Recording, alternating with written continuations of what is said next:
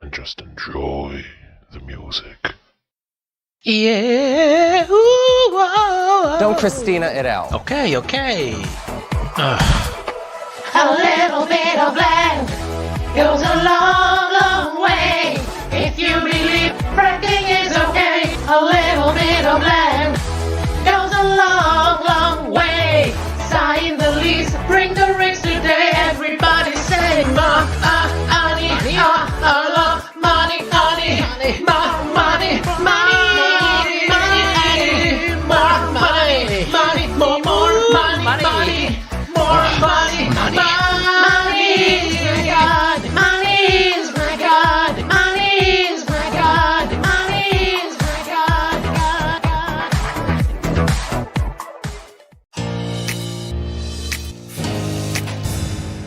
She looks metallic.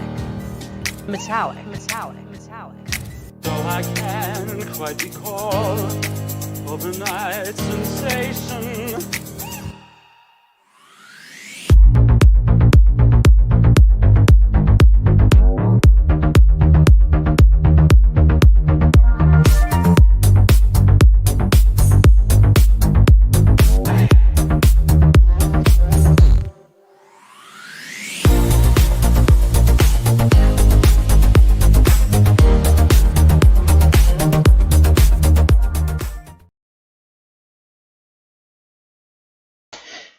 And welcome to the Chop Livestream. Tonight we review RuPaul's Kids Race All Stars Season 6, Episode 9.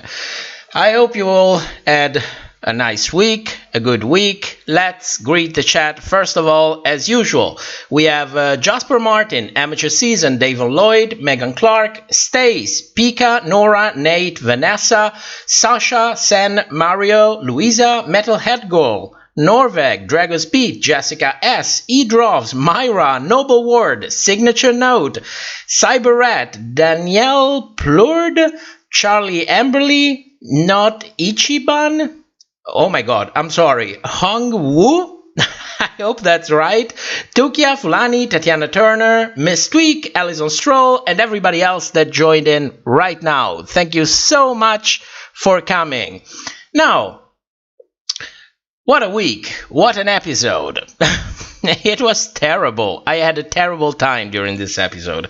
You are going to see later on during the review. So, before we begin, a couple of things. I bumped some of our oldest viewers as moderators in the chat. You don't have to moderate absolutely. It's not a requirement. But not everybody is in here all of the time. And sometimes it might happen that we are in need of moderation. So if you are in there, you have the power to do it. Use it wisely. So let's have a little bit of liquid energy. We have Hong Woo saying, it's okay, my Vietnamese name is difficult to say. Thank you for understanding.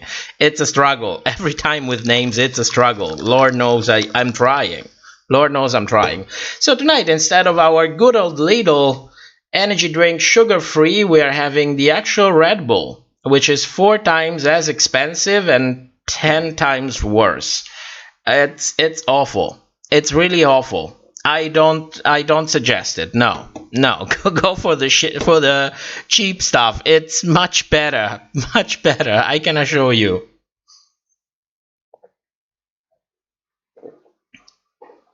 Okay, are we all in? Amateur Season is calling you the alien using my power responsibly. That's very well. That's very responsible. Use your power responsibly. Jessica, Little is better than Red Bull. Absolutely. Absolutely. It tastes better. It's cheaper. It does the same thing. Don't waste your money. Don't waste your money. And since nobody is paying us for saying this thing, I can tell you, Red Bull is shit. It really tastes like shit. I hate it. Thank you. But you know, last week we only had Mr. Invisible only found the big 1.5 liter bottle. So while I was having the stream, I didn't even realize it. I kept drinking as if it was water. So drink. I end up falling asleep at around 8 in the morning. That's how bad it was. So we are back with the cans, and it's the Red Bull cans. I'm not amused in the slightest. Flanny, see what happens when you try to get fancy and purchase the expensive stuff. Stay with the cheap and liquid energy. Yes, of course. Of course. Luis Felipe, the two worst episodes of the season were clearly a commercial publicity to something else. Oh, yeah. Yeah, it's, I have to measure my words, but I was not amused in the slightest. Myra, aiming show at kids, you were right from the start. Thank you. Thank you. Thank you. Vitral Vic, welcome. Tukia, welcome. Okay, shall we begin with this review? Let's start. So, welcome to the shop, and in this episode we're going to heavily advertise the new season of Drag Tots. And when I say heavily, what I mean is massively. And I don't want to say I told you so, but I told you so. Then we have Ginger and Trinity's edit going completely downhill, Raja's edit rising up, then we have Untucked, and a terrible lip sync song and the consequences of it, including the Queen's reaction on social media, and at the end, the official start of the game within a game. Now, before we begin, of course, thanks to all of you who leave a comment, upvote, and share our videos. Your help is greatly appreciated in ensuring that sooner or later, our binary overlord at YouTube will finally take notice and start suggesting our content to more viewers. So, thank you so much for your support. Also, next week there won't be a live stream because we'll be traveling back to our country, so we'll cover episode 10 and 11 together on Sunday the 29th. But meanwhile, I'll try to release 1 or 2 videos for the channel. And now that we have that out of the way, let's begin. So, we are back in the workroom. And Raja is joking that Ginger might flip out and pull a Trinity if they forgot to congratulate her. At this point, we have a throwback to Trinity being emotional about her win and nobody congratulating her. Now, this doesn't happen by chance because Trinity, being a sensitive and emotional wreck, is going to be her headed for the entire episode. This is just the appetizer. So, it's a new day. At this point, it's a new day in the workroom, and we are greeted by wavy hair Eureka, who is here to tell us that it's top 5 and she's here to thrive. Yes, Eureka, if you only knew. No, wait a moment. She did know, because this comes from the future again. So, I'm sorry you had to do this. I'm sorry you had to record this. It must have felt like shit. So, after this welcome to the new episode, we have a cryptic message from Ru coming to us as Corny the Unicorn, her character from Drag Tots, that very successful cartoon that was released, I think, back in 2018. So when I see this, already I have a terrible feeling about this. Why do I have a terrible feeling about this? Well, Drag Tots was a cartoon aimed at kids. Do you remember that? And also, do you remember the Frozen Eleganza episode in season 12, inspired by the Broadway musical? Which Broadway musical, you ask? Well, of course, the Broadway musical of Frozen. And do you remember that god-awful mini-challenge back in season 13? Or do you remember Miss Piggy? Because I remember most of the comments that I got when I said time and time again that World of Wonder is hungry for appealing to the kids' market. And if Disney proved anything, it's that the kids' market is a very, very lucrative one. And I got all of these comments saying, no, Matt, it's just a show. You read too much into it. You're biased. You're ignorant. Miss Piggy is just a queer icon. So let's ignore the fact that they chose that specific queer icon among dozen others. You're hateful. You don't understand. Well, look at all of that. And in addition, last season, during season 13, I asked some of our viewers to track down the commercial from RuPaul's Drag Race while it was airing on VH1, in order to try to understand if VH1 was pushing for gearing the show toward kids, because if it airs on VH1 and VH1 are the ones selling commercial spaces during the show, then if we see that the advertisement is geared toward kids, then we can confidently say, well, VH1 is pushing for it. And if not, then World of Wonder must be pushing for it. Guess what came out? 90% of those commercials were clearly geared toward young adults. So in a way, I was not surprised in the slightest. And this whole episode, ninth episode of All Star 6 is nothing more than an hour-long commercial for a drag cartoon made for kids of all ages, as RuPaul said. And the shilling is so pervasive to say the least, of course, that we're going to see in detail how pervasive it really is, and I hope that by the end of this, some of you will finally start to see my point here. Now, I saw a couple of comments from the chat. Who's there? Nightmare. Really nasty that they kept bringing the friends from the queens to eliminate them. I hope they learn and start doing it less obvious, because it works against their credibility. Oh yes, we're going to talk about that lip sync. Sasha, I just want to know, why didn't RuPaul share his special meds with everyone so we could enjoy that shit show? Well, it's expensive. You don't give it to everyone. So at this point, RuPaul is back to announce the mini challenge. The queens are going to be playing a game of All Stars class superlatives. And finally, we have a mini challenge. Why is this so important? Well, because mini challenges are a species on the brink of extinction on RuPaul's Drag Race. This is like the second mini challenge in the whole season, if I'm not mistaken. And please understand one thing, that this mini challenge, for me, it had great potential because it's stupid, it's fun, it's a much better way for queens to actually share their opinions without having to ask them directly, who do you think should go home and why? Unfortunately, I couldn't have fun with it in the slightest, because in the back of my head, I kept thinking, look how hungry production is for conquering that kids' market.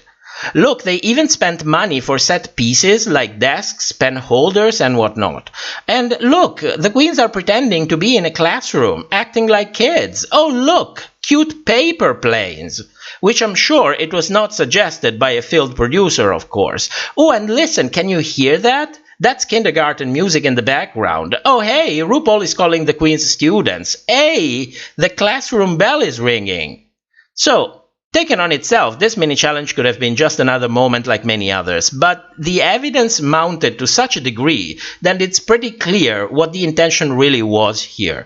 And if that wasn't enough, as a confirmation, Ru even says that the prize for winning is $1,000, sponsored by the Department of Medication, whatever it was. Now, I'm not an English native speaker, so I understood the U.S. Department of Education. So I went to the credits to see if they credited the U.S. Department of Education, and to my surprise, I realized that they were not sponsoring this mini challenge. And then I realized, oh wait, she said Medication or whatever it is. So who is sponsoring this mini challenge? Because this is the question that nobody is asking. They always pick sponsors to pay for those things. So who is sponsoring this? Would you care to take a guess? Because production itself is sponsoring this. How curious, isn't it? So clearly they must be getting something out of all of this. I wonder what and I wonder why. But I'm sure that by this point you all have the answer to that question. So at this point the mini challenge is over and Ru announces the maxi challenge. The queens will have to transform themselves into magical live-action characters that pay a visit to the very animated world of Drag Tots. So this is definitely a 1 hour long commercial for Drag Tots. Now, why would there be a commercial for that? I thought it was received so poorly that it got cancelled. But oh no, wait! Season 2 is coming soon. How soon, you ask? Well, the day after this episode actually aired, 2 days ago, Friday the 13th. I can't wait to be bored. There it is. I think I also have a slide for this. There you go. Premieres Friday, August 13th. Season 2. How nice is that? Are you all jumping to watch this? Are you all showing it to your kids? You know, nephews or whatever it is? Little brothers, little sisters? I'm sure they'll have a blast. Oh, good God. Good God. So you have to understand a couple of things. Let me get my thoughts straight for a moment, because if I start getting triggered, I will not make any sense. And when I'm done with this, I'll go a minute back to the chat so that we can discuss this together. So there we go. Of course, after the priming effect of that classroom mini challenge, we also need to have a mini advertisement during the announcement of what will be the maxi advertisement for this episode. So we have Ru describing the original characters, who plays them, plus some much needed cutaways from the cartoon itself. It's like they really don't give a shit, do they? They plug and shill everything, and it's all completely shameless. They just don't care. They just don't care anymore. So at this point, you might be asking, what is the problem in trying to appeal to kids? And to me, the answer is very simple. There is no problem in shifting your target audience. You can do that. There's nothing wrong with it. There's always been a media and a market and toys for kids. There is no problem with that. But drag culture is a culture that is drenched in sexual liberation. It's part of our queer culture in general. For many generations, people have grown up being told to be ashamed of who they are, who they love.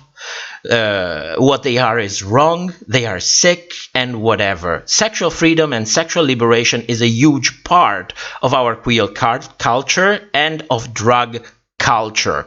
So puns, innuendos, jokes, they are at the very core of drag. If you try to make drag appeal to kids, then you better sanitize the hell out of it. Because that's not a message that's appropriate for that age. Those are adult themes that are addressed by adults for an adult audience. Point blank. But you see, there is a problem here. If you sanitize Drag Race a little bit too much, then your core audience will start giving you the middle finger and push back. Lose your target audience before solidifying a new audience, and you are out of business. So World of Wonder has been walking a very dangerous line in the past years. And if you don't know what I mean, well, look back at that mini challenge from season 13. Let me put up back where is the slide? Wait a moment, we are going to find them. Yeah, there it is. Look at that. And don't come to me telling me that that's not a dangerous line to walk in. So, personally, I don't think that drag, even a sanitized version of drag, is suitable for young children. There are many ways to educate the next generation to be open-minded and accepting, but I don't believe this is it at all. And on top of that, it brings the show in a sanitized direction that I am not comfortable with. Drag is provocative, drag is outrageous, drag is politically incorrect, drag is adult entertainment, and we need drag with a capital D now more than ever. Now let's go back to the chat. Where are we? Where did they start? Wait a moment. Sasha, oh no, I read this one. There we go. Luis Felipe, the mini challenge was just a way to present the storylines of this episode. In a way, yes. Maybe a little bit of both. I didn't see it that way at all, unfortunately. Vanessa, I really enjoyed Trinity's character. I thought she should have won the challenge in my eyes. Oh, there we go. Oh, of course, comments. If you want to I forgot to tell you this. If you want to participate to the conversation, if you want me to read your comments at Top RPDR videos, it will be highlighted for me. Now, moving on. Where are we? I lost my notes, as usual. Oh, there we go. So, after announcing the mini challenge, Trinity's storyline for this episode continues to be carried on. So Trinity feels down because she was voted as the moody one. She was voted as the one who would probably go home this episode. And she's complaining about queens sharing the opinions that they were asked for. So you have Eureka trying to motivate her and cheer her up with a mismatched confessional featuring the "There's Something About Mary" version of Eureka. That version of Eureka that comes back from episode 6, I believe. And you know that you have a good friend when he's willing to travel through space and time to give you an uplifting word. But seriously, at this point, you know, you have Eureka sharing her experience with dealing with sometimes ruthless feedback or, you know, insults. And in a way, she's pretty inspired. So I'm very, very impressed by Eureka. She looks like a totally different person in and out of the race. So, moving on, we have RuPaul that is back to stir the pot. Or doing a walkthrough, however you decide to call this thing. So to Ginger, she tells her to subvert expectation. And you know, I hate the phrase subverting expectations because to me is a synonym of killing a franchise. That is something that we heard time and time again in so many other franchises, and it went catastrophically. So the moment I hear that, I'm like, no, especially after what happened to Star Trek, courtesy of the Viacom CBS Corporation. Let's not forget that. So, Trinity has to subvert expectation. So, yes, Trinity. Ginger has to subvert expectation. Then she moves on to Trinity, and she conveniently asks if she took offense to anything said in the classroom. What a coincidence. And Trinity says that her character has a message, but Ru tells her in turn to be fun and not take it too seriously. So, you know, she's like, Trinity saying one thing, and RuPaul is like, oh, no, do it like this, it's better. And then she continues, do it like Bugs Bunny, you know? His message was, aha. And I'm like, no, I thought Bugs Bunny's message was carrots belong in your mouth. But, you know, that's just my opinion. Then she moves on to Eureka. And RuPaul reminds her that she got a lot of votes in the mini challenge. What a coincidence again. Eureka is gassy, Eureka is bossy, Eureka is messy, Eureka is whatever. But you see, Eureka reacts very positively and explains that she's going to turn it all around and make a villain character for the challenge. So RuPaul reacts to that by reminding her that, hey, Eureka, you didn't want anything yet. And Eureka reacts positively again and explains that she will try to win with her villain character. So at this point, Ru is cornered, and she tells her that the character has to be likable. It has to be a likable villain, Eureka. So Eureka, run, because Mama Ru is trying to break you down, and you should prepare for the worst. And by the end of this, Eureka is going to go home. It's just a coincidence. Don't think about it too much. Then she moves on to Kylie. She gives no feedback at all to Kylie, but she is allowed to explain her characters in details. Ru is leaving, and we have a throwback from her successful Snatch game. Whatever. Okay, I'm going to take it. I like Kylie, but you know, we are here to try to make an unbiased review, so this is pretty strange. And then we have Raja. And conveniently, RuPaul asks her about her signature color so that Raja can open up a little bit. Her character is called Queen Simi, which you're correct. It sounds like semen. I was leaving. That's Raja. That's the way you subvert expectations. Of course, Ru confirms that it sounds like semen, and she goes into panic-induced stroking, talking about Mexican Tessin, whatever it is, because apparently she just remembered, oh wait, this is about a show made for kids that has to appeal to kids. We cannot have puns like this.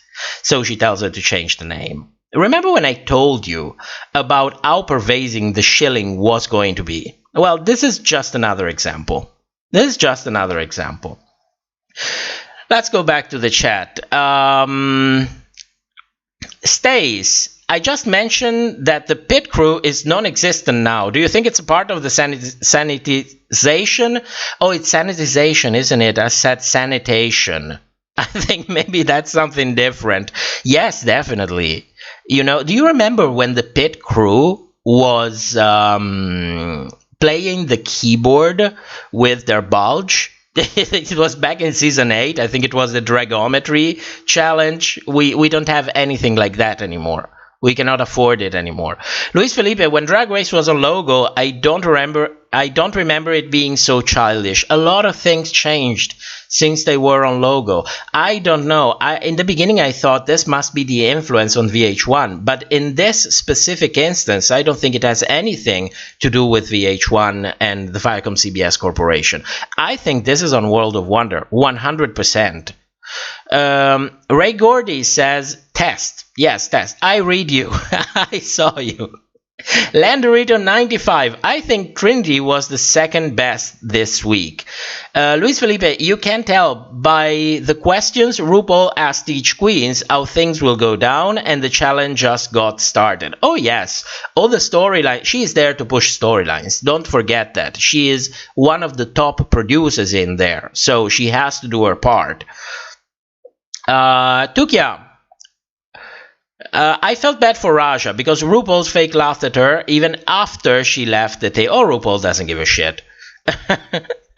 Ray Gordy, Ru isn't movie. The queens are sitting in the same chair. Well, they have to keep distancing. That's one thing. You know, in the beginning, I called it out as well. I was like, look how distant RuPaul is. But in reality, RuPaul is like 60. She is at risk, especially since this was filmed last summer. We didn't even have the shots back last summer. So she's just distancing. This is, you know, it's kind of normal. Landorito, Ru fracking Paul trying to steal the fracking pot is fracking idiotic. Nate, I feel like Trinity was royally screwed over this episode. I thought she should have won the challenge, but nope. Third bottom, and now she's basically undeniable, I cannot read. Well, she won't win the crown. That's the gist of it. Daisy, I think the pit crew isn't there because of the thing that's going on. I don't think so, because everyone is in, you know, the filming bubble. So if you can have the queens, why don't you have the pit crew? And most of all, this is not something that happened just this season. We've seen that happening in the past 3 or 4 seasons already. So Luis Felipe, is RuPaul a botanical queen now? Since when she cares about purple flower trees? Since it's convenient to the plot. Fulani, no, I think that the pit crew aren't there because the pandemic probably required to have less people in the set. Oh, yes, maybe they had a set number of people that could join, but I don't think so. How would have they managed for movies, for example? You know, when you have a ton of people in, I don't know. This is definitely an interesting question, but if we judge based on history, like what we've seen since season 9, 10, 11, 12, and so on, it's pretty clear what's going on. Mistweek, is there gonna be any pimple analysis this episode? No, I think we left that behind. We survived all of that. We are going to have a couple of incursions from Eureka, but that's about it. Alex Durrell, when we see the pit crew, they've been green screened in. Oh, well, at least we got to see them. You know, it's fucking time that we got to see them. So let's move on. So after RuPaul's motivational advice, we find out that Raja has some difficulties rethinking her character. We have Eureka rolling on the floor, Kylie is panicking, and Ginger is commenting through all of that. And by the end of this episode, 2 of these queens will get a redemption, 1 will be thrown under the bus, and another one will go home. So I'll let you know who is who. Moving on, it's a new day in the workroom, and we have a nice mirror moment with Trinity. Trinity feels the pressure of the competition because of that mini challenge and of the walkthrough. And at some point she makes this impression of RuPaul, in which RuPaul, and she does it in voice as well. And she goes like, you did bad last week. How are you going to fix it? And I swear, to me, it looked like she was mocking RuPaul. And, I'm completely on board with that. The problem is that Ginger and Raja next to her don't look amused in the slightest. They're like, what the hell are you saying? You cannot be saying these things. No matter how you try to spin the narrative on it, because she is spinning the narrative on it, but, you cannot say these things to RuPaul, because it will not end well. And after this, Raja conveniently asks if anyone remembers anything from being a toddler, which is just a coincidence, I'm sure. And I'm sure it's just a coincidence. Just like it was a coincidence that the girls talked about spirits during the advertisement episode from American Horror Story. Do you remember that? And if you're thinking that field producers are sitting 3 meters away from the queens telling them what to say, then you're clearly insane. Everything you see is 100% real. Didn't you know that? Didn't you know that? Well, at least we have a nice moment with all of the queens talking about porn stashes and cross-dressing, which thankfully reminds us that this is still a show for adults with adult steam and adult humor. So thanks to all of the queens for flipping it around and showing this giant middle finger to the producers. I don't know how this made it to the final cut, but I guess, plausible deniability could be the answer in this case. I don't know. You can draw your own conclusion on that, on this. Now, it's time to get to the Maxi Challenge, which I'm not really going to review. Let me have a little bit of energy drink and I explain you why.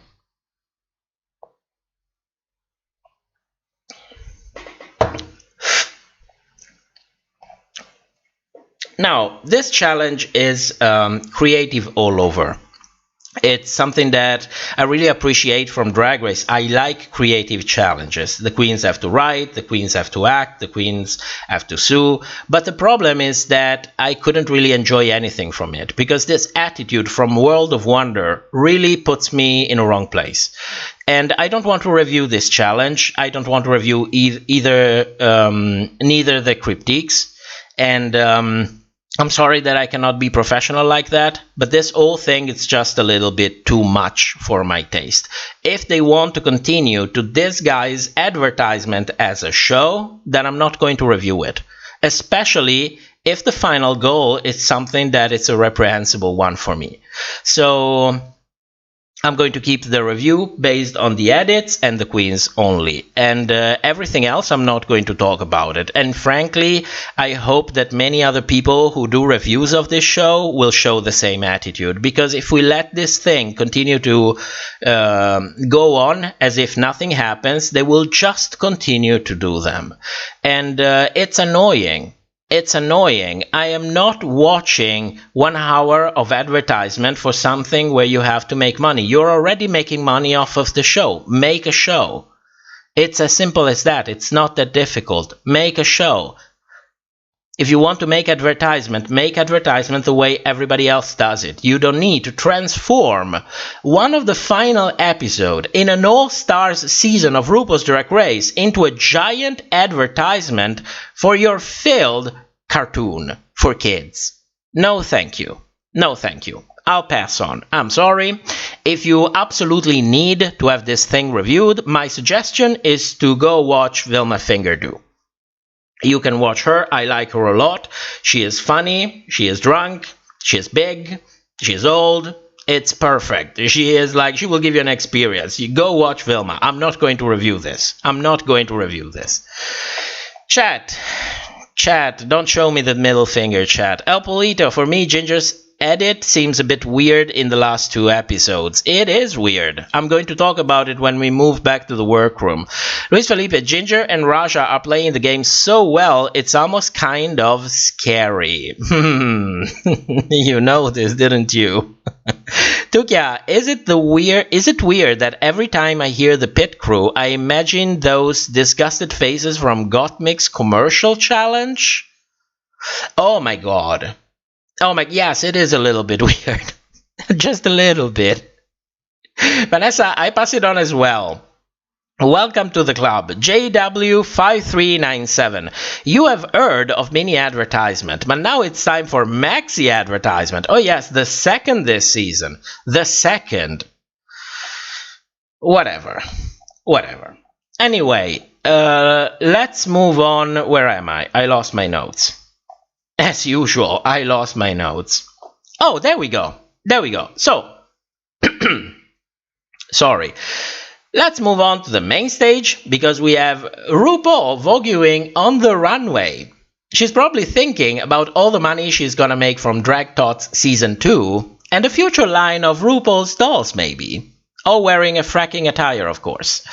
Then we have the drag tots of Latrice and Bianca on the main stage, commenting on everything with sanitized jokes, trite references, and fake laugh. And since I'm not going to review anything of this, let's just give a quick look at the outfits, and then we go back to the workroom for Deliberation and Untucked. So, when it comes to the outfits, I didn't really like Trinity's one. I see the great effort that she put behind it. That is undeniable. I can see that. I just didn't like it. I cannot help it. I didn't really like it. Ginger, I don't know what she was thinking. For me, her was probably the worst, but props to her for learning how to sew, actually. This is something that she wasn't really comfortable with back in season 7. So I appreciate the growth and the fact that she is definitely trying. Then we have Raja. Raja murdered everyone. There is no contest there. I think we can all agree on that. Raja murdered everyone in this challenge, at least when it comes to the dress. Eureka's, I wasn't crazy about it, but it was not as bad as Trinity or Ginger's. And then we have Kylie. Kylie had a great concept, but it looked kind of rough around the edges, which is also understandable. We were shown Kylie struggling a little bit. So if you look for from 10 meters, it looks like a full concept. But then when you start zooming in, you realize that yes, a ton of things could have been done a little bit better. But all in all, she wasn't that bad. Not bad at all. So by the end of this, Raja wins and everybody else is in the bottom. So let's move back to the workroom for Deliberation and Untucked. And a ton of stuff happens in here. Oh my god, I cannot talk tonight.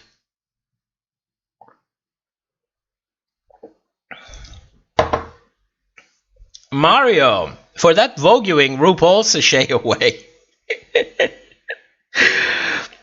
Oh, good god. Good god. Yeah, it was all a little... I agree. Who is that said, El Polito, drag tots are so cringe. Not just drag tots. It looks like that by association, the cringe moved to the episode. You know, you have all of these little moments and I'm like, no. No, I didn't enjoy this episode. I didn't enjoy it. Tuki, I didn't like Trinity's makeup so much. She had a poker face and looked pissed. She looked pissed, you're right. Mario, during Kylie's critiques, there were non-stop shady noises. I think I skipped all of that part. I don't even think we actually watched all of that part. We just skipped through it. That's how I managed it. It's not just a matter of not reviewing it. I didn't watch it. When the queens were on stage, my attention was completely somewhere else. I was playing it. I was watching it with my partner, but I don't think even him was paying attention. At some point, it just stood up and went away. That's how it went. That's how it went. Come on, this is not entertainment. This show can reach such heights, and then we just get this lows. It's incredible to me. It's incredible. Anyway, let's move back to the workroom for Deliberation and Untucked. And before we get into this, let me make a little bit of a premise. Now, Ginger and Trinity, for me, are the queens who are playing the game the most in this season. In my opinion, of course. And I don't fault them for doing it. I mean, that's their job. They're professional. They're doing what they are supposed to be doing. Of course, some queens are better than others, but none of them is really playing the game in a way that will cause social media backlash or huge real life problems for other queens. They're just playing the game. So to me, they're doing nothing wrong. But the problem is that for me as a viewer, I enjoy the show much less if I start seeing them playing the game a little bit too much. Because for that 1 hour, I want the illusion of reality. You know, I want to be sucked in the show. I want to believe everything. That's how I get my life. For that 1 hour, it's part of my Drag Race enjoyment. But if you play the game too much, especially if you play it badly or production decides to put a magnifying lens on you through editing, well, then my suspension of disbelief kind of goes down the drain, and I stop enjoying the show. You know? So I kind of stopped enjoying Trinity and Ginger on the show for the past 3 or 4 episodes already, but especially Ginger in this episode, where production really did a 180 on her. So in this moment, you have Eureka asking Trinity and Ginger if they think she should go home. And Trinity and Ginger, you know, the ones that played the game the ones that played the game the most in this season, none of them answers. None of them. But I'm sure in the end they both voted Eureka, but they didn't answer the question. So at this point, Eureka tries to explain that her track record is actually good, even though she never won a challenge. And this is their reaction. And this is not the reaction shot that it's taken out of context. This is not the bitch facing I always talk about. Because in this shot, they are both speaking and responding to Eureka's question. So this is not a silent shot. They are actually talking in these shots. This is genuine. And let me tell you something.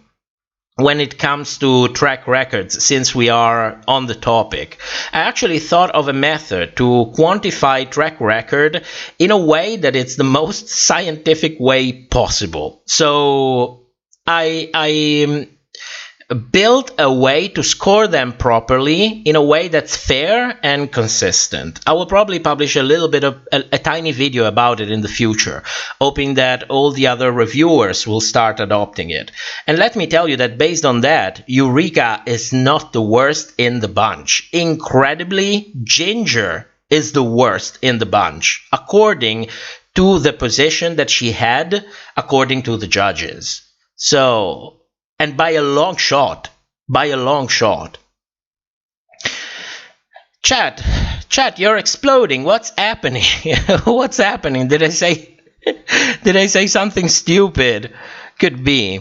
I wouldn't be surprised. Look, yeah, I didn't like Trinity's... Oh, I read this one. Mario, during Kylie's critiques... Oh, I read this one.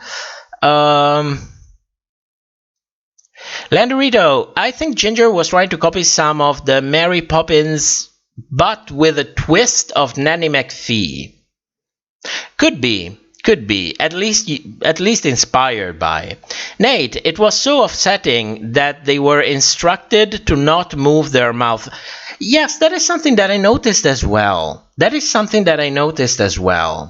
It was strange that they were not lip-syncing. Maybe they ran out of time and they didn't have time to learn the words. I don't know. Daisy, it's also weird that they were not told to lip-sync. Yes, this is the thing we were talking. Cat is real. I think the episode was just bad. It's an example of overproduction. These queens know how this all rolls, and the whole show keeps becoming routine and predictable. Yes, it looks like they're putting no effort whatsoever. They have an established brand, and they're just like, okay, we can just roll with it. You know? And it takes away from the show. It's destroying the quality of the show. I think all of us can agree that what we used to get back in season 5, 6, 7, 8, even season 9, we are not seeing it anymore. This season of All Stars started with a bang. The first 3 episodes were absolutely amazing. I was like, this is incredible. This is the best season of Drag Race ever. And then it started going downhill. And once it went downhill, it nosedived. So, Slightly Sazy says, are you going to use math and give them points like the YouTuber You does? Yes, but with, I don't know which kind of method You does, but I'm going to check it out and see if it's the same, because if it's the same, I'm just not going to talk about it, but I'm going to plug it. This is for sure. Okay, so let's move on. Where are we? Oh, here we are.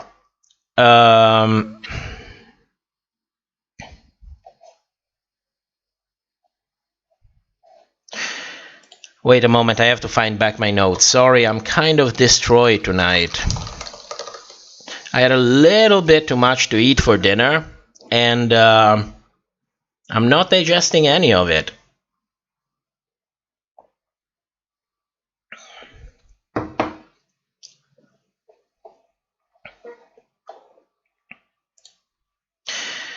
So where are we?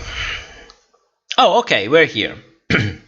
So at this point, Trinity asks Eureka, who will she vote? Who would she vote? And Eureka actually answers. You know, differently from both of them, Eureka actually answers.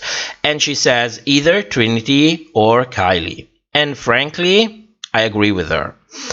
So Trinity is shown to be pissed, I wonder why, and Eureka is desperately trying to squeeze a tear, and please Eureka, don't do that. You don't need to do that.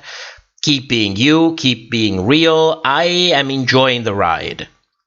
And I'm willing to forgive and forget as long as she's willing to continue to challenge herself and learn from her mistake. There is no need to squeeze a tear. If you go home, you go home. It doesn't matter. Do you. Don't do what everybody else does. Because I am appreciating Eureka mostly because she is being herself in all of this. I think probably it's one of the most real queens that we are left with in the top 5. So, you know, it's a little bit of a pity that she hides it a little bit behind the character in this moment. I can understand why it's happening, but, you know, for me, it's the wrong direction. We have enough of that already. We don't need more of that. So we move to have a little bit of talk with Raja. And Trinity is licking up Raja top to bottom, telling her, yes, you deserve the win, you go girl, and blah, blah, blah. And at this point, the only thing missing is actually Trinity asking Raja if she needs some clothes for the lip sync, you know? I'm just saying. And of course, all of these made it to the final edit so that we, the viewers, could notice. That didn't happen by chance. Then we move on to Ginger. And Ginger is even worse because she's edited to look like a calculating bitch. In the first shot, she says on camera, the way we've been voting... The way we've been voting is heavily based on track records. And then off camera she continues by saying, do you know what I mean? And immediately after she's shown nodding to Raja without saying a word and with a smirk on her face. However, this was patched together because as you can see, Ginger's hair appeared to have moved by itself in a matter of 2 seconds. I'm not kidding, it's 2 seconds. So the message here in the subtext is that Ginger is shady and doesn't have the courage to say out loud, well, don't vote me because I've been doing well. Or vote this queen and this other queen because they've been doing bad.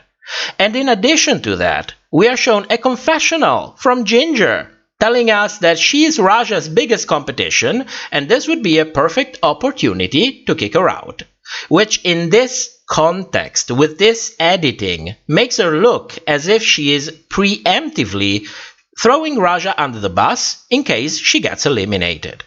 It's a terrible look for Ginger, especially when she is so close to the crown, and honestly, it makes me think the worst for her. Because, you know, I've been saying episode after episode for the past, I think, 5 episodes, Ginger will win. Ginger is professional toward production. Ginger is playing the game really well. Ginger is going to win. So what the hell is going on here? Because something is going on here. We all agree that something is going on here. We can discuss on the meaning of it, but something is definitely going on in here. Immediately after this, we go back to the sofa where Kylie tells everyone that she got, where Kylie tells that everyone got great cryptiques. Only to be intercepted by Ginger, saying that if they're going to split hairs, then she got some notes during the cryptiques about, you know, some things that she could have done a little bit better. And of course, with a generous amount of shady noises and tense music behind it. So Ginger is not really doing anything wrong. She's just saying, well, if we're splitting hairs, then, you know, they said a little bit more about you. There is nothing strange about it.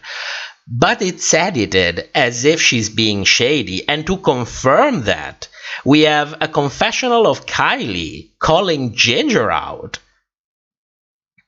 Just in case you didn't understand the message. So,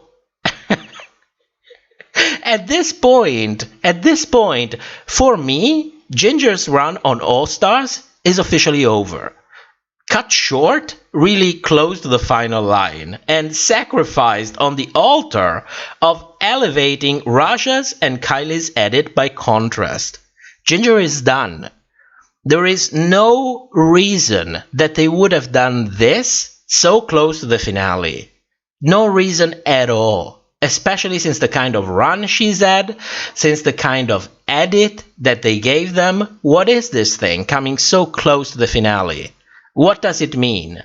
So in a way, I'm thinking, yes, there is a chance that this could be like a very well-crafted series of edits to kind of throw us off the track, you know, since I've been saying for ages, oh, Ginger will win, Ginger has a representation spot, Ginger is professional, so everyone kind of clocked the fact that probably Ginger was going to win, and maybe they just did this to throw all of us off the track. It could be. But I find it a little bit too risky because it reiterates the same edit that she had already back on season 7 and All Stars 2. And since people are already sensitized to it, they're going to respond immediately and very strongly when they see this kind of edit coming back for Ginger. And production must know that this was going to happen. They must know. At this point, they've had 14 years of experience. They must know that this was going to happen. So, to me, this looks like a deliberate attempt to cut Ginger off the race as a winner. If it isn't, then they need to fire more than just a couple of editors. I'm just saying. That's just my opinion. Let's go back to the chat.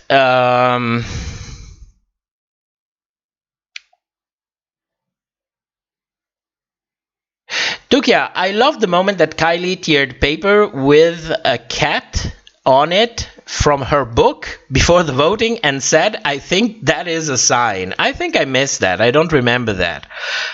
Mario, I think it's, as Top RPDR Videos always says, Ginger is a professional and that will bring her the crown. I was 100% convinced of that, 100%, until we moved to Untucked. There was a little bit of something going on in the episode, but not as strong as in Untucked.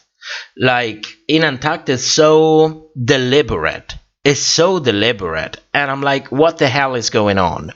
This makes no sense. I mean, if I have to trust my guts, Ginger is done.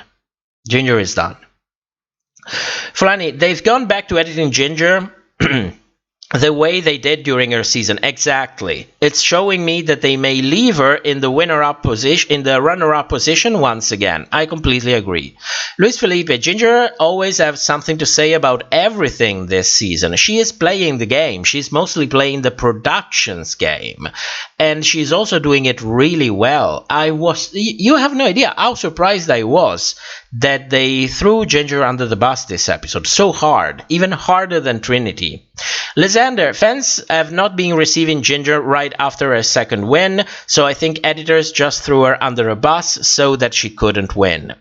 Daisy, I really want Ginger to win, but I don't think she will because she already got 50,000, which is half the prize money. Let's not forget about that. She already won. I think it was 60,000. I think it was 60,000 or 50 something, because she won 50,000 from the lip syncs plus money from mini challenges, I think. I don't know, but she won a shit ton of money. Well, compared, to the prize money of Drag Race, because these queens right now, they can make that kind of money in a week if they work, a couple hours for 3 nights. That's how much they can make. Let's not forget about that. Sasha, I feel that the only deserving winner is Serena Chacha, and I'm not sorry for it. Poor Serena. 61,000. Yes, can someone, if you're in the chat and you already have calculated the money, could you break it down for a moment so that I can read it and we're all on the same page? Because I remember that I counted it and it was 60,000 something, but at the moment I cannot recall. So if you can do me this favor, I will really appreciate it. Kettle's Real. I don't know if it's significant or not, but I found it interesting how the queens keep focusing on Trinity's times in the bottom instead of her wins. Maybe they're threatened? No, I think it's because if you go by wins, it becomes a little bit difficult because you only have because they all have the same amount of wins at this point, because Trinity had 2, Raja had 2, Ginger had 2. So, in order to compare them, when they have the same amount of wins, they compare them to the same amount of bottoms that they had. And, Trinity had the most out of them. Landerito, the problem with the possibility of Raja O'Hara winning is that her social media doesn't have a lot of followers. I don't think that's important. I don't think that's really important.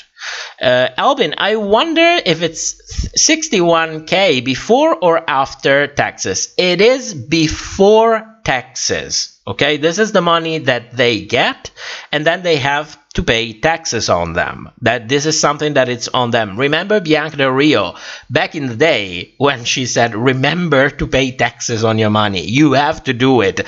They don't give you money after taxes. It's not like World of Wonder is like, yes, I'm giving you $100,000 and I already paid taxes on them for you.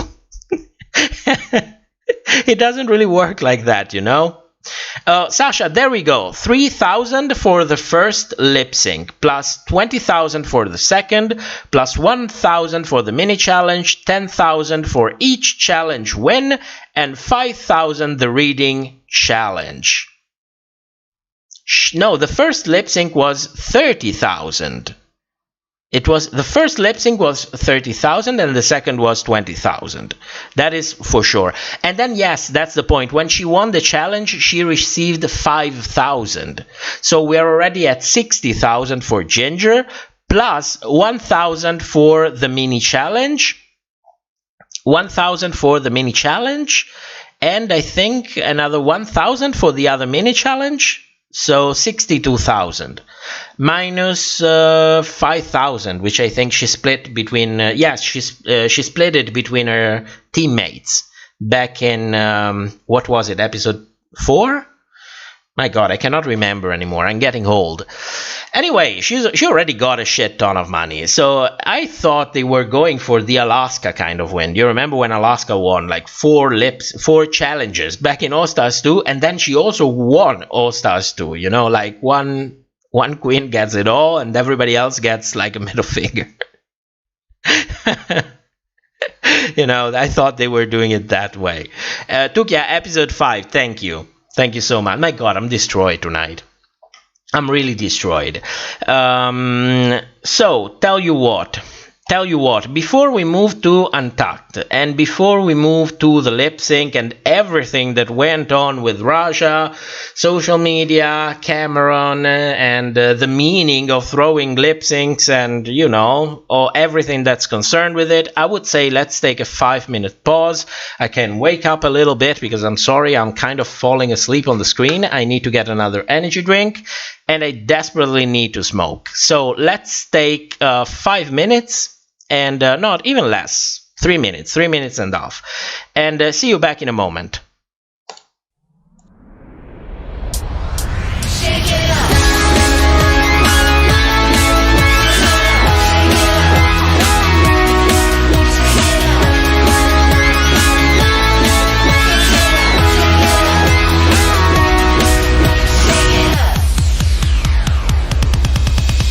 I don't need you to lie.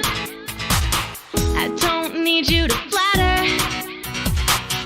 And your good intentions, they don't really matter. I don't need you to hold me tight or to make it alright. I just need you to shake it, alright, and shake it all night. Shake it up.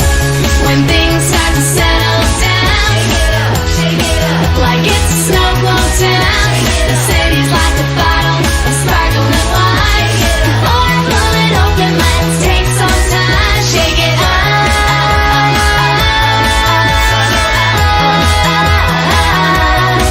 Shake it up.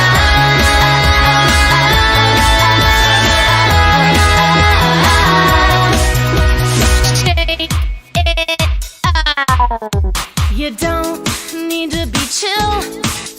I don't ever play it cool. You don't need the right skills. Don't need the right tools. You just need the guts to seize it. To seize it in the middle. You don't exactly know it, but you know it needs a little breaking up. Shake it up. Shake it up. When things start to settle down, Shake it up. like it's a snow globe town. The city's like a bottle of sparkling wine. Before I pull it open, let's take some time. Shake it up.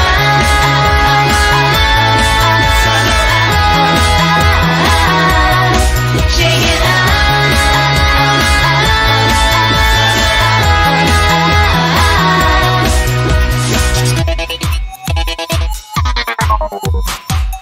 These are cynical times.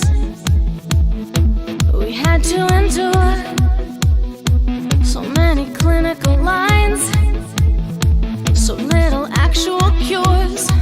When getting money's our religion and love is a need, we sit and watch while our country bleeds. I'm gonna stop trying to get off the hook, and I really don't care if everybody looks. Shake it up.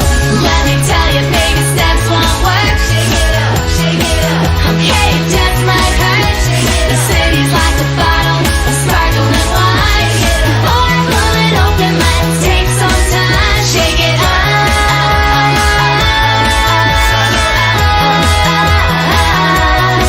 Shake it up.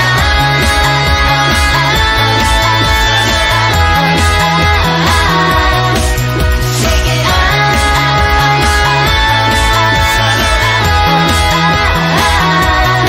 Shake it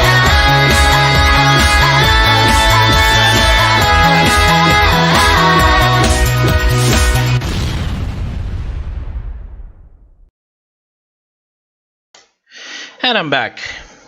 That cigarette felt amazing. Let me tell you that. Amazing. This Red Bull, however, tastes like shit. Which, it is how it is. What can you do?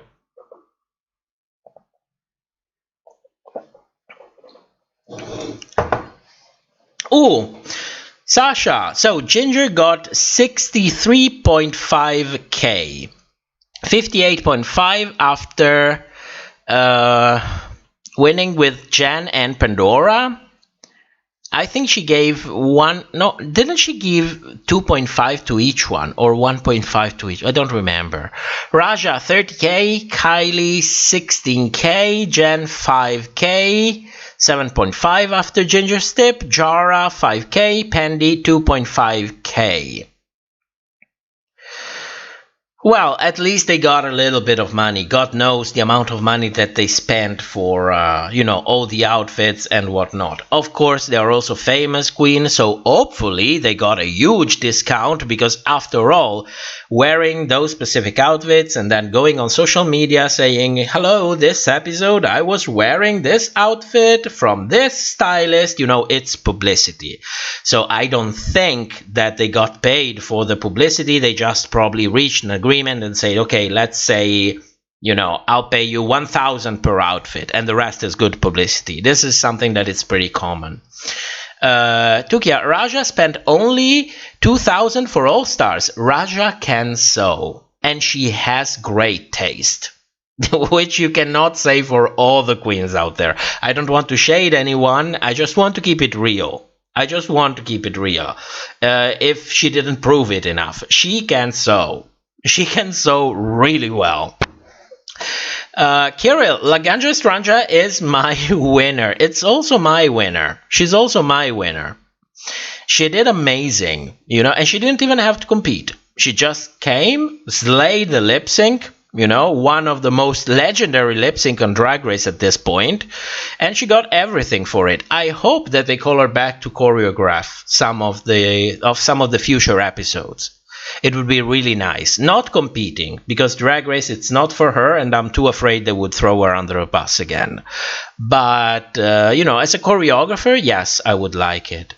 Daisy, that's how Gottmik paid for all of those runway for only 20k allegedly. When you start running the numbers, when you really start running the numbers, you start realizing, well, 20k is a little bit too little. So there has to be some kind of agreement in place. And there has to be, because when you are a queen on Drag Race and you get all of that exposure and you get 50, 60, 70,000 new subs on your social media and you start giving a shout out to those stylists, that is publicity. You pay for publicity. So one way or the other, there has to be an agreement. I will give you a discount on your dress and you give me publicity. And, it's a win-win. That's how you get to pay that, because I am sure that it's not good publicity to find out that queens go in debt for preparing for Drag Race, because many of them actually did. Statistically speaking, I don't think anyone will ever come out and say, oh, I took a mortgage for coming on Drag Race. Can you imagine that? Can you imagine how people would look at World of Wonder if one queen comes out and said, I took a mortgage on my house to come on Drag Race? It's, that's not something that you say if you want to be in a good relationship with World of Wonder. And these people still have a basic monopoly on this industry. So, let's keep it at that. Lysander, you were right about the manly ends on the lip sync assassin this week. Yeah, I recognized, it's a joke. The manly ends is a joke. It's a joke that I actually have with my partner. I hope that it's not offensive. It's not meant to be mean. But I recognize the tattoos. That's, and I didn't look to the... I didn't watch the next stop. What is it? I cannot remember the name. The next stop at the end of this episode, because they always manage to spoil something. I go through great lengths to avoid spoilers, and then, they give me spoilers in the next stop. Whatever. Tuki, I really love Raja's for her sewing skill and everything, but her goth and pop art runways were unfortunately just okay. Well, I stopped really, giving too many opinions, because I am very well known for having not only a fucked up sense of humor, also a fucked up sense of fashion. So I say, well, I don't like it. I don't say it's bad. I never say it's bad. I say I don't like it. Or at least in my fantasy, I always say I don't like it.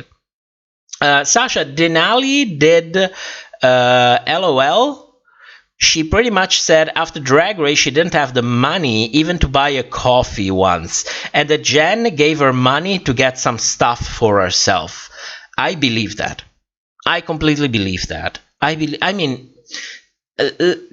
If you don't know, it's one thing, but try to go to a seamstress, just out of curiosity, even just looking on social media, looking on Instagram and asking people, how much would you charge me just for designing a dress, not for making it, not for buying the material, not for sewing it together, just for the design itself. How much would it cost me on average? On average, without going into specifics, just an average, an average range. And you start getting an idea. Then you need the material, then you need to sew it together, then you need to try it. If it doesn't work, you need to adjust it on that specific body. It's a shit ton of money. It's a shit ton of money. Fulani, didn't Pheromone say that she went bankrupt for All Stars? I can't remember, but she took a big financial loss. I don't remember, but if any of you have receipts on all of this, please feel free to share them. We have a Discord and everything is archived in there, so feel free to share the receipts. Always, always. I don't care if it proves me wrong. It's better that we get all the information from the source as much as we can. So let's move on to Untuck for a moment, because there's something very important that happens in here for me. Because we have Ginger and Eureka explaining the difficulties in dealing with the stigma attached to being a bigger person. And how important role models actually are and representation actually is, especially on this show. And Eureka in particularly opens up about the influence that Ginger herself had on her. And she was inspired and motivated because Ginger went to the top 3 of season 7.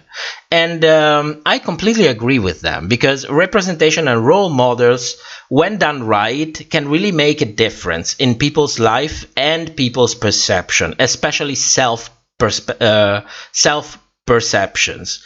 And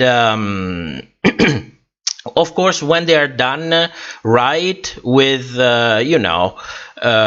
talented queens that actually deserve to be there, like Eureka and Ginger, in my opinion, of course, it made in such a successful and influential media like Drag Race, for example. Because you have to understand one thing.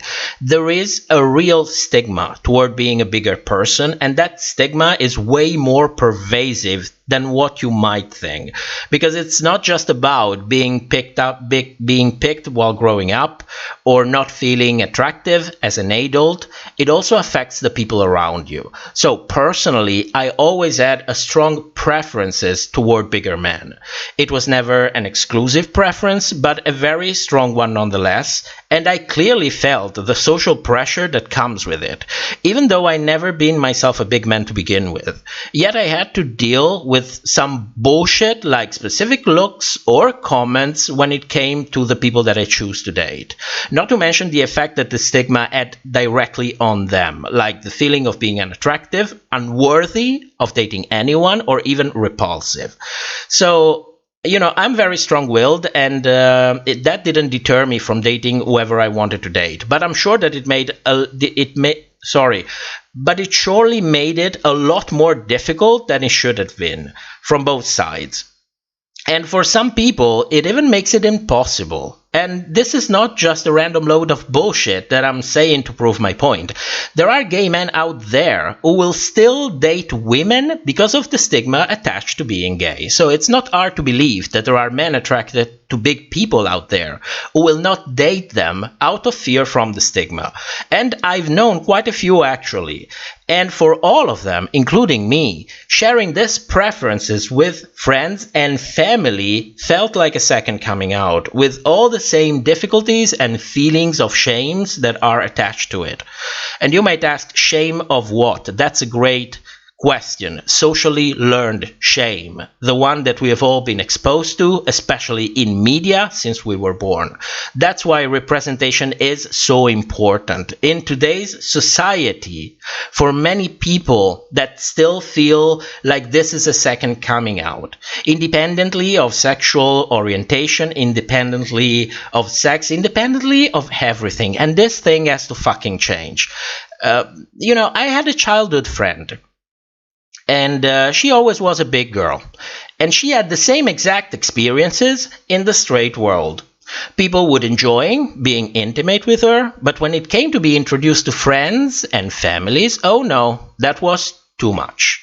It's like, men that have this covert gay relationships. The circumstances are different, of course, but the concept behind it is exactly the same.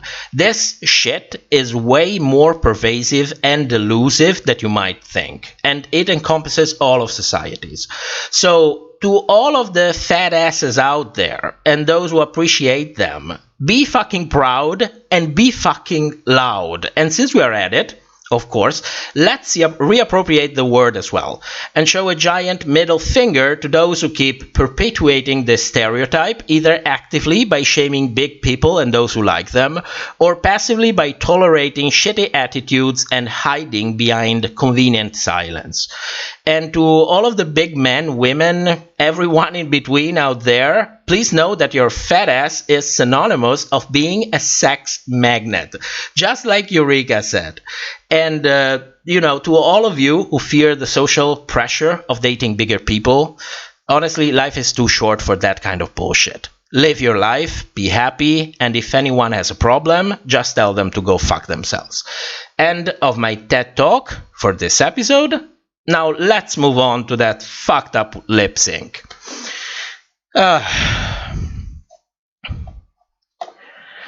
Good God. So,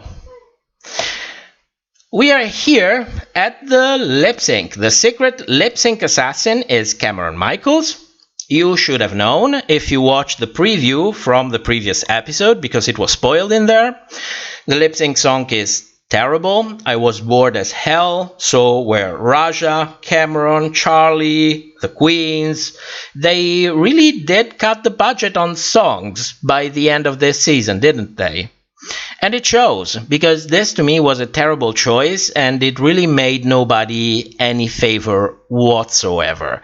The energy is like at floor level. It looks like no one wants to do this. Raja is not interested. Cameron is not interested. The Queens are not interested. If you have any doubt, look at the Queens' reactions from the lip sync with Laganja and Trinity. It's a 180. It's completely different. And this shot of the Queens that you see here, I had to magnify it because we are only shown one shot from the Queens in which Ginger is laughing. She's the only one, and I don't even know where it really comes from. So this is their expression. This is how they are reacting to this lip sync. So I don't know if they ran out of budget. I don't know if this was a deliberate decision. It was just terrible. It was just terrible. I don't understand it. I really don't understand it. And of course, we have Cameron's response to all of this on social media. Cameron was not pleased at all. At all. Many have speculated that they might have switched the song for Cameron last minute so that she could send her season 10 sister home. But the problem is that this is kind of debatable because Laganja, for example, got her song very early on. She released a mini documentary, The Making of a Lip Sync Assassin, I think it's called. It's here on YouTube. So we know that she received her songs really early on. So I find it kind of difficult to believe that they might have switched Cameron's song. I think that they might have switched her as a lip sync assassin because conveniently it looks like the same season sisters are the ones either lip syncing against each other or eliminating one of their sisters. It's a little bit too convenient. So for me, it could be that some, like Laganja, got her song very early on and everything went smooth. They were there the episode they were supposed to be there with their songs, and others were a little bit less lucky. And this, to me, looks like it's Cameron case, because he is pissed. He was really, really, really pissed. And by the way, thanks to Pandalifo from the channel's Discord for sharing this this Instagram post. Thank you for that. And we also have Raja's response. This is, where does it come from? This comes from the Drag Race Drama subreddit. So Raja felt the need to address the fact that many fans were speculating that she threw away the lip sync. So let's talk about that for a moment, because this is a curious topic, okay? Because a lot of people say, well, she didn't want to eliminate somebody, and so she threw away the lip sync. And Raja's response is, no, I didn't throw the lip sync. I just didn't vibe with the song, which, you know, I understand until a certain point, because you also have to understand something very, very, very important. When you are in the top 4 of an all-star season, you will command a prize anywhere between $10,000 to $15,000 per gig for a period of time that can go anywhere from 2-3 months to 6 months, maybe even 12, and that's per gig.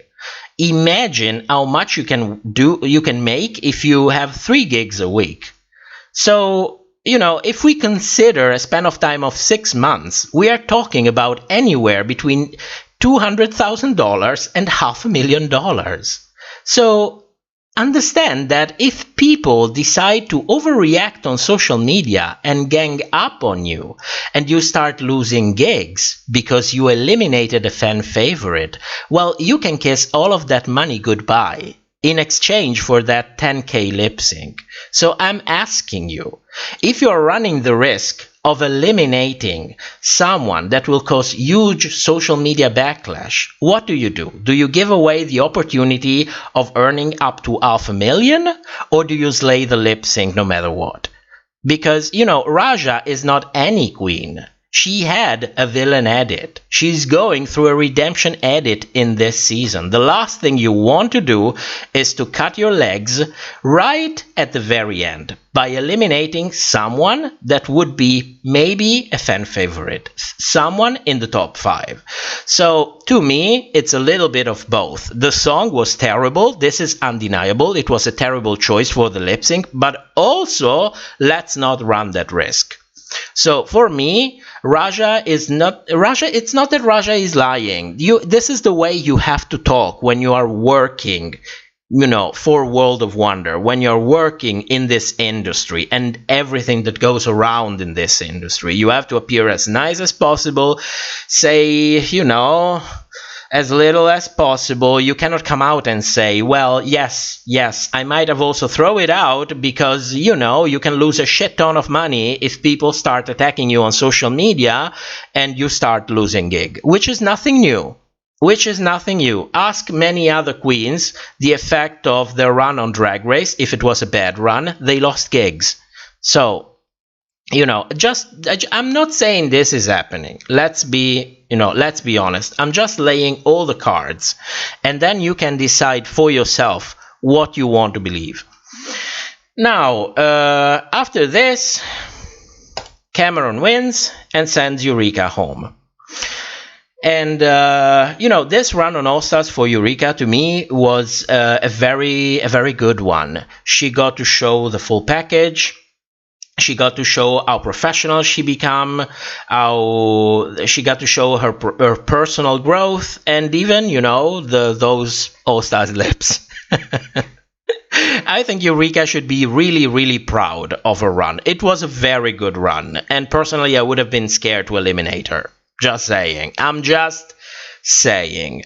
So at this moment, we go back to the workroom 15 minutes later with Eureka, with a message from RuPaul telling her that she has to go back to the main stage because the game within a game, it's going to start. And apparently the game within a game, the thing we were all waiting for, it's probably going to be a lip sync smackdown like they did back in All Stars 4, but probably instead of the queens who are still instead of having the eliminated queens versus the queens that are still in the game, they're probably going it with, with all the eliminated queens. I'm kind of displeased. I was expecting like a side competition, something, and another. It didn't need to be like a full-on competition like the main episodes of the season, but I was expecting a little bit of that, like a side competition that's running parallel to the main season. I wasn't, it's kind of a letdown that it's just lip syncs. I was wishing for more. They could have done much, much more. Especially since they advertised it as, you have a game within a game, as if it's, what is it, lip syncs. We're going to probably have an episode of lip syncs. That's it.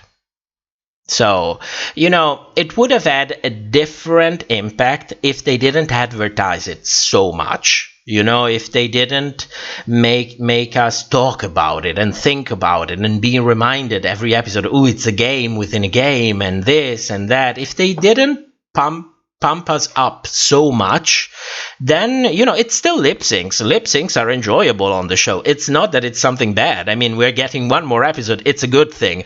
But they pushed this thing up so much that it raised my expectations. So at this point, I was expecting like really a side competition, and instead we're probably going to get this. So I don't know. We'll have to tune in next episode and see how this all plays out. And for us, we will see each other's in 2 weeks, because we won't have a live stream next week. We will cover both the episode in a couple of weeks. So we'll see how it goes. And what else can I say? Well, when it comes to the winners, at this point, I think Ginger is completely done. Ginger is done. Trinity is done. Eureka is out of the competition. Probably somebody will come back. That somebody will never win because they lost, episodes in the way. And so who are we left with? We are left with Kylie and Raja. The winner has to be one of the two. Personally, you know how I am. Even though I think Raja is the most worthy winner out of all of them, in my opinion, once Ginger is out of the game, I think they're going to go for something new. I think they're going to go for Kylie. It would be an excellent choice. It's not necessarily the most deserving from a competitive point of view, but considering everything that is going on right now, I think it would be a great example to have Kylie win this competition. It's not that it's undeserved. It's not that she is not good at the game. It's it's about excellence versus excellence. We are really at this point. So she would be deserving for me. Not as much as Raja, but she would be deserving. And frankly, we need a trans woman in the Hall of Fame.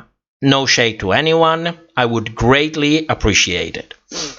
So, with that said, let's move on to our Kiki time. If you have comments, if you have questions, if there are things that you would like to talk about, this is our time. So, let's move on back to the comments. I lost quite a few, and then we get to the newest comments.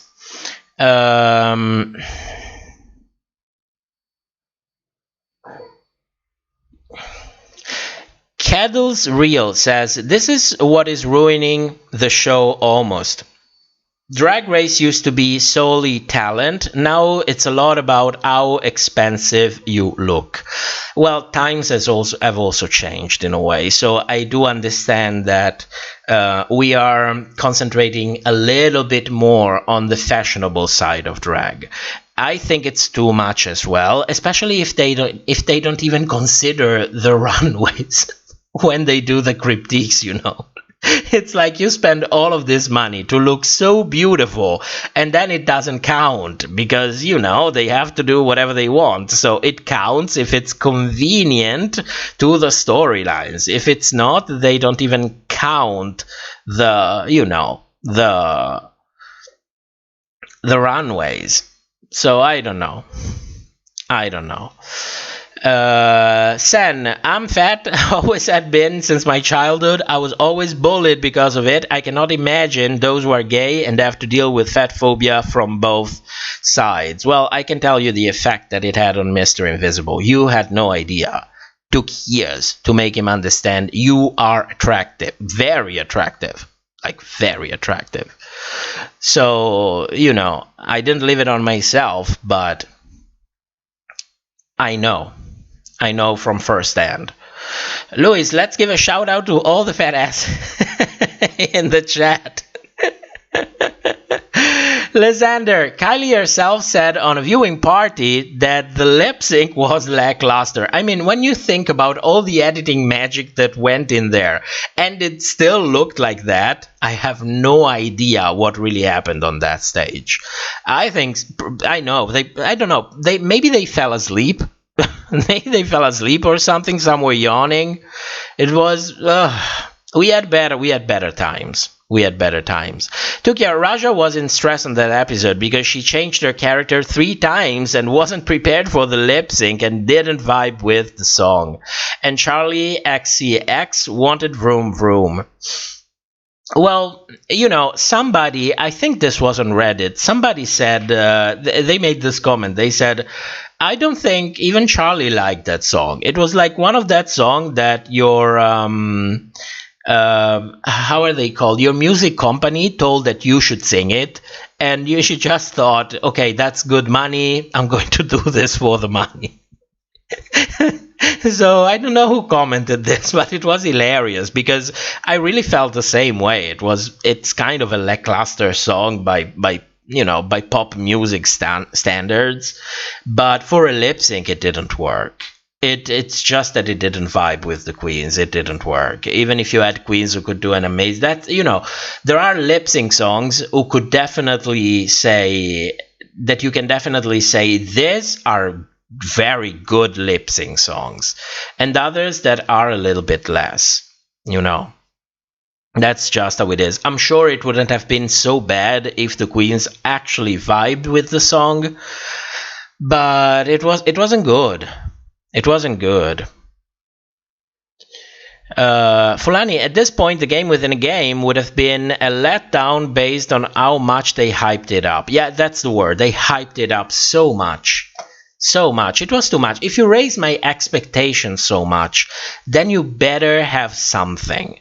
Otherwise, I'm going to look disappointed for something that, all in all, is one more episode, is lip syncs. I love lip syncs. That's one of the best part of the race. I would have been happy about it, but you hype me up, and then it's just lip sync. So I look at it and I think, oh, I'm pissed. And I shouldn't be, but I am. Sasha, I really hope it isn't a lip sync smackdown. I still have hope that it's not. All they said was to Eureka was to get ready to a lip sync, but she didn't even get to learn a song. Well, they always, don't forget, Sasha, they always get a list of lip sync songs that they have to learn. So it's not like they really need, of course, if you know it the day before, maybe if you're lucky enough that they tell you, oh, tomorrow you will lip sync, or tomorrow the lip sync song will be this one, and they kept that. Then, you can try to prepare a little bit, even if you don't think you'll be in the bottom, but you can prepare a little bit. You can prepare some moves, you can rehearse the words and so on. But usually what happens is that they always get a list of songs. A ton of queens came out confirming that they get a list of songs, which always includes for them the full discography from RuPaul. I hope not including some smash hits like Lady Toy and Responsibilities. Lysander, a lip sync smackdown? Damn, they still want to shit on Jan. I'm curious if we are going to see any kind of confessionals from Jan, if Pimple on the Nose Jan is actually coming from this game within a game. At this point, I don't think so. With so many queens refilming like months after, when, the whole season is over, I wouldn't be surprised if it was her case as well. Fulani, the game within game could have been what they did in season 13, lip syncs in the beginning, and have 2 different shows. The winner from each group could have battled for the crown. Yes, it has to be some sort of competition, from some sort of lip sync competition, because they told to Eureka, prepare to lip sync. You know, it's not even come to the main stage, you know, to be instructed to start the game. They told her, come to lip sync. So whatever it is, it has to be competition lip sync based. Then we can discuss if they're going to have, I don't know, like, it's how many queens we have? 9 queens. Maybe they can make 3 groups and have three ways lip sync, and then the 3 winners, they have a 4th 3-way lip sync, and then the winner comes back. It could go like that. It could also go like they go one after the other. You know, they do 2 girls, then 2 other girls, then 2 other girls, and then at the end you have 1 queen coming back. They could also go in a way that whoever comes back has to lip sync, maybe against whoever should be eliminated next episode, and then they take their place, kind of like they tried to do with Lollapalooza back in All Stars 4. It could be everything, but you know, at the very least, we can all say it's lip sync phase, which is a letdown for me. Lysander, I'm confused. The RuPaul's Drag Race channels always publishes What You Packing videos of the eliminated queens some hours after the episode. But where's Eureka's one? It hasn't been published. Probably because they want to keep people guessing if Eureka has a chance to come back in the competition. And frankly, either Eureka or Pandora, for me, would be the most likely to come back. It would make the more sense because they didn't lose many episodes. It would feel very, although I would be leaving for it, if someone like Serena or Jara would come back, it would make no sense. It wouldn't feel earned. That's the point, you know. If you are considering the queen's reception from the public, I don't think it would be a good thing for her. You know, for someone like Serena, for example, after being eliminated episode 1, and then she comes back in the top 4 because of this game, people would be like, oh, you don't deserve it. People would shit on her. So you also have to take that into account. Slightly Sazy says, how are you? I hope you'll get a good night of sleep. Thanks for the important conversation you brought up. Thank you so much for watching and, you know, joining us in this tired live stream. I'm sorry. This vacation is no vacation. Luis Felipe, they actually edited out Cameron Michaels' cartwheel slip up. Cartwheel, oh yes, cartwheel, yes. Slip, oh, she slipped. I didn't know that. I saw the cartwheel. I didn't see the slip, or if there was a moment in which you could kind of see what was going on. I didn't pick it up. I'm sorry. I was not invested in this lip sync. After like 10 seconds, I was like, yeah, come on. Okay, let's go on.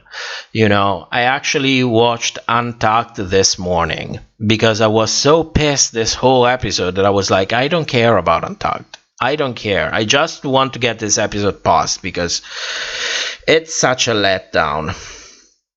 El Polito, I feel so bad for performances like Raja and Cameron that didn't have a real good song.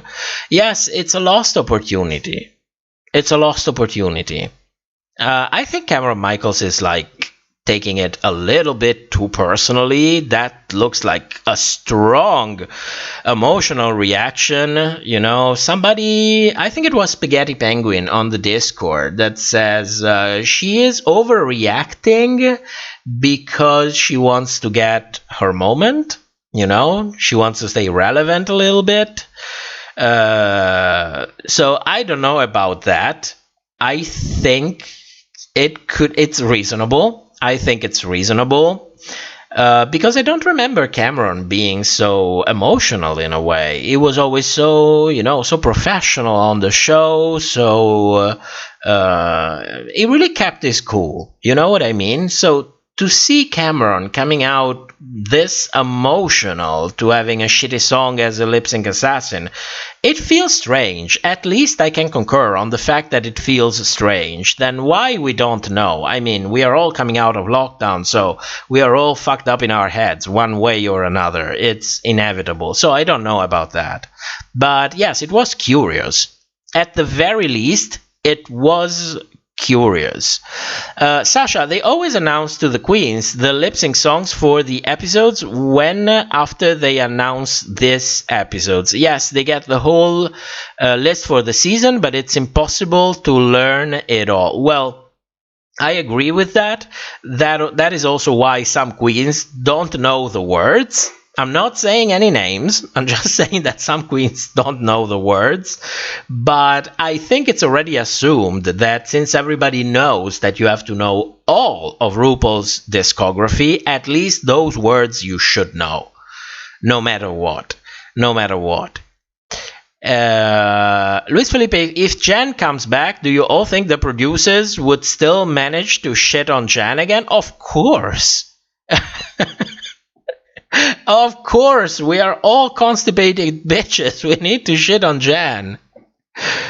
Sasha, I think the ones that could come back are Jan, Jara, Eureka, because they are the only ones that can have good storylines for coming back, if you think about it. Well, I wish Pandora would come back, honestly. Come back, get a win. And then, send her home, not even have her lip sync for the... I don't care. Let Pandora come back, have one moment to shine, just one. One, for God's sake. One. So, I don't know, that's what I wish for. That's what I wish for. Tukia, Serena would be the Morgan McMichaels on All Stars 6. Poor Serena. I was so curious to see the way Serena has grown over time, and I didn't get to see almost anything of that. It was a loss. It was honestly a loss.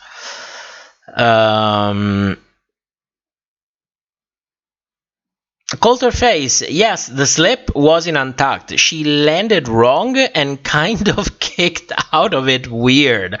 I missed that. I have to go back and watch it. Now you made me curious. I want to go back and watch it.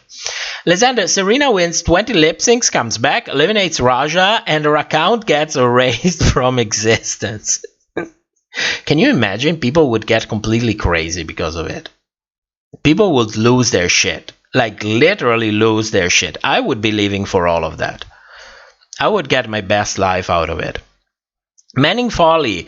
I get the impression that Cameron is a rather narcissistic personality, so her overreaction to the lip sync wasn't surprising.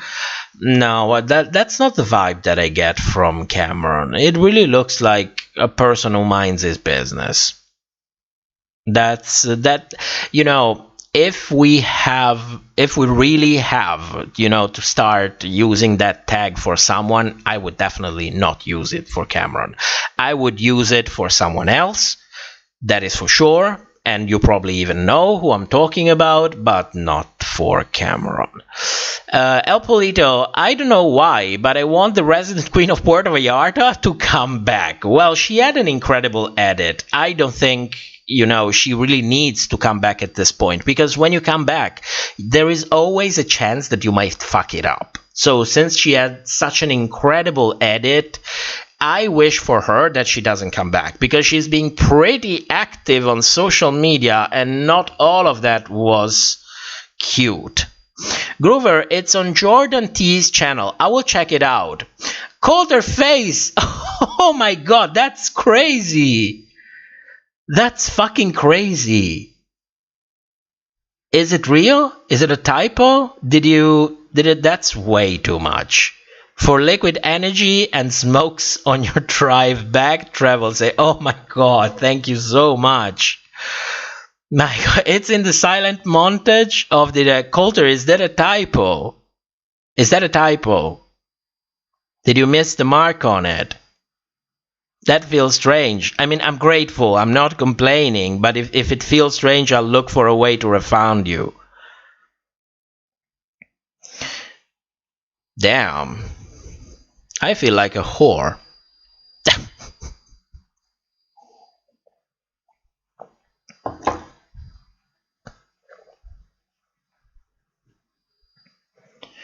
Green Goddess, probably not. You guys deserve... Well, I'm thankful, but I'm just asking, you know, because it might happen. It might happen. So, you know, if that's the case, I will look for a way to, you know, to make it up, because... No, that's a shit ton of money. I mean, that's like, I don't know, after taxes and everything, that's like... Let me think about it for a moment. That's almost 100 energy drinks. That covers basically 2 seasons of Drag Race in energy drinks.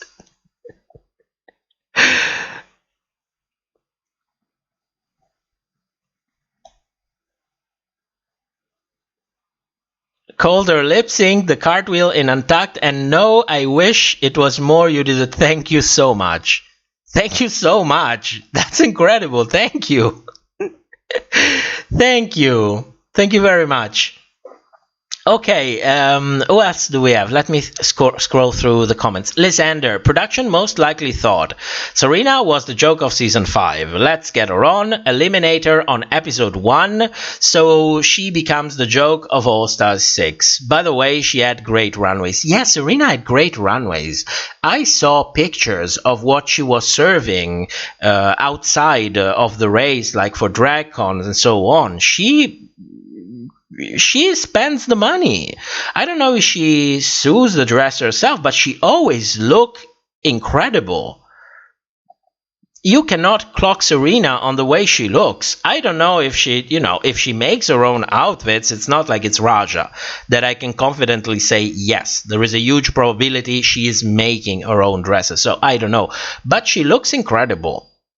Sasha, Cameron was upset because it's really unfair for her to come back to be seen in such a bad light and to eliminate her friend. And she was getting a lot of backlash from the fandom. Oh, okay. Okay. Well, I didn't know because I don't follow Cameron on social media, so I had no idea that she was getting backlash for eliminating Eureka. I had no idea. But yes, I can understand the feeling. Because you think, well, I'm coming back as a lip sync assassin, which is a very safe comeback in a way. You know, you don't have to prepare for the whole competition. You don't have to go through the whole competition. It's your moment to shine. It's a great format. I really like this format. It's genius. So I understand the letdown. It just seemed a little bit of an overreaction. I had no idea that she received social media backlash. I had no idea. Green Goddess, I should get an energy drink now myself. Luis Felipe, you deserve it. Thank you. Sasha, also narcissistic personality disorder has nothing to do with that, first of all. And I believe no one in here is a psychiatrist to say who is what or not. Yes.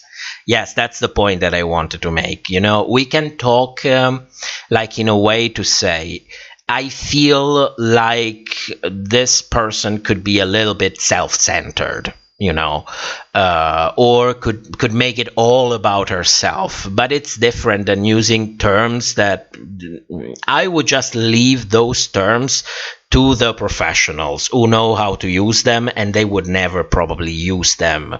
Judging someone only through the mirror of social media or, you know, media in general. So I tend to avoid. I understand the meaning behind it, trust me, because English is not my first language. So I understand that it's difficult wording what you mean without resorting to the only words that you actually know, and sometimes those words are, you know, those professional words. So it is difficult. I tend to, you know, try to be a little bit more understanding when I see this word. That's why I talked a little bit about it. You know, let's say self-centered. No one in here is a specialist, so let's say self-centered.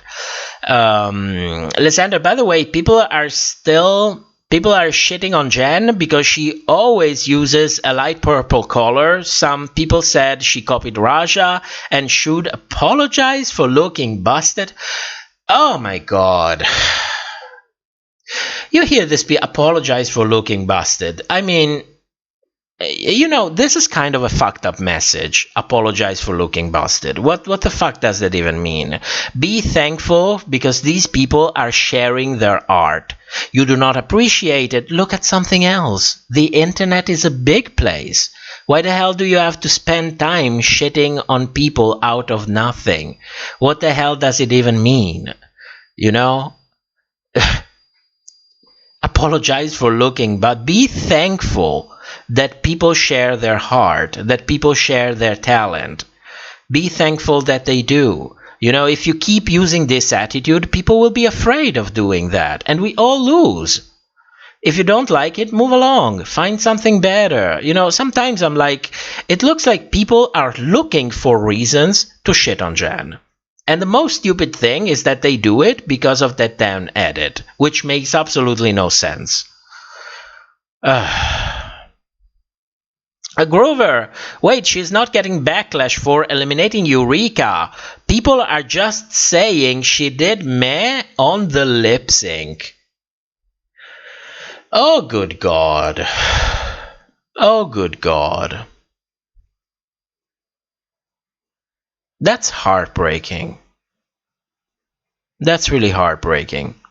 Sometimes people can really be ruthless on social media. And I'm not just talking about those idiots that, clearly have some issues to resolve that send death threats and, hate mail and so on and so forth. But this is getting crazy. This is getting crazy. Be thankful that she gave you a show. Be thankful that at least she tried to give you a show. She was professional. Somebody else would have said, you know what, I'm not doing this shit. But then again, I don't know. This is difficult. When I think about Cameron's lip sync, I cannot help but thinking about Kennedy's lip sync against Miss Relatable for the last All-Star season. Because that was not a good look. It was not a good song for Kennedy, but Kennedy is professional. Kennedy is like a consumed professional, She was so professional. It was a terrible song. I mean, it was a beautiful song, but for a lip sync, I really don't know. For a lip sync for Kennedy, I don't know. But let me tell you something. I am not surprised, that people would go to Cameron and complain. It looks like, what the fuck is going on? Well, when people complain, it's like, I don't know. We're all stressed. I get it. It's been a very difficult couple of years. We've all been in this together. I get it. But, sometimes you can just stop at somebody's page and randomly leave a compliment. At least if you're going to do this kind of shit, at least be, equal in the way that you do. Leave a shitty comment, leave a very positive one. I'm not trying to police anybody. I'm just trying to find a working middle way. Do a little bit of both at least.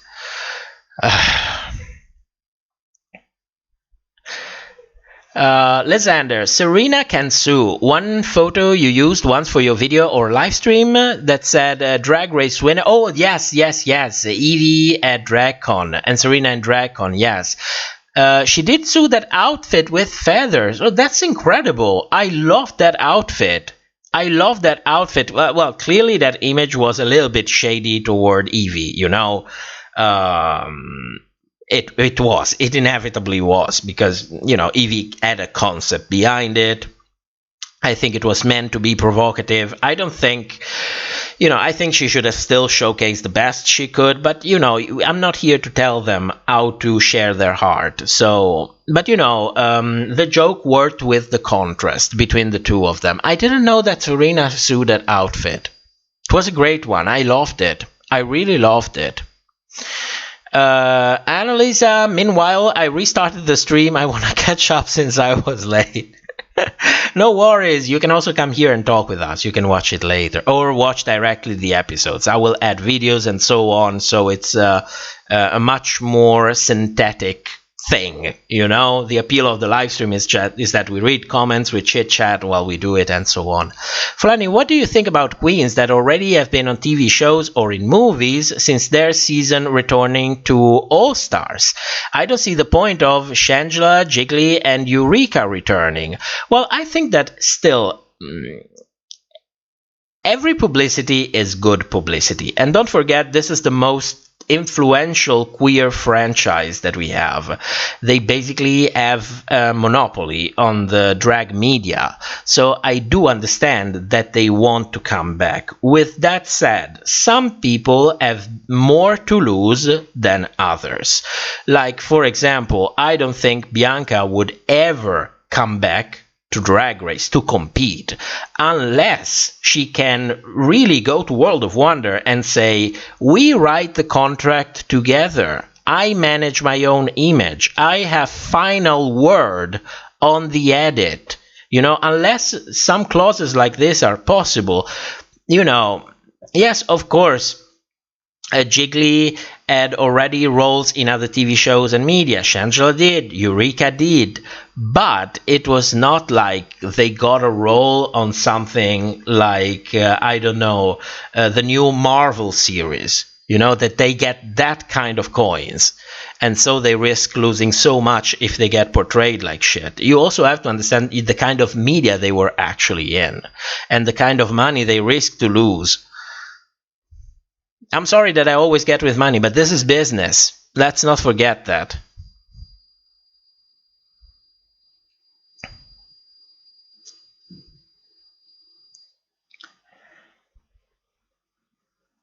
Mistweek, don't you think all of the hate and toxicity in this fandom comes from the younger, less clear-thinking audience, aka the children Ru's now catering to? Well, honestly, that's what I always hope, you know, that it's people that are still growing up, that they still don't really understand, which is normal, you know. When you are in that age, it's I know the effect that it has, but in a way it's also a developmental step that you have to do. You have to go through that in order to come back the other side as a mature, agile person, you know.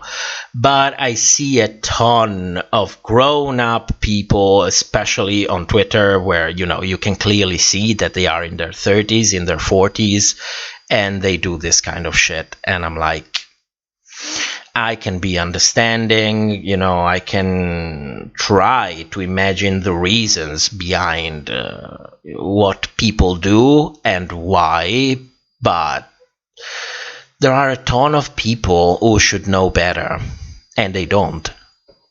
So I think a lot of people are just younger impressionable audiences that don't know any better, that they don't know any better just yet. I think that has a contribution. Unfortunately, if you ask me how much, I would tell you about 50%.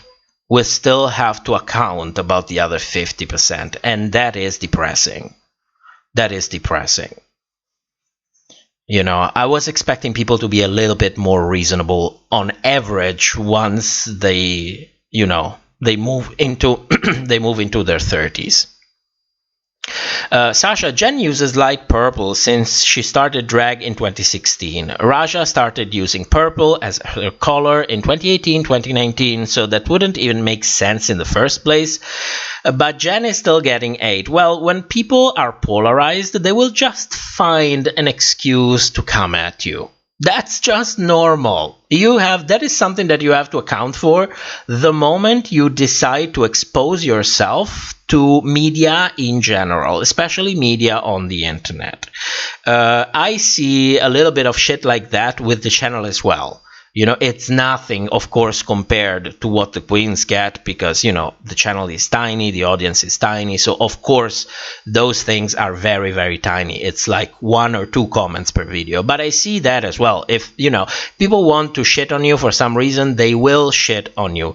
But with that said, I mean, a color is a fucking color. It's not like we have hundreds of thousands of colors to choose from. It's like a limited amount. You know, we can talk about shades in between, but if we're going like, oh, green, brown, violet, how many colors do we have? Like a dozen? 20 basic colors? I'm sorry, it's been a long time, but how can you come out and say, oh, they used the same base color, she copied her? I mean, come on. Come on. Grover, I think Cameron is overreacting because Kennedy got even more screwed. Oh, yes. Even got more screwed over, and she got bitten by Miss Relatable. That's worse. But she didn't complain. Yes, and you remember Miss Relatable, that Earth also turned to Kennedy and said, "Ooh, that was a lot of words, wasn't it?" And Kennedy was not happy about that. I included it in the lip sync commandment video. I mean, how could I not? How could I not? Fantasia, I hate this groans. The LSS are wearing to do these lip sync. Fantasia is stroking officially. Somebody sent an ambulance to Fantasia. Tukia, Kennedy was so over fancy, she even didn't want to hear Miss Relatable's joke after the lip sync. Kennedy was not happy. Kennedy was not happy. I mean, after what happened, you can tell me what. I'm not hating on anyone, but Kennedy won that lip sync against Trixie.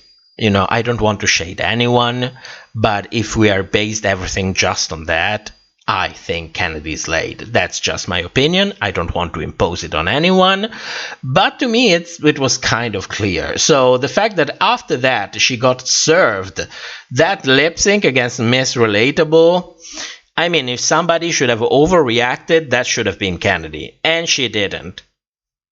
Sasha, I really wanted that someone asked Gigi and Kylie on the Roscoe's viewing party about how they feel about Jen and her edit. It would make sense since they both know her from before. You mean Ginger and Kylie.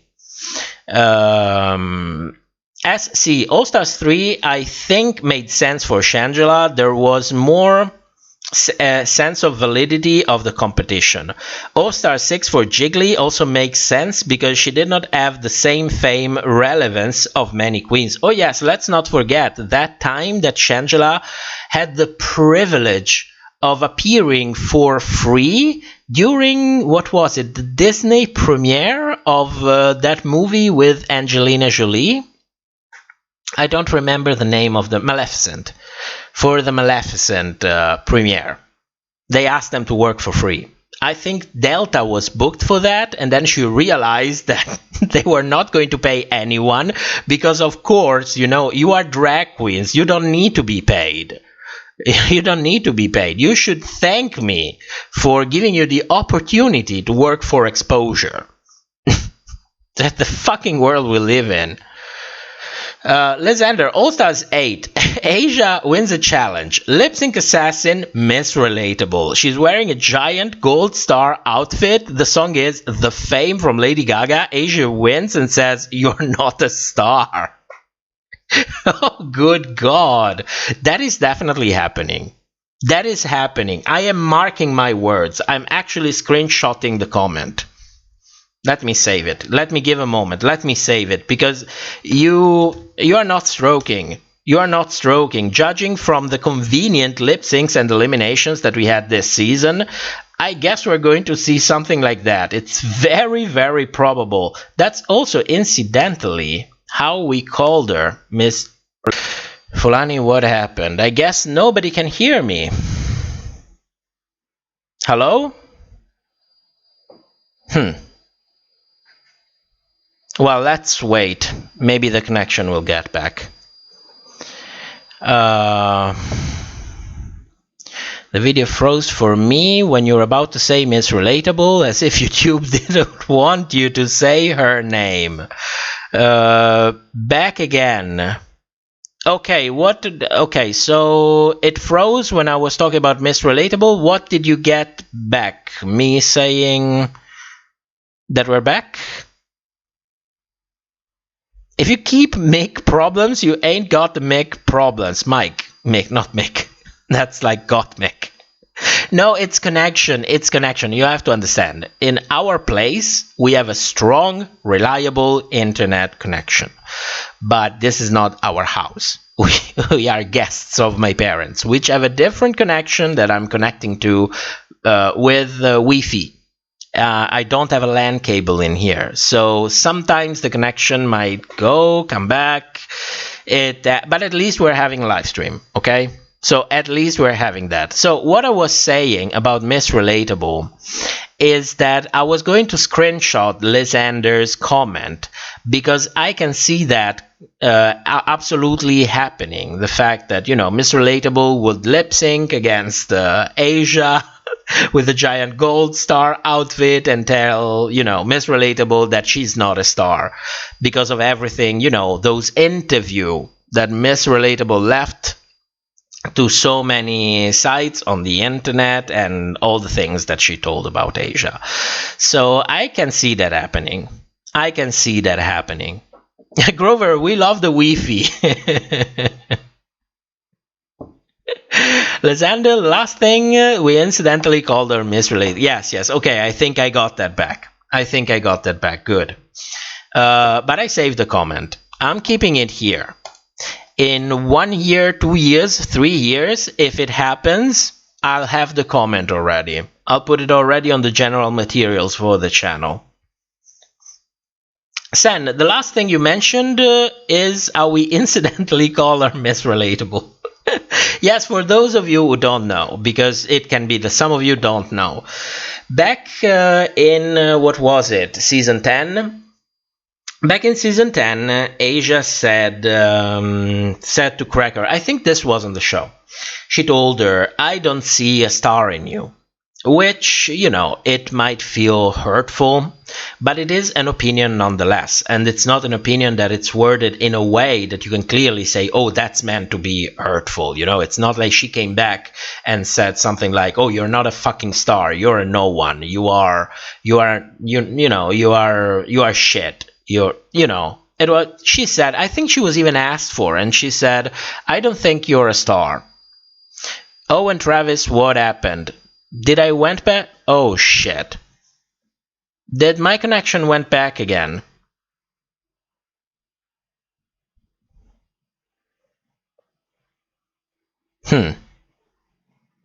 It's getting challenging, isn't it? Am I still on? I'm sorry for asking. Am I still on? Do you guys still hear me? It's back. It's fine. Okay. Oh my god. Tonight it's impossible. I'm so sorry. So she basically said to Cracker, I don't see a star in you. But I think from the tone, we could all agree that although it's not the nicest thing to hear, it was not actually said with malice.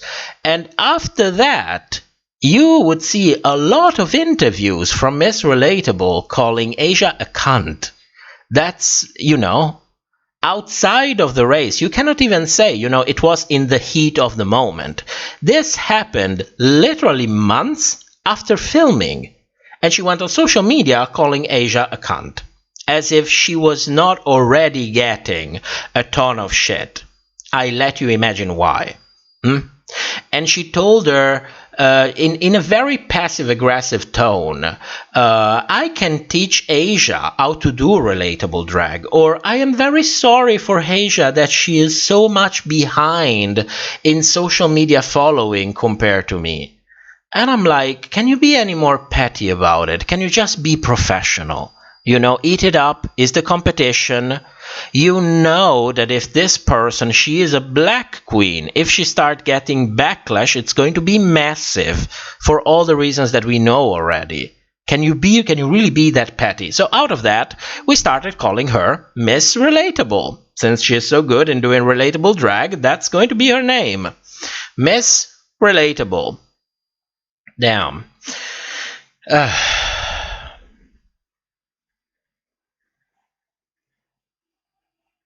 I mean, I don't push hate on anyone. You know, I don't want to give the impression that this person deserves to have people. It's just, you know, my reaction to it.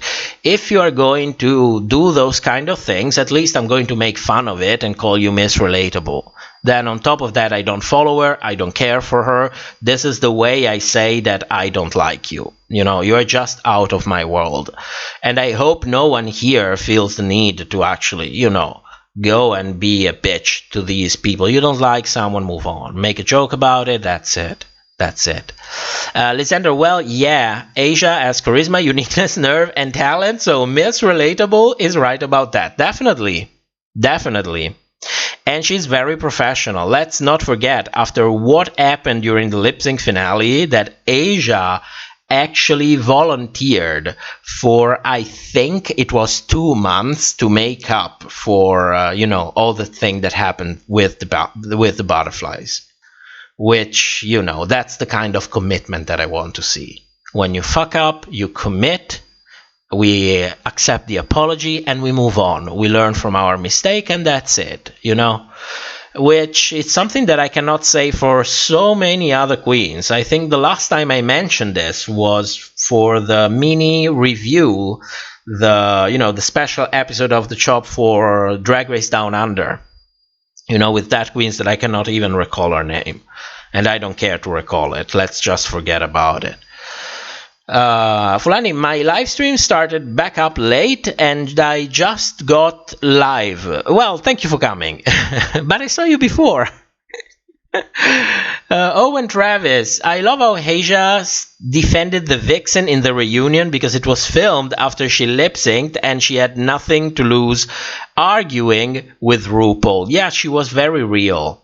She was very real. You know, the Vixen is not everybody's cup of tea. Personally, I try to avoid as much as possible talking about the Vixen because she is a very polarizing figure. I do understand a lot of the things she says. I do understand them.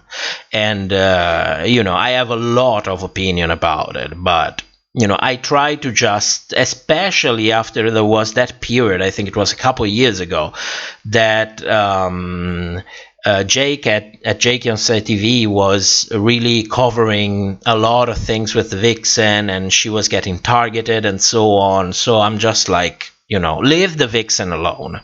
That's as simple as that. Lysander, I might be wrong, but did Miss Relatable bought Asia's comment about her star quality back to discuss it on the reunion? I don't remember, but it was a great reunion. You know, apart from the fact that they tried to trigger the Vixen, that RuPaul, come on, let's be direct. RuPaul tried to trigger the Vixen. I think we can all agree that's what happened. And she removed herself from that situation, which was a very smart thing to do. So it could be, I don't remember.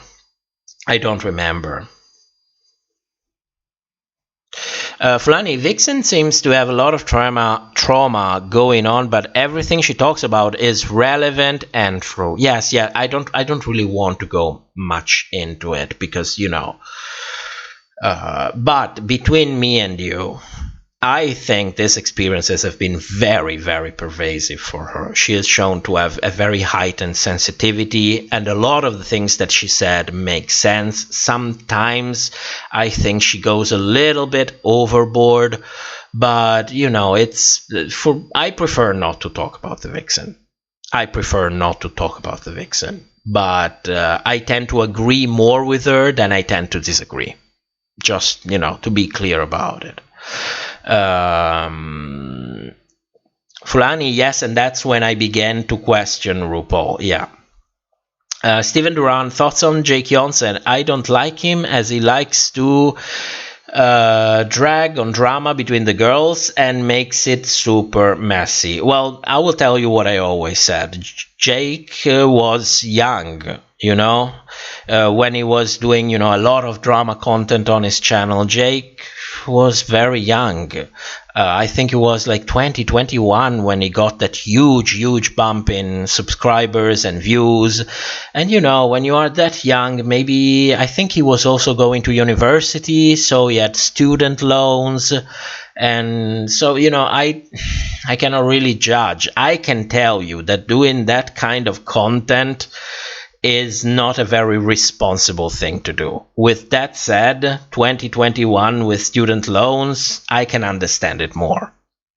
And I think it toned it down pretty much, you know, so it's showing something. That's one of the reasons why we rarely talk about drama in the main videos, you know. Livestream, yes, we can discuss a ton of things, but I try to tend to avoid it, because inevitably, even though you want to inform, there's always those couple of stupid assholes who take it too far and use the information you provide to shit on other people. And ultimately, if you have a drama channel, at some point, you know, that's what you do. That's drama. So if there is no drama, you have an incentive to kind of look for drama, which, you know, that's the problem with it. That's why I don't watch drama channel. At some point, we all like a little bit of drama. Let's be honest. We are all a little bit messy, you know. We want to know, oh, what happened? Who said what? But when you start to build narratives and pushing messages and looking for drama, then your impact on the viewers has in turn a huge impact on the queens themselves and other people. And you need to take that a little bit into account, especially if you know, if you are not young, you know, if you are an older person that can reason, that has a brain. Lysander, what would be so far your 3 favorite lip sync from this season of All Stars? Well, I cannot tell you about the 3, but you know already which one is my favorite one. There is no doubt about that. I mean, Laganja, literally, it's been ages since I rewatched something, a lip sync for so long. You know, to the point of being annoyed from the song. You know, you looked at it, you looked at the lip sync so much that you start getting annoyed from the song. It's constantly in your head, which all the images are constantly in your head. Let's just say this. It wasn't the best season in general when it comes to lip syncs. I think season 6 was definitely the best when it came to lip syncs out of all the seasons, but it had great heights. I liked Ginger's first lip sync, that I liked very much. I liked Raja's first lip sync. I didn't really like Ginger's second lip sync. It felt a little bit, you know, like she was doing the same thing again. But considering Laganja's lip sync in episode 3, that alone is enough to put this season on the map. And I think we can all agree on that. Elpolito, I tried to rewatch season 10 and it's painful for real. Yes, season 10 and season 11, it's something that I cannot rewatch. I cannot. I really cannot. Tukia, the vixen, you tell me how to react, but no one is telling her how to act is such a powerful line. It is. It is. The vixen, it's not stupid. She can act emotionally at times, but we can all agree that she is not stupid. Grover, isn't he like 21? Oh, Jake. Yeah, is that age. 21, 22, maybe 23 at this point. But I remember that when he made when his channel grew so much, I was convinced that he was like 18, 17, but somebody told me he was actually 20, 21. But he's young. He's young. Owen, it sucks that the show doesn't actually tackle the racism, even though What You Packing, when the resident queen spoke out about racism, Michelle acted like it was just schoolyard name calling. Well, I think in a way this is a difficult topic to begin with. And not just because we all come from different culture with different cultural backgrounds, so it's already a very difficult topic to talk about before. So you need to prepare in advance. But I also think that the show should be a little bit ashamed of some of the choices that they made. So, I'm kind of, for both reasons, I am not surprised that Michelle turned the topic down.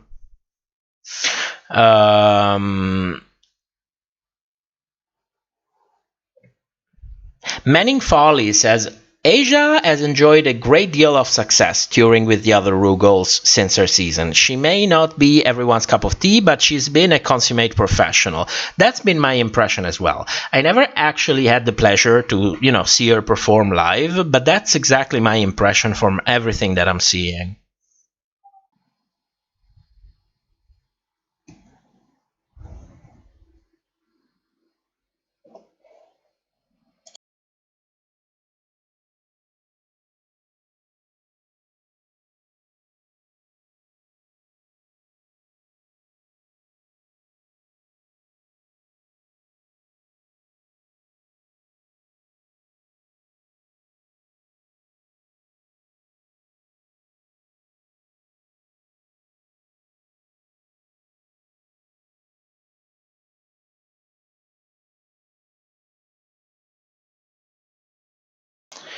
Are we back? I hope we're back. The computer is telling me that I'm actually back. So if you can confirm me, I'm sorry. I'm sorry. It's definitely my connection. It keeps breaking up. It keeps breaking up.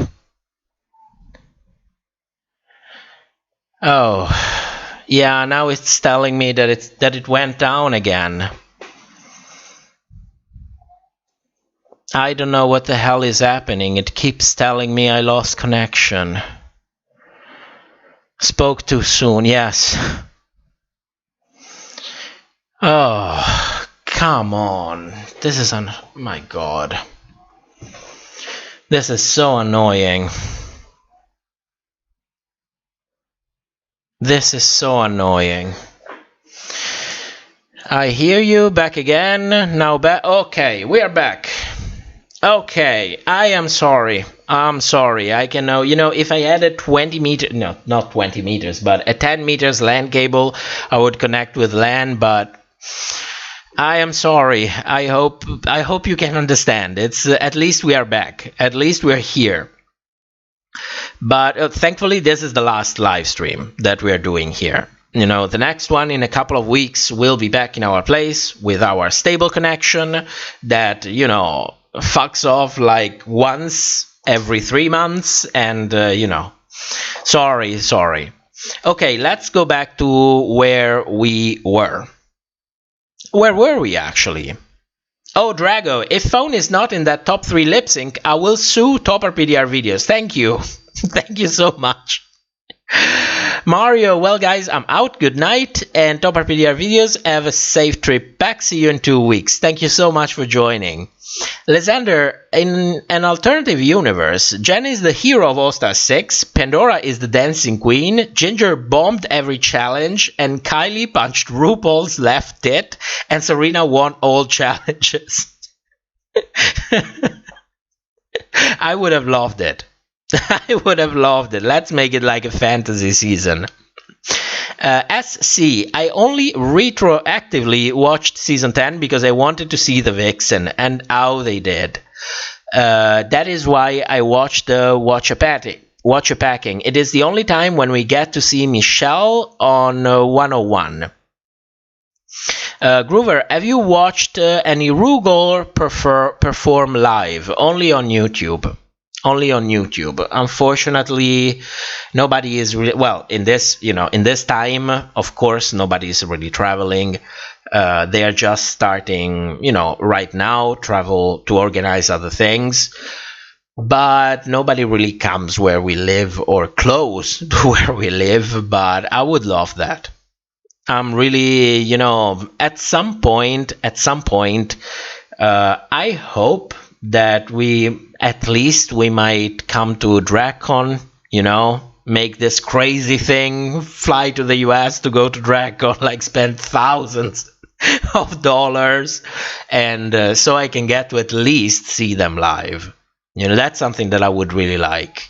We cannot afford it, but you never know. Maybe tomorrow, not tomorrow, but maybe in the years, the channel will really turn it up and we can actually afford to go on DragCon. I would love that. I would really love that. Fulani, there is something uncomfortable about so many white judges with no ballroom or drag background judging so many black and brown queens. Yeah. Yes. Well, at least season 13 was a little bit different. They made it up. They made up for it. At least.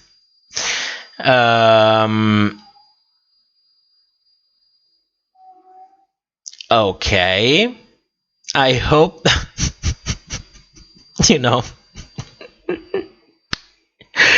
I have a cat in the house. It's my sister's cat. She's here. And she's on a diet.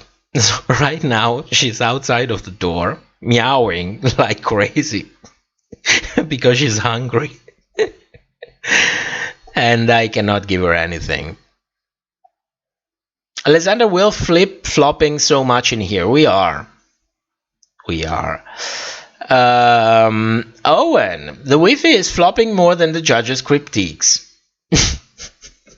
Yeah, it's terrible. We're having terrible connection. I don't know what happened tonight. I don't know what happened. I think last week we had like one instance where the connection actually went out for a moment, but it happened only once. Now it happened a couple of times already, and every time I see, the circle turning on my live stream as if I'm losing connection, I'm like, oh shit. So we'll see. Favorite runway? Anything that the queens actually sue on the show. Yeah, anything that they make on the spot. I will get everything from it, Lysander, what would be some of your all-time favorite queens from the show? There is so many. I can tell you something. I tend to enjoy the queens from the earlier season much more. But I think that mostly has to do with the fact that back in the day, we didn't have like this huge social media thing in which you could be crucified from a moment to another. So the queens tend to be a little bit more real on the show, today they edit themselves a little bit too much. They produce themselves a little bit too much. And that is a good thing because it helps them on the show. But for me, that I'm, a little bit older, experienced, the older seasons in the time when they came out, to me, that kind of breaks that connection, because it's not really you. I don't feel like it's really you. I feel like it's you working for that check, but it's not you. So I tend to get attached much less to these newer queens. It's very different to the kind of attachment that I felt back in the day. But, if I have to name someone, some queens, there is definitely Bianca. I think we can all agree on that. There is Bob. There's Tatiana. There is Alaska, there's Alexis Mateo, there is Jade from season 1. I love Jade. And, there is so many. It's much easier when you are younger to focus on one and just say, yes, this is the one that I appreciate the most. And then as you grow up, you're like, I appreciate a lot this one for this thing, and then this one for this other thing, and then this one for this other thing. And you cannot really compare all of the things to the point where you're like, oh yes, this is the one that I like the most.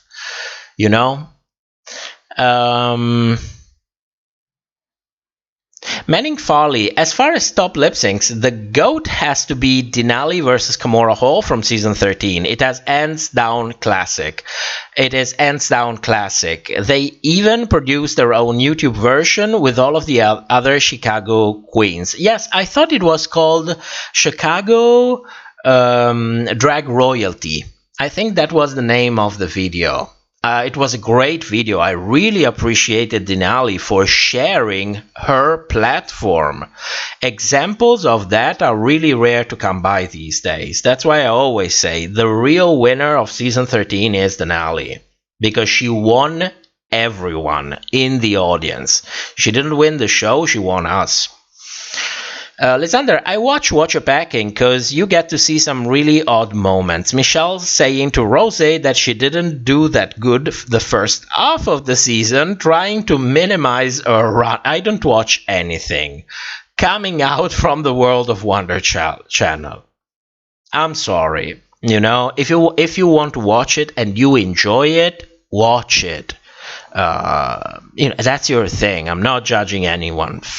Personally, I don't, because it feels like, you know, they push too many narratives. They, you know, it's produced by them, so they need to push everything that goes on the show, validate the things that go on the show, and the queens have all to go along with it because, you know, it's World of Wonder, Monopoly, and all the things that we talk to exhaustion.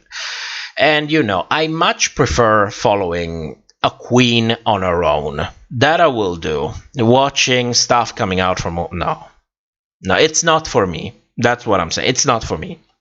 Apolito, are you sponsored by Lidl? No, I'm not. You know what would be the smart thing to do? For me to actually write them and ask them if they want to sponsor me. You know, that would be the smart thing to do. That's what a smart person would, not a professional person, or what's the word? I'm missing the word. Wait a moment. Oh God. Not a professional. What's the word that I'm thinking of? Oh my God. Okay, it's not coming to my mind. But that's what a sane person would do. And I didn't do it. I didn't do it, but I should do it because, you know, maybe at least they sponsor free energy drinks. Why not? I mean, after all, we have on average, we have about a couple hundred people coming live to the live stream, and about on average 800 to 1,000 more who come to watch the live streams. So, you know, I think that's enough to get free energy drinks for the whole month. But I don't think they would care. So that's why I don't really do it. But I will tell you that I like them. And they're cheap. Nora, I can't imagine keeping a cat on a diet, since mine will be meowing for food. For 5 minutes. Yeah, she went on for like 3 minutes. I'm surprised nobody heard that. Nobody heard that. Probably because my microphone is still actually good. Even after that, you know, that soldering accident, it's still good. Johnny Boy Toy, welcome. Damn, it took a nap and got late to the live. No, don't worry. Don't worry. You're welcome to come whenever you want. Steven Duran, I wish Pandora would come back, but it's a lip sync thing, so I don't think she will. Well, Pandora is not exactly known for being a lip sync assassin. That's the problem. That's the problem. Felicia, I love BB. Also, I like many of the Misfit Queens from earlier season 2. Me too. Me too. Fulani, I must say I'm surprised by your critiques. With the walkthroughs, the creative sewing challenges, the mini challenges, and the honest convo between queens reminded me of the earlier seasons. Oh, you mean for this episode?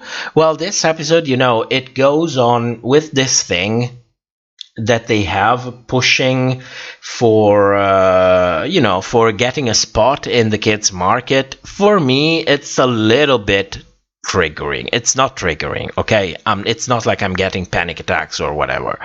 But it puts me in a bad mood because, some things are definitely inappropriate. And I think that some people who are, undecided about some of our issues and so on, these things get used against us. And I completely understand why they work, and it pisses me off. So this episode pissed me off. I could not, for the love of me, be too objective. I had problems maintaining my objectivity because of that. Because it pisses me off. And it pisses me off even more when people say, oh, no. I'm not talking to you guys. I'm talking in general. You always get that 5-10% of comments saying the most outrageous things that, like, oh, no, you're imagining things. You are hateful. You are this. You are that. I couldn't enjoy this episode. I couldn't. Lysander, knowing the show, the camera will not catch Pandora lip-syncing because she's the dancing diva. Fantasia, I keep telling you that. I know, Fantasia, I have to be more savvy. I'm trying to learn. I try to do my best, but it looks like I do 1 step forward and 2 steps back. I remember 1 episode to plug the Patreon, and then I forget to do it for 3 episodes. It's like, yes, you see, I did it, and then I can calm down. I can forget about it. But yes, this is thing that you need to do. I need to hire. That's a big word. I need to have somebody there reminding me. Put a little bit of a plug there. Not too much. You don't have to do it too much, but at least remind people. Remind it. But I am remembering to ask people to comment, to upvote, to help us with the algorithm, which for me at the moment is the very most important thing. Then everything else to me comes second, like, getting sponsors, getting patrons, getting all of these things. So some people wrote me, when do we get merchandise about shitting about Jen? And I'm like, merchandise is like the last thing I would ever do. It's like a steal. You get people to pay, 20 euros for a cap, and then you get like 4 euros. And I'm like, what the hell did they pay for? If they are like, I want to support you, and you get like 10-15% of what they give you, and I'm like, it feels like a giant middle fingers to the fans. I don't know, that's just me, but I'm like, you don't need to spend 20. You want to support, we have the super chat, we have a Patreon, that's more than enough. You don't need to buy random crap that maybe you don't even like just because you want support. Okay, let's do it like this. I'll take a 5-minute pause and then we come back. Let me find a little bit of music and we come immediately right back. Music.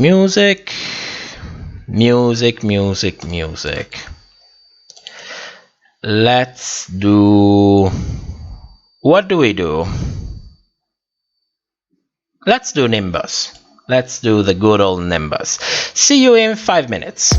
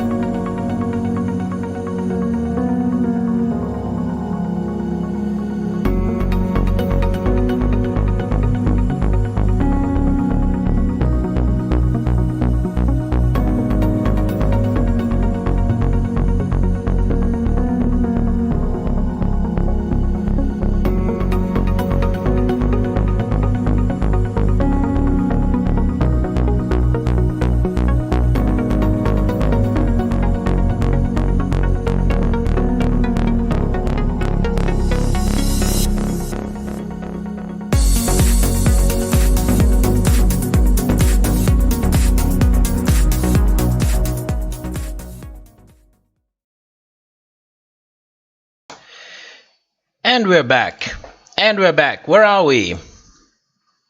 Owen. Jessica Wilde wasn't an assassin and lost her only lip sync in season 2, so you never know. Pandora may come back and lip sync to WEP and win. It could be. I'm sure wishing it would, but I don't think it's very likely. I mean, you saw how they portrayed Pandora. It was, well, could have been worse. Let's not complain about it too much. You saw what happened on All Stars 1, so let's not complain about it too much, but I don't think it's really likely. Johnny Boy Toy, Rebecca is the fakest bitch I've ever met in my entire life. That is like one of the best quotes from season 1. I'm still living for that.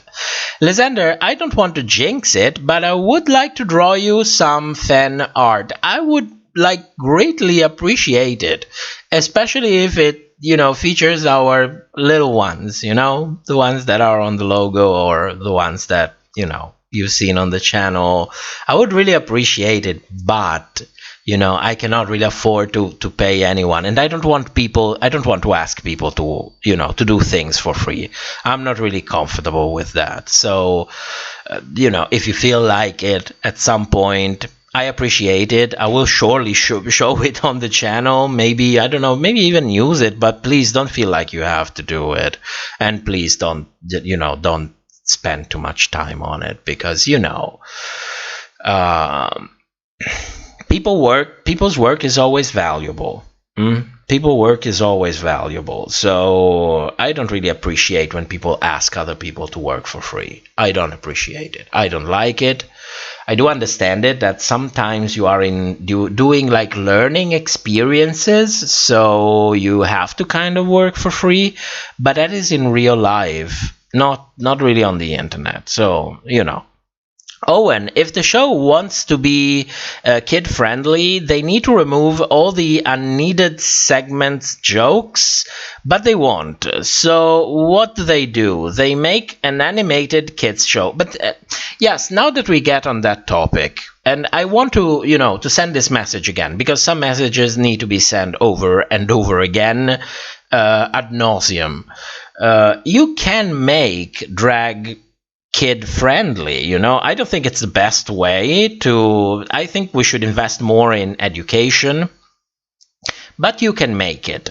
The problem is you really need to sanitize all of drag. You just have to transform drag as dressing up if you want to do that, because those kind of topics, they are not for kids. And as I said before, the homophobes don't need any more ammunitions. We don't need to give them any. They have enough on their own. El Polito, when I see the episode, I was like, damn, the life will be funny. I really didn't like this episode. I hope that I had the strength to, to see the funny side of it, but I think you all realize that I was a little bit pissed about this. The first time when they did that huge advertisement for American Horror Story, then I could see the funny side of it. But with this episode, the fact that it was advertisement, and the fact that it was advertisement for that kids show, that really crossed the line. That pissed me off. That pissed me off. Flanny, I don't get it, but I understand your explanation. I'm not a part of the community firsthand. I'm listening and learning. I didn't even think of it that way. It's a different perspective depending on the way you look at it, but I hope I made sense and make you understand my point of view. Then you have yours, and I'm not here to tell anyone which kind of point of view that they should have. I'm here to tell you mine.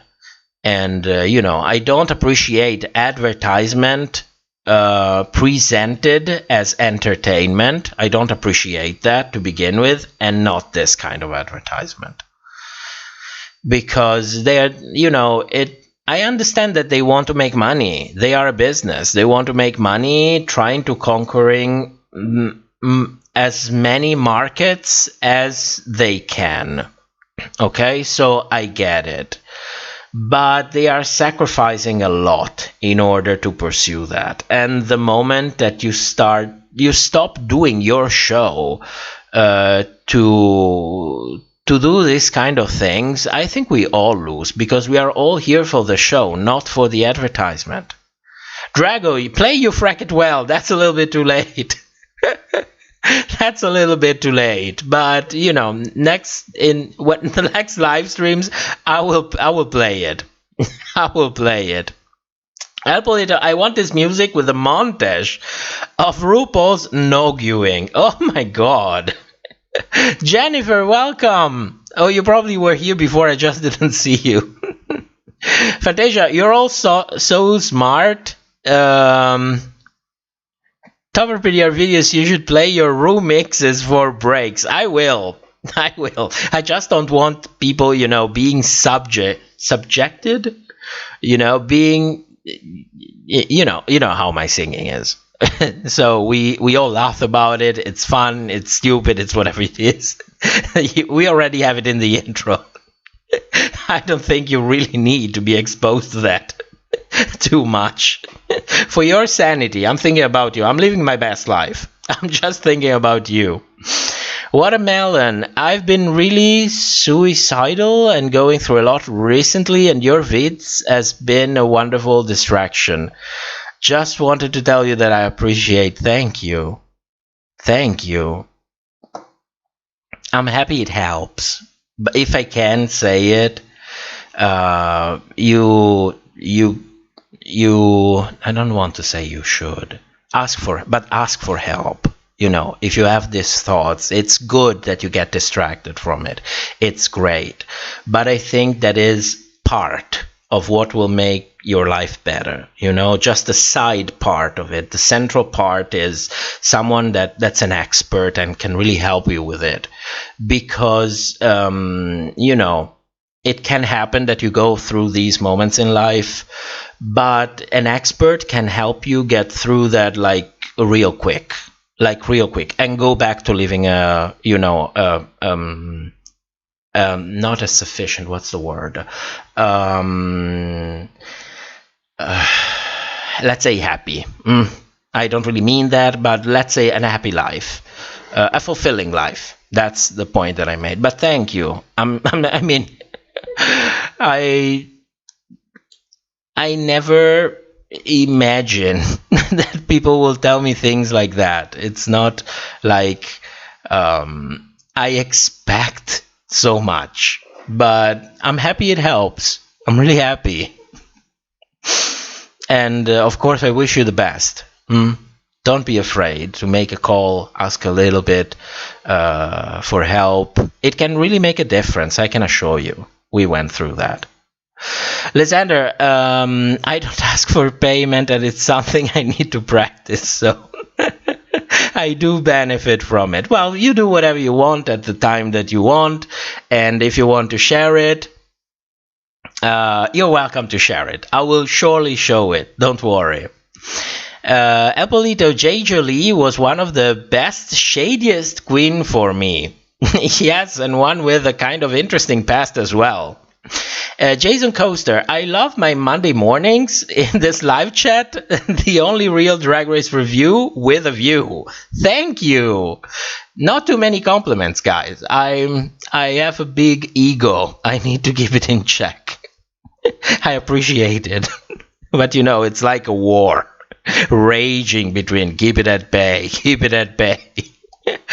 Rome Marsh, I'm still trying to figure out who Drag Tots is supposed to be marketing to exactly.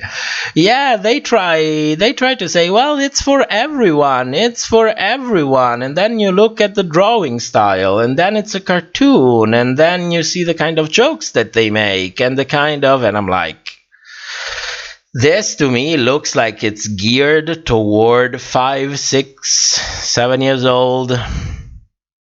That's what it looks like. I mean, there are animated shows for adults, like, you know, Rick and Morty, Family Guy, American Dad, South Park, you know, just to name a few. There are animated shows for kids, yes, for adults, but this is not it. Fantasia, screenshot my next message to send with the email to Lidl.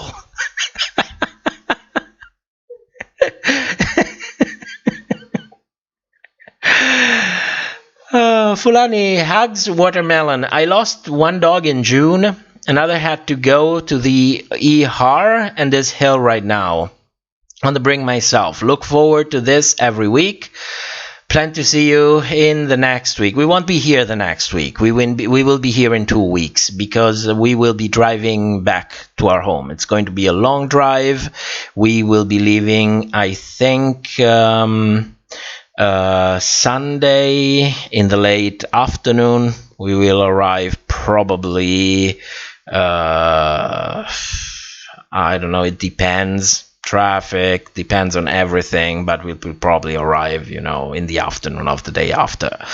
So there is absolutely no time to make a live stream, and I couldn't even do it like on Monday night. I would be destroyed, so no. But maybe like on Tuesday or Wednesday. But the point is that if I have a weaker connection here, I have even a weaker connection at my parents-in-law, because we're going to be visiting them for 4 or 5 days before we actually go back to our own apartment. And we don't really have a good connection in there to live stream to begin with. It's even worse than here. So we won't be here next Sunday. But if you are, if you're missing us, what I can tell you is, why don't you join the Discord? Because on Thursday we have game night and we are all there. I am there. Fantasia is there. Drago is there. Sen is there. Amateur Season is there. The whole gang is there. So if you feel like you need a little bit of, not of entertainment. What's the word? I always forget words when it gets so late in the morning. If you feel alone, just come and join. It's stupid. It's, we keep each other company. It works. It's great. I'm having a ton of fun, even though it goes in here. It's like until 3, 4, 5 in the morning. But when I can, I always join. It's great fun. Fantasia had a ton of fun, actually, last time. So anyway, I wish your doggy the best. I wish your doggy the best. I can understand. With the dog, it's even more difficult. We always have had mice, and this last mice that we got really unlucky. It was terrible. So. And we've been with them 2 or 3 months. So, when you have a dog live for, depending on the dog, even 15, 20 years. So it's like kids. It's like having kids. So my best wishes. Owen. If I want to watch advertisement, I'll watch the Super Bowl, but Drag Race already made a challenge based on that. Shady. Johnny Boy Toy, we love the songs. Yes, if your ears can actually survive them. Fulani, I need my dog to get better. We all send our best wishes. Mr. C here. Loved your stream with Vilma. Would you even do a collaboration with Nina Bonina? I don't think Nina would ever do a collaboration with us. I mean, we are nobodies. We really are nobodies. But I would sure like it. I would sure like it. I think Nina is one of the few queens here on YouTube, I'm saying, that would actually usually I am the one that people have to tell him, tune it down a little bit, don't talk too much, or word it a little bit better, be careful. I think with Nina would actually be the opposite. But I don't think she would ever do something. We really are nobodies. But it would be amazing. I enjoyed very much having Vilma in here. I actually wanted to make that live stream into a video. actually wanted to make it into a video. That was the plan, and I still haven't found time to do it. But on a side note, I managed to finish the laminate floor for my parents. Actually took one day, did it with my father. It was real quality family time. I was destroyed the day after, but Fantasia, I used to shop at Aldi's every week, but after listening to me every Sunday at 5 p.m. on YouTube, I have now begun to shop on Lidl for the great prices and good quality products.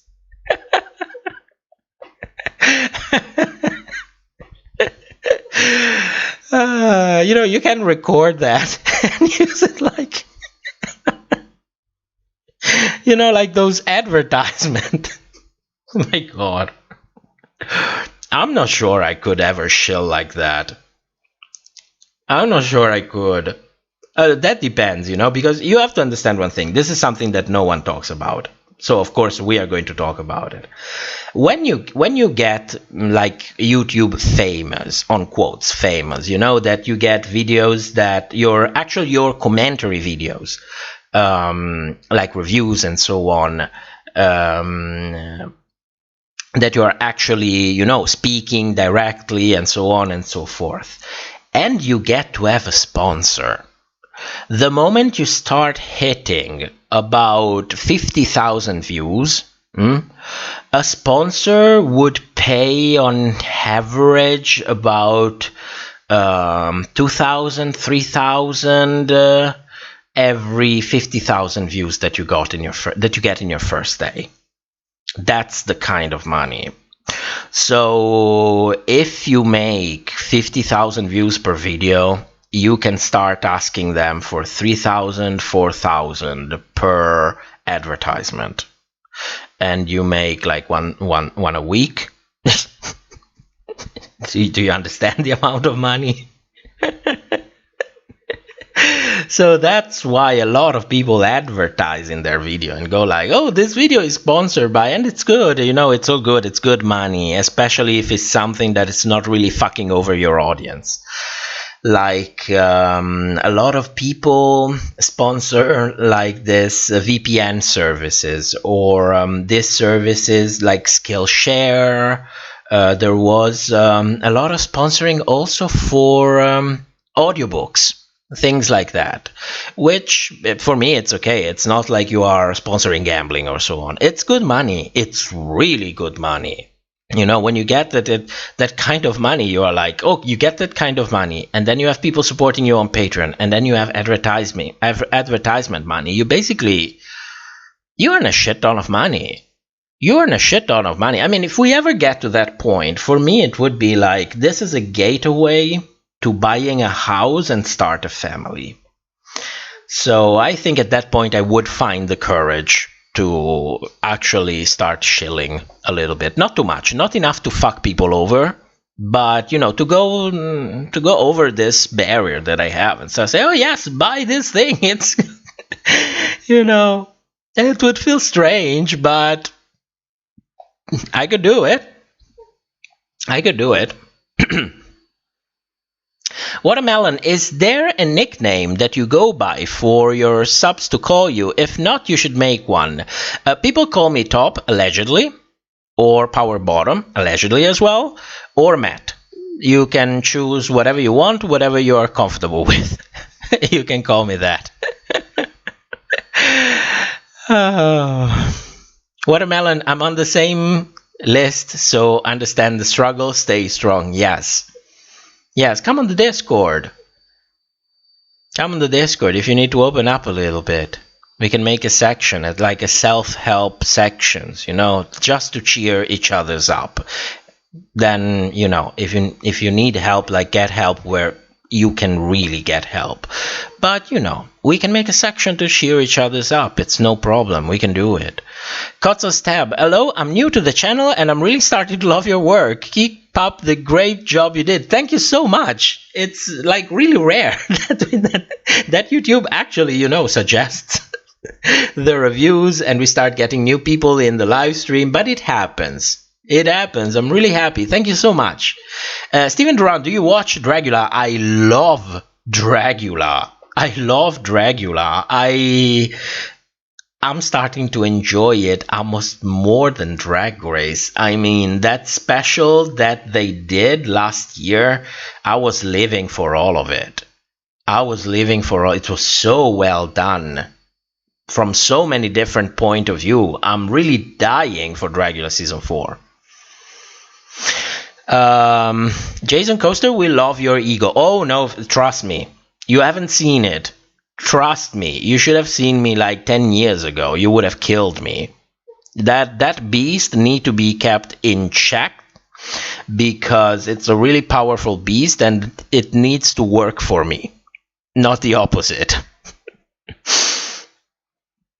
Chad Houston, I've always wondered in which city you live in. We don't live in a big city. It's not a small city, but it's not a metropolis either.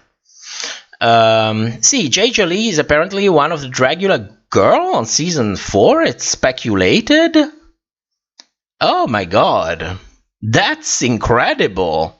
If it happens, that's incredible. I'm really curious to see what she would be serving. El Polito, I'm sorry, but Bianca Del Rio and child-friendly doesn't really sound right. Well, I know that Bianca can, sanitize her content, but then it's not Bianca Del Rio anymore, is it? Fulani, what time on Thursday?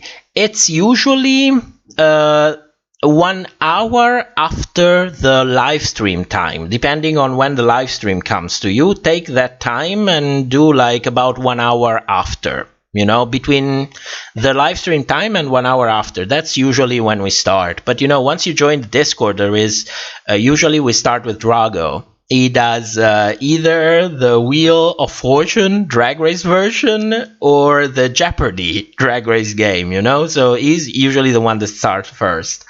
And he always tags at everyone. So you will get a message like, okay, I'm going in the live channel and we will start in about half an hour. But that's usually the time. Johnny Boy Toy, a little bit of love goes a long, long way. Also a little bit of land. Fantasia, look at you plugging stuff tonight because you reminded me. You reminded me to plug. I'm trying my best. See, Drag Tots could probably be good if they went for a Family Guy, Rick and Morty kind of vibe. Oh, yes. Yes. I would have lived for something like that. Like, completely offensive. And, completely offensive, completely politically incorrect. I would have lived for something like that. Sorry, my chat skipped a little bit. Where am I? Yuri, a little bit of frack goes a long, long way. A little bit of land goes a long, long way. If you believe that fracking is okay, of course. Fulani 1 was 16, Seiko is 14. What are we talking about here? I don't know. Steven Duran, Raid Show Legends. Emily Sparks, hello everyone. Hello Emily. Owen Travis, I am pretty tired. I'm gonna go to bed. See you in 2 weeks if YouTube doesn't unsub me again. Oh shit. Well, are you surprised? I'm not surprised in the slightest anymore. Everyone like, comment, and share. Thank you so much, Owen. See you in a couple of weeks. Fantasia, that was actually true. And don't forget the alien. Yes, we're starting to get into inside jokes. Not everyone is going to get them. Green Goddess, yes, Dragula, can't wait till they come back. Me too. I cannot wait. Because Dragula, it kind of still has that vibe that Drag Race used to have like in season 2, 3, 4, even season 5 and 6. It feels so authentic. It feels so much like they want to push boundaries. When I watch Drag Race today, it's mostly like the first thought that I have is they want to make money. And then they want to push boundaries. But when I watch Dragula, for me, it's more like they want to push boundaries and make money while they push boundaries, if you know what I mean. Rumarsh, do you watch Camp Wanakiki? It's on my watch list. List watch. It's on my watch list. My partner watches them, Mr. Invisible. He tells me it's great. A little bit too long, could be shorter, like 20 minutes episode, but he says it's great. It's on my watch list. When I finished reviewing All Star 6, if there is no more US seasons, I will officially go in review pause and start producing normal videos for the channel back again. There are some projects that I really wanted to make, and I kept saying, no, the reviews come first, because all the shit that goes on the show, we need to talk about those things as soon as possible and try to contain the damage as much as possible when it's actually more relevant to contain it. So I have a ton of projects that I put aside and that I'm hoping to catch on. But while I'm doing that, I actually want to go through my watch list. I would like to watch Drag Race Thailand. I would like to watch Camp Wanakiki. I would like to maybe finish Drag Race Canada Season 1, since, everyone says it was really good. I watched the first couple of episodes. It looked very good, in spite of all the critiques that everybody had. So I have a ton of stuff on my watch list, Ras. Yes. Fantasia Dragula Resurrection was shit. You didn't like it. You did. I loved it. And that hand segment when they killed the whole cast, that was genius. That was pure genius. The cinematography for that deserved an Oscar. Steven Duran, the raw meat extermination was so... but I loved it. Yeah, you have to have a little bit of strong stomach for some of the things that go on during Dragula. I get that. It's not for everyone. Owen Travis, I decided to stay. I'm just listening to this while I fall asleep. Yeah, you're not the first one that tells me your voice helps me to go to sleep. And I'm like, I'm thankful. Maybe, even amused? Is amused the right word? Proud. No, maybe even proud of it, Maybe I'm like, oh, that's unexpected. That's really unexpected. So, I take it as a compliment, but I'm like, I could never fall asleep, listening to me. Maybe because I am me. But I appreciate the compliment. Hang Wu, I hope I'm pronouncing that right. That explains why they're having the drag version of the Brady Bunch. They really push drag to be kid-friendly. Yeah, we've seen it happen. There is like a shift. They're trying to shift the market, because I completely understand it. I mean, look at Disney. You make a ton of money on the kids market because for one simple reason, you have the parents who cannot really say no to their kids. Can you buy me that toy? Can you subscribe to that streaming service? I want to watch that movie. Can we watch it together as a family? It's difficult. It's easier to tell yourself, I'm not buying that. I don't really need it. So I'm not buying it. It's more difficult to say to your kids, oh, you don't really need that. So I get it. It's a lucrative market, but you cannot leave Drag Race behind and everything that it represents for everyone so that you get this new market. Just do something else, Just do something else. I mean, World of Wonder is a big company today. They make a ton of different shows. They can do something that it's not necessarily Drag Race related, that it's geared toward educating the younger audience. Could be. Why not? El Polito, I try to watch Dragula, and when I see Landon eat spiders, I quit. Yeah, it's really not for everyone. I get it, Rome Marsh, it's good that even had a redacted situation on this recent season. I don't know what you really mean by that, but if we're talking about that situation, I think they did the best they could with the little time they had. But also take into account, this is something that I said already when we did the reviews for season 12. If there wasn't such a social media backlash with so many people coming forward and Redacted actually admitting to doing, to wrongdoing. There again, wrongdoing, nothing specific. You don't want to, give anyone proof if they decide to sue you. So admitting to wrongdoing of some kind, I think they would have just pretended like nothing happened, because that's usually what happens in business. But you don't create problem if you don't already have a problem to face. So I don't know. See, Camp Wanakiki is very easy watch, but it's still a bit too raw to really get interested in it. It could definitely be way more watchable if they made it more polished. It's very amateur. But with a bigger budget, it could be way better. Yeah, for some people, this is something I think that comes with age. At least it came with age with me. When I was really young, it was way difficult to understand the value of a diamond in the rough. It was way more difficult. It's much more easier now. Like, for example, right now, I absolutely love Dragula. The first season aired on the Hey Queen channel. It was extremely low budget. They had this tiny, tiny rooms. I think they even filmed it in a club.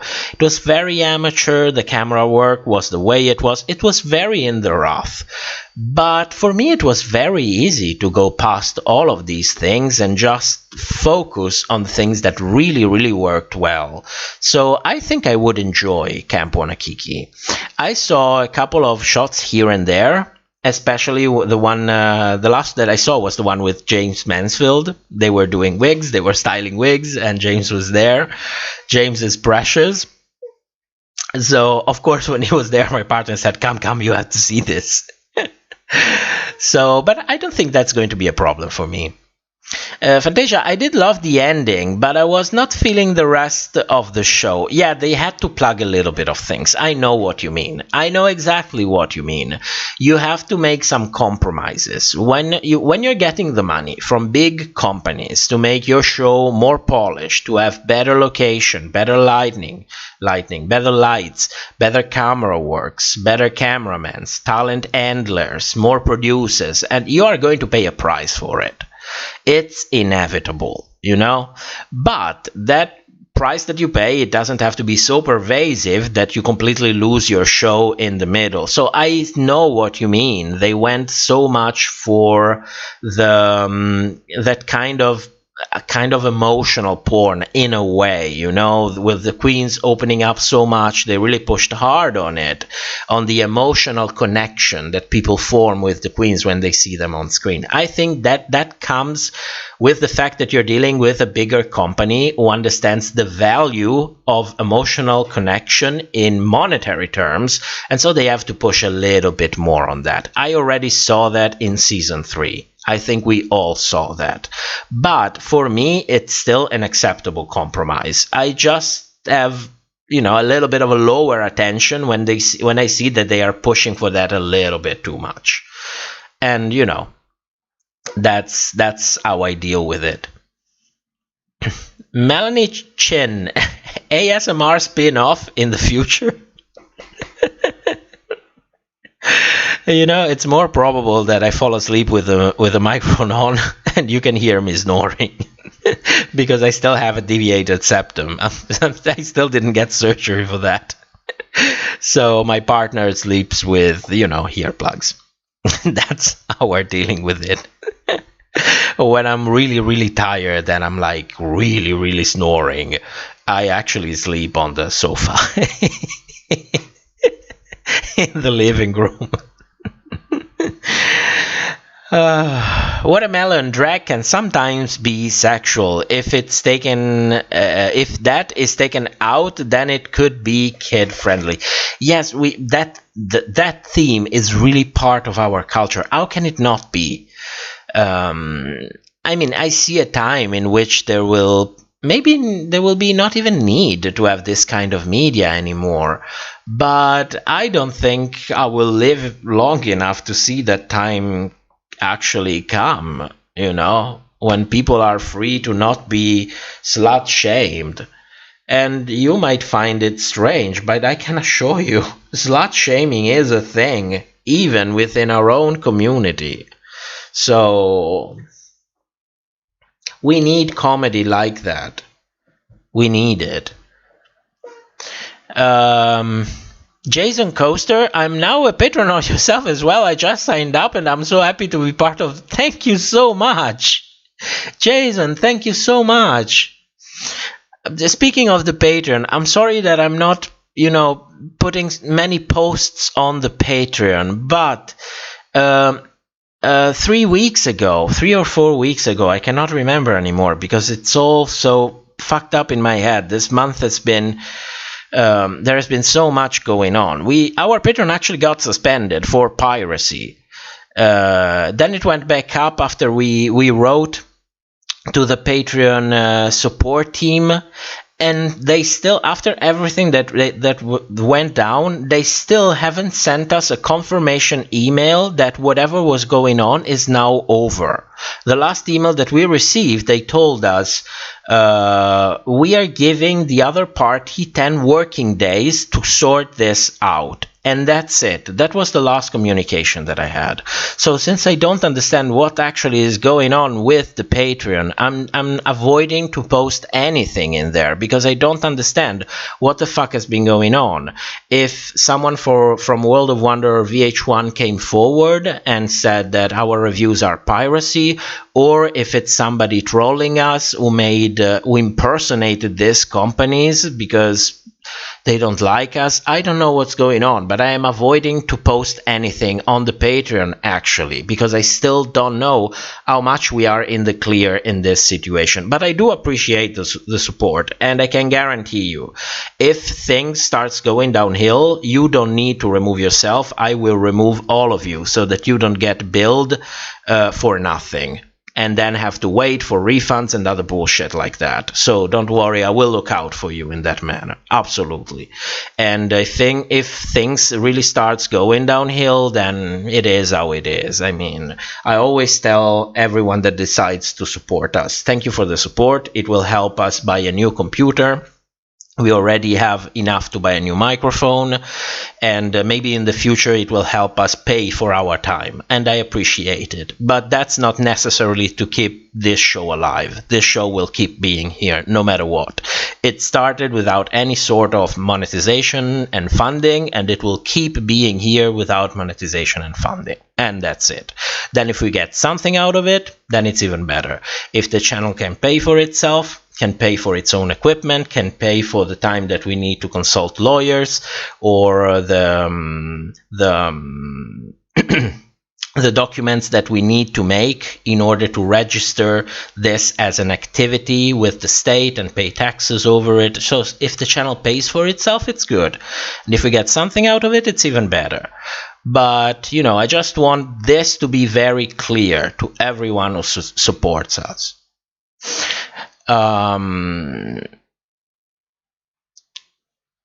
C says, more polish doesn't mean sanitize it or make it less authentic. Just better filming and bigger budget would help that, I think. It kind of feels bootleg, which does have its charm. Yes, I agree. It does have its charm, but I also understand the polish, especially because of what my partner told me. You need to have like a producer's back there who says, okay, let's edit this in a way that it's effective, in a way that it flows, because sometimes, editing really is a thing. On this channel, we always talk about edit when it comes to shading queens, but when the edit is done very well, like it happened in episode 3, for example, I talked a lot about how effectively the edit can be used in order to bring value to the episode. So that is something that absolutely makes sense to me. Rebecca, watching you for a few months now, thank you for your hard work. I thought I was good at spotting edits, but I fell for so many tricks. It's eye-opening to see episodes broken down like this. Thank you so much. Thank you so much.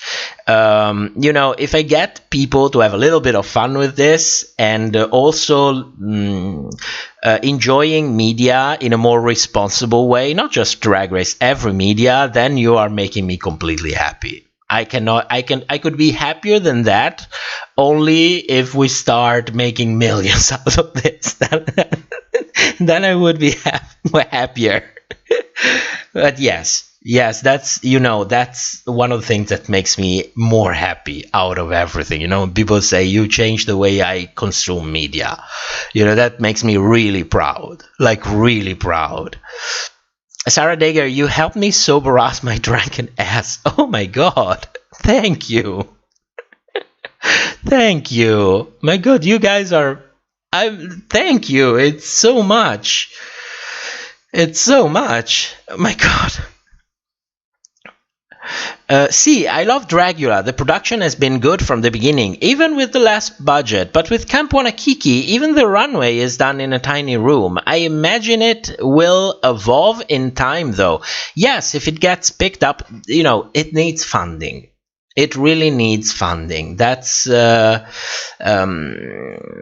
because, in order to make a show, you need to have many different kind of talents, all willing to work basically for almost nothing, all need to work together basically for almost nothing, because you start a project and say, okay, let's see if this can go, let's give this thing an opportunity, let's try to make something special, and maybe tomorrow we can all get to pay our bills with it. And it takes a lot of time and a lot of effort, and if it's one person, then it's one thing, but if you have to work with so many different talents all together in concert, then it starts to become really difficult also to find these talents in the first place, or good editors, good producers, or people willing to give you a location for filming. It's not that easy. It's really, I understand the struggle, and it's not that easy. But I think with more funding, that from what I've seen, which is not much, but from what I've seen, I think it has great potential. Rome Marsh, the best part of Camp Wanakiki is that they stay in character, so you get more of a sense of their drag persona. Yes, that was the same feeling that I got, yes. And continues, the way Drag Race pimps itself out, you would think they were going broke. Yeah, one harsh truth of life for me was finding out that the people more hungry for money usually are the people who already have money. That's not a commandment or whatever. It's just some statistic based on my personal experience. That's what I'm sorry if it rubs some people the wrong way. I'm just telling you what I have seen in my experience.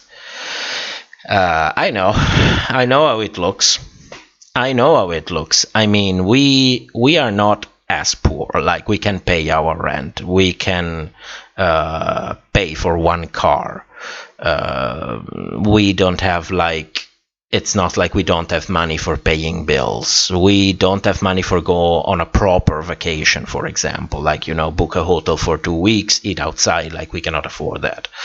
But it's not like I'm whoring myself around to get as much as I possibly can, But I see people who already have a ton of money actually do it. And I see it a lot of time. It's like money corrupts. The more you have, the more you want. So this is something that in a way scares me. If one way we will really start making big money on this channel, something that I find myself thinking about it over and over again to keep myself in that set of mind. I don't want to become like that. And honestly, I hope that if it ever happens, I think this is something that I told Fantasia I think last year. If I ever do things like that, please call me out. Please tell me. Let me know. Because power corrupts, money corrupts. It happens. It really happens. Everyone has a price. Everyone has a limit. So, Where am I? See, one of the things that I dislike about Drag Race is how some of the fans start coming for the looks or personality of the contestants out of drag that they don't like. It's drag, people shouldn't judge. I get what you mean. I completely get what you mean. I think, and I know how ironic this sounds, I know it. I'm putting it in the premise. I think it's a poor choice of words. What do I mean by that? Then, of course, you go on a TV show, on a very famous TV show. So, of course, people are going to have opinions on the way you perform, on the way that you look. It's part of being in the game. It's part of the a public persona kind of game. But I think what you mean is when people start fixating on specific things and use them as a way to define your whole body of work as an artist or as a person. Correct me if I'm wrong. And with that, I completely agree. People always take it a little bit too far because they think, oh, it's just a show, it's just media. They don't realize the people behind it. You know, this is reality TV. These are not actors. These are common people like you and me, who from a moment to another gets 50, 60, 100,000 people, all with their own opinions or with different sensibilities and sensitivities coming to their page, all with something to say, all wanting an answer.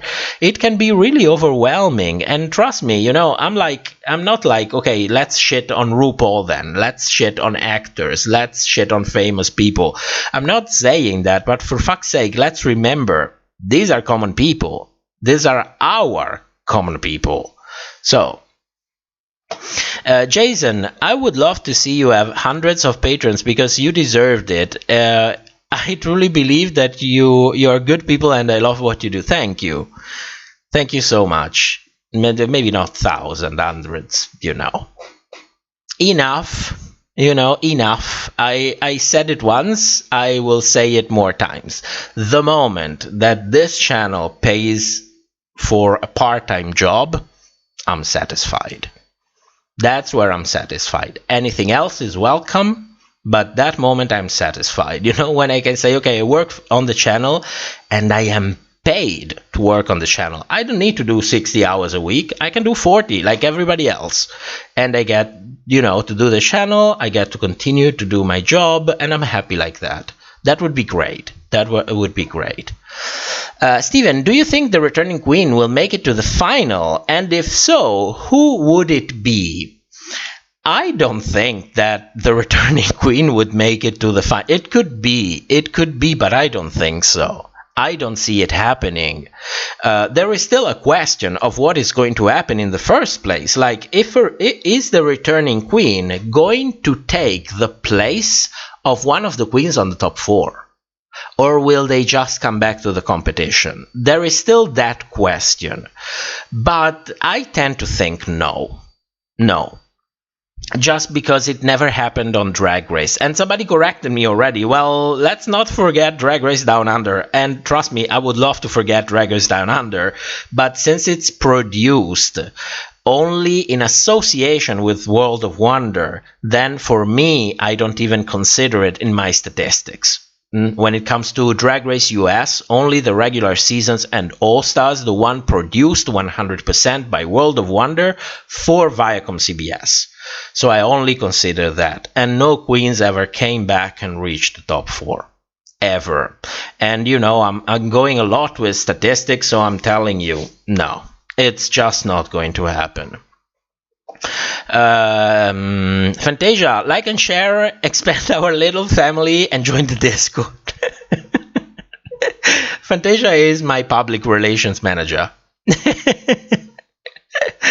See, they say rich people can also be the tightest when it comes to spending too. Yes. Yes. Watermelon, true, the fandom could be really mean sometimes. People are way too judgmental. Yes, especially on the internet.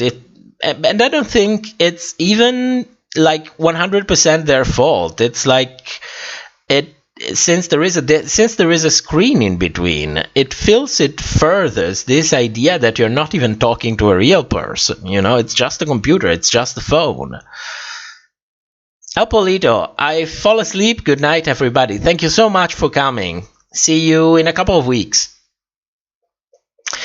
Fulani fell asleep. Up again.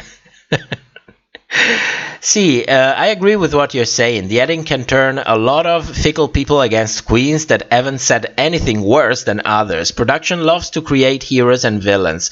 Yes, because those are the ones that polarize the audience the most. And a polarized audience is a vocal audience, and today clout means money. So if a lot of people talk about you on the internet, that automatically translates to money from advertisers.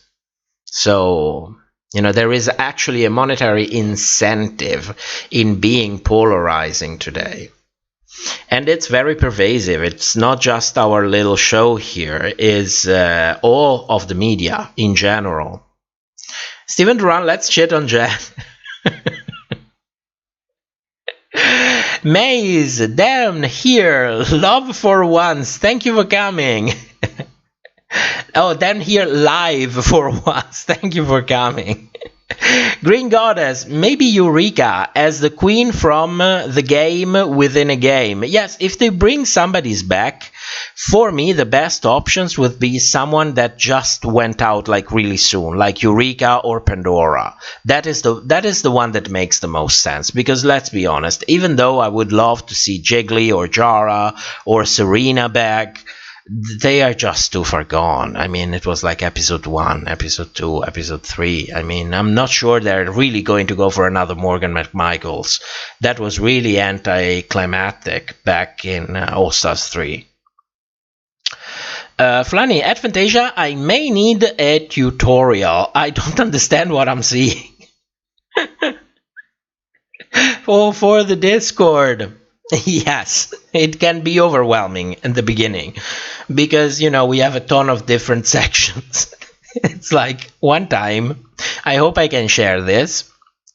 I was talking with Fantasia, and she told me, you know, because this is Fantasia's Discord, let's not forget about it. She's the owner. And she told me, you know, when people say something about it, I make them a new section and then tell them go there. And after, you know, 1 month, 2 months, 6 months, we end up with like 30 sections. So yes, it can be a little bit overwhelming in the beginning, especially if you don't know Discord. But trust me, it's easy. You just have to get used to it, or ask for help if you need it. Fantasia, after this sponsorship with Lidl, we're gonna blow up with cans of energy drinks. Can you imagine? Can you imagine if they say, yes, we will send you 100 cans per month? It would be amazing.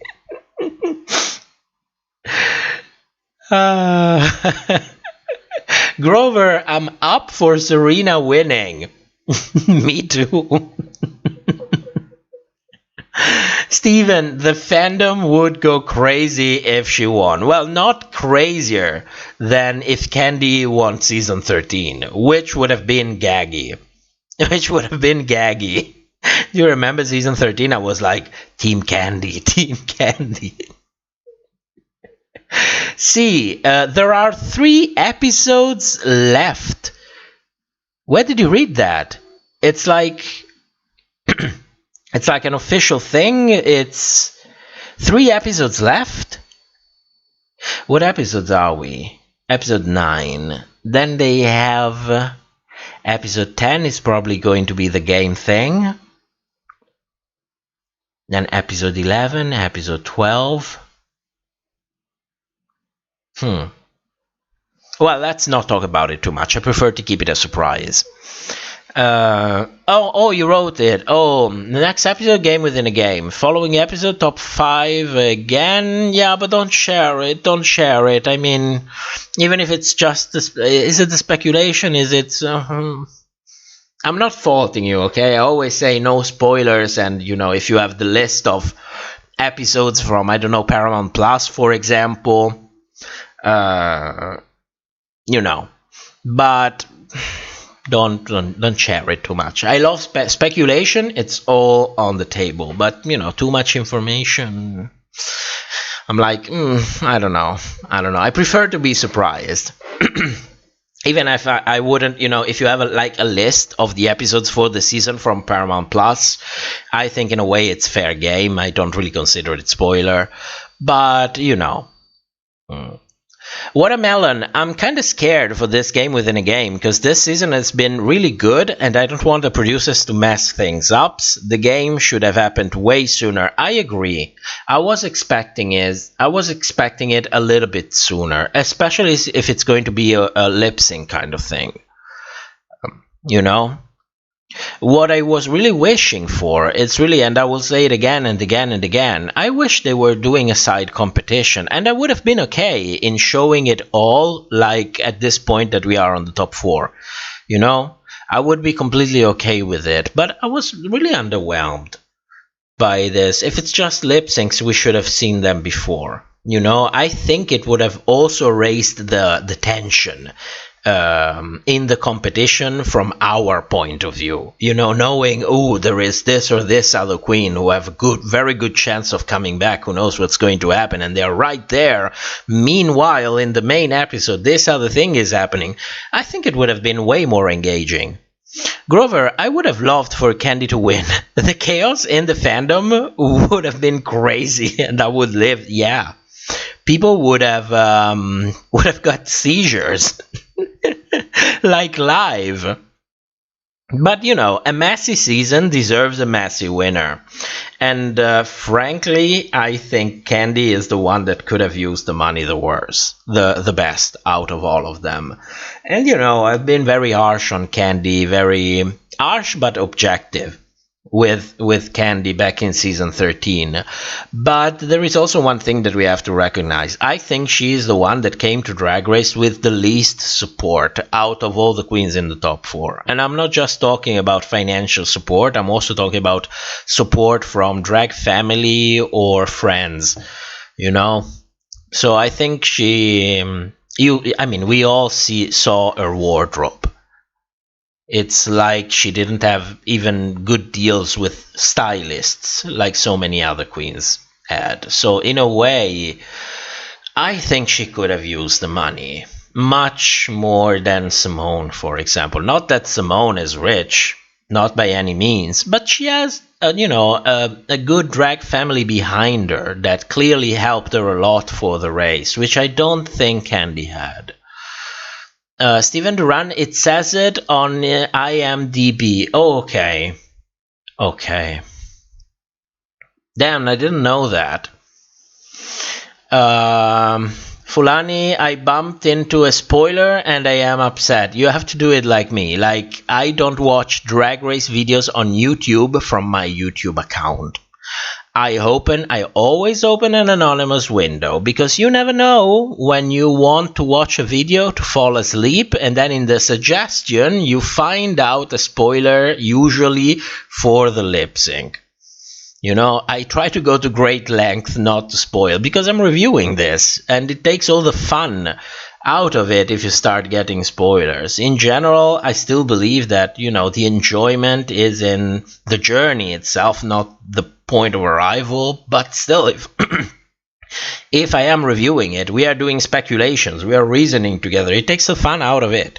That's as simple as that.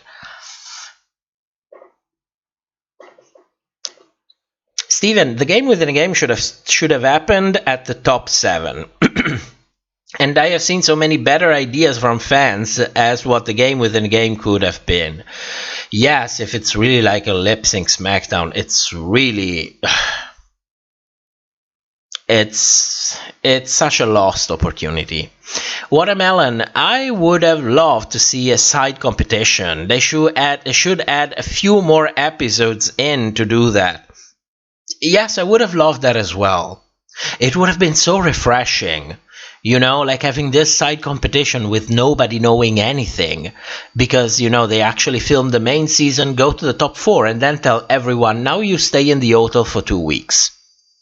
You know, you don't even need to give them a reason. They shouldn't even know that there is a game within a game. They shouldn't have told them to begin with, you know? And then they say, I don't know, they can make something up and say, oh, we have a problem with checks because of everything that was going on, the pandemic and so on and so forth, and close them there for 2 weeks and then film everything else.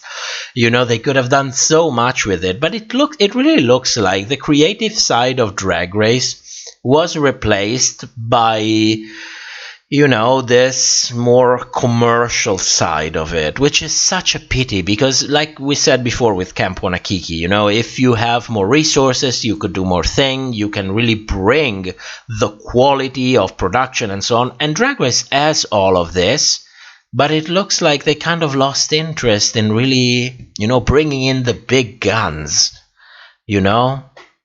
It's more like it's a business. And in business, if it works, you don't change it. That's how business goes. That's just, you know, that's it. That's it. If it works, you don't change it. You change it if it stops working. So if we want it to change for the better, we need to make them understand some things are not working. That's also one of the reasons why I didn't really review the challenge for this episode. And going forward, if they continue to pass advertisement as entertainment, I'm not going to review it.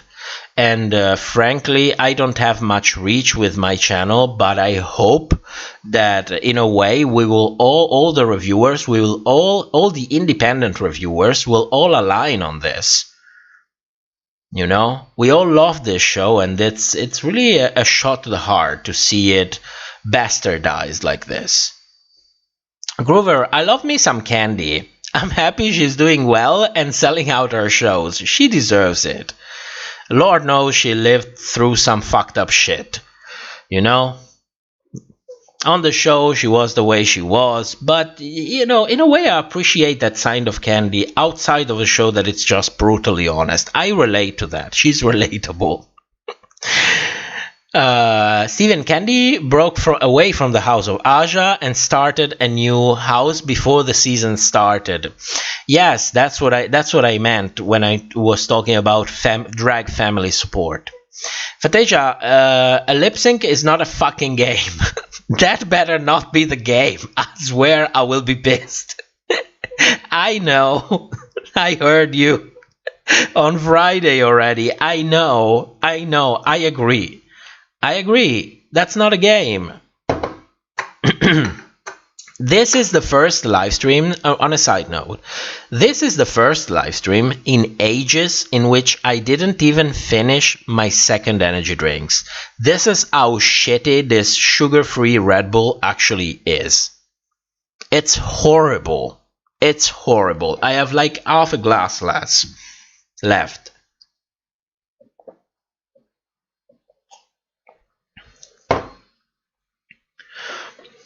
Fulani, this is all the truth. It's depressing. All for the mighty dollar and not for the love of the heart. You know, I get that sometimes people might misunderstand me a little bit as if I am against making money or against capitalism and so on and so forth. If you make money, that is great for you. That is great for you.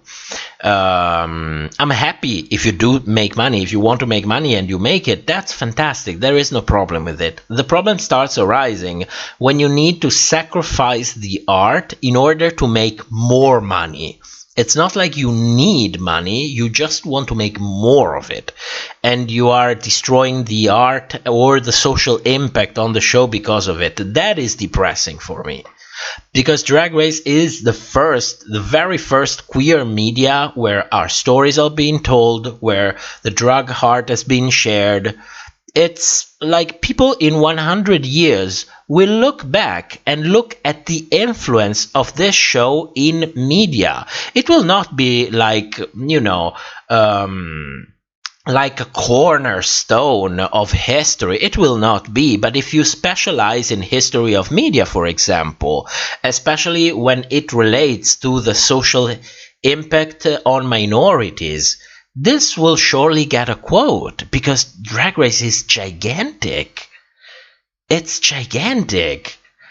So, it's sad. Yes, I completely agree. It's sad. That's why I'm so hard on my reviews. I want to see this show succeed, reach its potential, but it looks like World of Wonder is happy just making money.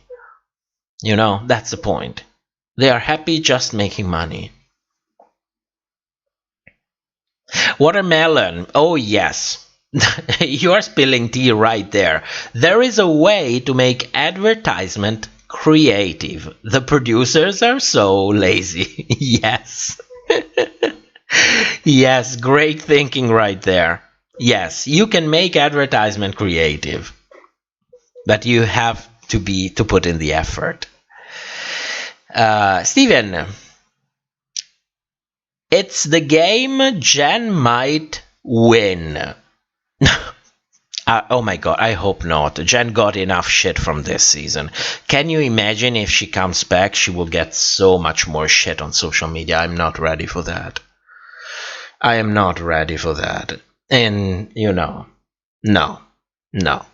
Fantasia, I would have liked the challenge better if they had drawn them cartoon characters to talk, kind of like season 9. What do you mean by that? Cartoon characters like season 9. I remember season 9 they had that mini challenge with, it was a queen that called herself Aquaria, and Aquaria was not pleased. I remember that. I don't know. See, I'm off to bed now. See you all after the game within a game. Thank you so much for coming. See you in a couple of weeks. Steven, Jara might win the game within a game. She might, but if she does, I'm not sure people will really be happy. Can you imagine if Jara comes back and takes the place of Kylie, or Raja, or even Ginger? My God. Production would thrive on the publicity that would come from it, without any doubt. I don't want to think about that. Fantasia, we finally get the reveal, and then we have to wait for 2 weeks to call shade. Yeah, I'm sorry. I'm really sorry. But on the bright side, if you remember last year, I went on complete pause for August. Yes, granted, I also had surgery, but I could have found 1 week to make one live stream in the whole of August, and I didn't do it also because of the connection. So on the bright side, it's August and we're still here.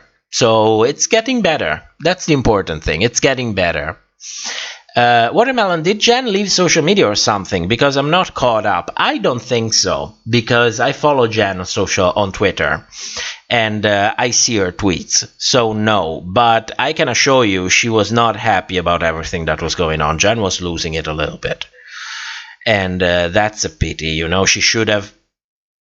I don't want to put this on Jen, but also I think that when you go on Drag Race or when you go on any kind of reality TV show, you need to have certain things in check. Especially your social media and the way you are going to handle it. You need to have a very precise plan and possibly already people that you can go to for professional advice on how to manage all of that. And it looks to me like Jen didn't have this. I don't think many queens actually have that. And they should have it. I mean...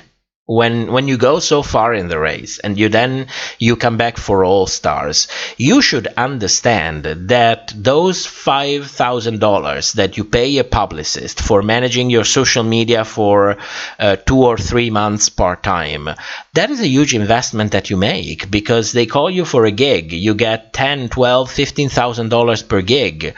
I mean, what the fuck are we talking about? This is business. You need to invest money to make money. And if your job is being a queen in this day and age, you need to invest in social media management. What are we talking about? You know what I mean? Melanie, the Princesses Challenge, yes. Yes, with the psychics, yes. Steven, oh my god, Fantasia, Princess Banana Lady. Watermelon, I want Jara back so bad. I really want Pandora back so bad. I want a lot of them back so bad. You know, I still wish that they would change the format of All Stars. These are all legendary queens. I don't think the elimination... this is something that I said, I think, already back in All Stars 5, back last year. I think they should change the format a little bit, because it doesn't really make sense to eliminate All Stars. You know, there are queens that I would have loved to see more of. Serena. I would have loved to see more of Jiggly. You know, these are queens that didn't really have a chance to properly shine in the first place and had a lot to prove coming back. And they were simply gone too soon. I mean, look back at All Stars 5, for example. Wouldn't you have loved to see more of Derek, for example? Wouldn't you have loved to see more of Angina? It doesn't really make sense to have an elimination thing going on for All Stars. They need to go for some other way, like make themed challenges for different episodes, have like a point system, because these are All Stars. People want to see them. People will tune in to see that specific queen over and over and over again. If you eliminate her, you're losing audience. This is All Stars. For a regular season, it completely makes sense. But for All Stars, it doesn't. And I will repeat it over and over and over again. You are a business. You want to make money. Don't eliminate All Stars. Because you're losing audience. I don't get it. I don't get it.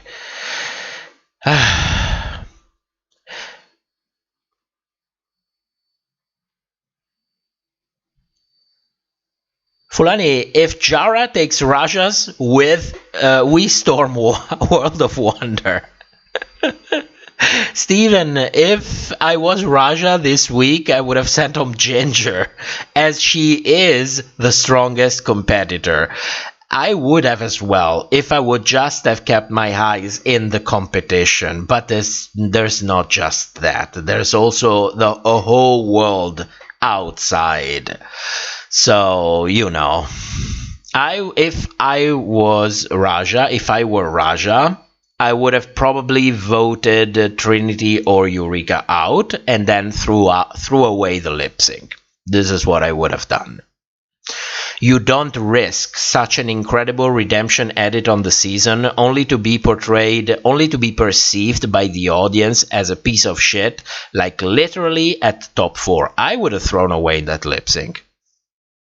Clearly. Grover, Jen said we will see her very soon. Oh shit. Jen seems kinda happy considering what the edit did to her. She isn't really on social media. She had kind of a meltdown. Not a proper meltdown, you know what I mean. But she kind of went a little bit crazy on social media. You could see that it was getting to her. You could see that it was getting to her. And of course, you know what happens on social media. You always have this very loud minority who can say the worst shit. And the problem is, even though they are a minority, they are fucking loud. That's the problem. Steven, Jen unfortunately just went too early. She should have waited maybe 1 or 2 years before going back. I agree with that. I think I said it before already. I agree with it. Because it's not just a matter of evolution of your drag. It's also evolution of you as a person. Like growing up, starting to see things a different way, getting different perspectives. And also as a professional, understanding other styles, trying new things. I think it's always good if you get to come back and actually show something that makes an impression. Like Eureka's personality, for example. I was really, really impressed by it. And I'm not just talking because, you know, I keep saying, yes, she's a sex magnet. That's a joke. You know, that's a joke that I make all of it. I mean, I really think it. But I'm mostly joking about it. The thing that I'm really impressed is the step forward that she made, like, as a person, like, outside of the show and inside the show. I was really impressed. I'm perfectly okay with being wrong. Like 90% of the time is this is what I'm getting back. It's no problem. I don't care about it. Family Funny, if you're not fond of sugar-free Red Bull, may I suggest you try the new Bubbly Bounce. Bubbly Bounce sparkling water. From the finale episode of season 13. They sponsored the drive-in, didn't they? Bubbly Bounce. Good God. Nightmare, I would live if Jara returned that way, but yeah, probably huge backlash, so probably not going to happen. Maybe Ginger or Trinity K. Bonet. Yeah, can you imagine the backlash? You get to come back to the competition, but on the other hand, people will hate you because you threw out somebody else. My God, this is crazy. This is crazy. Nightmare, yes, please give Pandora a moment to really shine. Yes, it doesn't have to be anything major. One moment, please. Please. I mean, I get it. A lot of people tuned in only recently. They maybe even have no idea who Pandora is. And they say, oh, she's underwhelming. A drag is old. Whatever it is. Yes, but I fell in love. She was like one of the very first queens I fell in love with in the first season I've ever seen of Drag Race.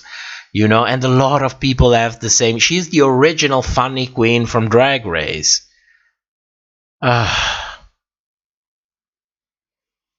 Fantasia, send that box back home. You mean bring that box back home. Jerry Moore, I don't understand why it's taboo to vote for the strongest competitors out. That is the smarter thing to do, just objectively. That is a problem, you know, that is something that really came out since the very beginning of the change of format. And it was clear to everyone back in All Stars 3 when people said out loud, I think it was Aja, and they said out loud, nobody wanted to vote Trixie out because they were afraid of social media backlash. And you have to understand, the moment social media backlash can bankrupt you, that's why they don't do shit like that. Not many queens would go as far as do something like that. That's why everyone was so gagged when when Naomi kicked out Manila to the point where it became an idiom to Manila someone. It's like getting Candy Hoed on the show, you know? That's why it was so gaggy. I agree, it would make it extremely more entertaining, but the problem is that the vast majority of people are a bunch of idiots, and I don't want queens to not be able to pay their rent anymore just because I need to be entertained and gagged on the show. I will gladly pass on it, you know, until we reach a point in which people would understand. But it would be so easier if the show would educate them a little bit, like the tiniest bit. And, you know, we could have a very entertaining show, like the best it could possibly be. Grover, the fact that we got robbed from Derek in All Stars 5 is a hate crime. I agree. Can you imagine? I mean, not even an episode, and I was already getting all the life from it. And they eliminated Derek. I think it was the review from All Stars episode, from All Stars 5 episode 2, when I went on a rant saying, oh, they should do All Stars with, you know, with points, don't eliminate anyone, it's stupid, it's no business. My God. You know, maybe there are things that are missing in my reasoning, but to me, it's really a bad business practice to eliminate queens on All Stars. You're losing audience. I mean, what if I tuned in only to see Jara, for example, or Pandora Box? The moment they got out, I tune out. Also, the quality of the show has gone down on All Stars on average. It's still good, but it's slowly going down. So, you know, they tune out. What's the point of it? These are All Stars. I don't get it. I don't get it. Fantasia, Jerry, it's very smart, but people may hate you for it. Yes. Yes. Steven, Pandora is the almighty box. She is. I love Pandora. I understand. Her drag is different. She has a different attitude. She's not like, this young, quick queens that we have today. I get it. She doesn't appeal to anyone. But she doesn't need to. She appeals to me. I'm happy with that. Jason, yes, I totally agree. Stop eliminating the All-Stars. Yes. Stop eliminating the fucking All-Stars. Fantasia, people got mad at Naomi for taking out Manila, but they didn't care that Monet would have done it as well. Yeah, I was gagged for All-Stars 4. I wanted to make a video about all of that, and talking about some interesting things that nobody has yet talked about. When I have time, when I finished with the shop for this year, I promise you I'll try to get that video out as well. Oh no, do you see, I keep forgetting. Don't promise anything. It looks like you're teasing and then you cannot deliver and people get pissed. Sorry. I take it back.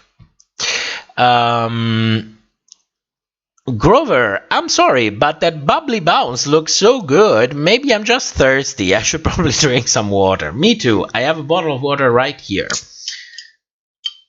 I have a bottle of sparkling water right here.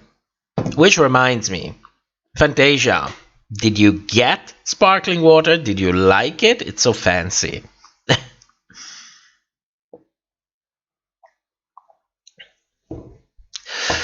Fantasia, who do you think will really make a comeback into the competition if that's the setup? It would make a ton of sense if they would bring back Eureka. She had an incredible edit all over. She had she had a Raja level of good editing. I don't think they're going to bring back Pandora. I would live for it, but I just don't think it's ever going to happen. Jen, I hope they never get to bring her back, because it's not going to be good.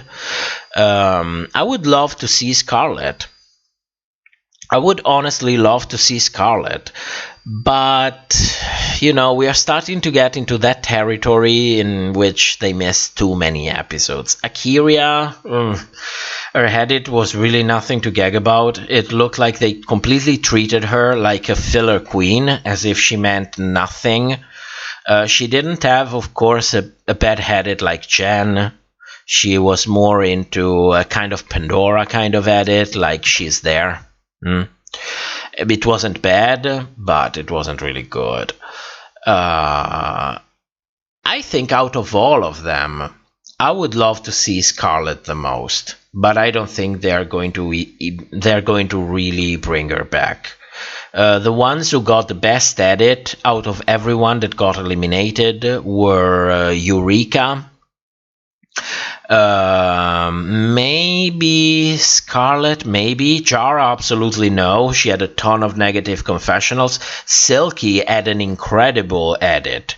The episode that she was sent home, I actually broke through all of the edit step by step to show exactly how good the story was made. So we have Eureka, Scarlett, Silky, probably out of all of them, Silky the most, because she really had this incredible redemption edit, but I don't think it would be good for Silky because, everything that happened on social media, the way she, the fact that she named a ton of queens who faced backlash because of the way things were worded, the way things were omitted. So people will not be happy about that. I can tell you. Silky should be really happy with the edit that she got and hope that she doesn't come back. But if we're going by most likely, I would say Eureka, Scarlett, and Silky. These are the most likely ones for me, based on the edit alone. Based on my personal taste, I would love Pandora. I will continue to say it. I would love Pandora. Jerry Moore, Akira C. Davenport. Grover, in the future when I'm like 40, people will ask me who RuPaul is, and that feels weird. Green Goddess, thanks for the live stream. Gotta finish Sunday grocery shopping and meal prep for the week. Thank you so much for coming. Watermelon, imagine if fans could vote for each queens to get eliminated. That would be amazing. That would also be very, very difficult, because in this day and age, unless you find a way to verify each person's by their credit card or that document, that opens the door to incredible riggery. It's not difficult at all to rig all of these things. The only way that you can do it is by actually verifying who every person is. And I don't want World of Wonder to get my name and everything else. So in theory, it's incredible. I completely agree with it. In practice, it's very difficult to implement. Lysander, Jara wins the game within a game with her breastplate, knocking out her competitors. Oh yes, those titties are amazing. Steven, Pandora and they're talking about her mental health means a lot to me, as I do struggle with mental health and self-love. And Pandora speaks about it a lot. Yes, and she did it back in season 2 as well. She's very open about it. Very open, which is something that I appreciate.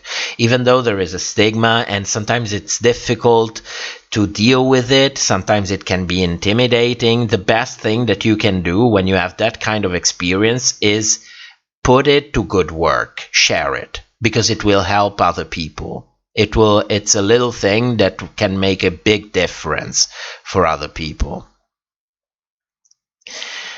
Jason, they really need to start thinking more about who the guest judge is going to be. I don't know, half the people they bring out, and they could be using some real LGBTQ icons instead of Beyonce's mom.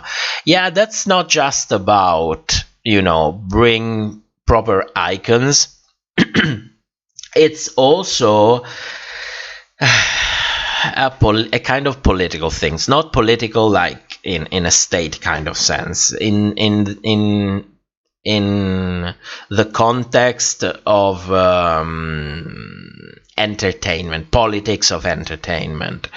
I don't think World of Wonder has the last word on the guest judges. I think that is something that they need to agree with the Viacom CBS corporation. That is something that they need to discuss, because there is always more behind it.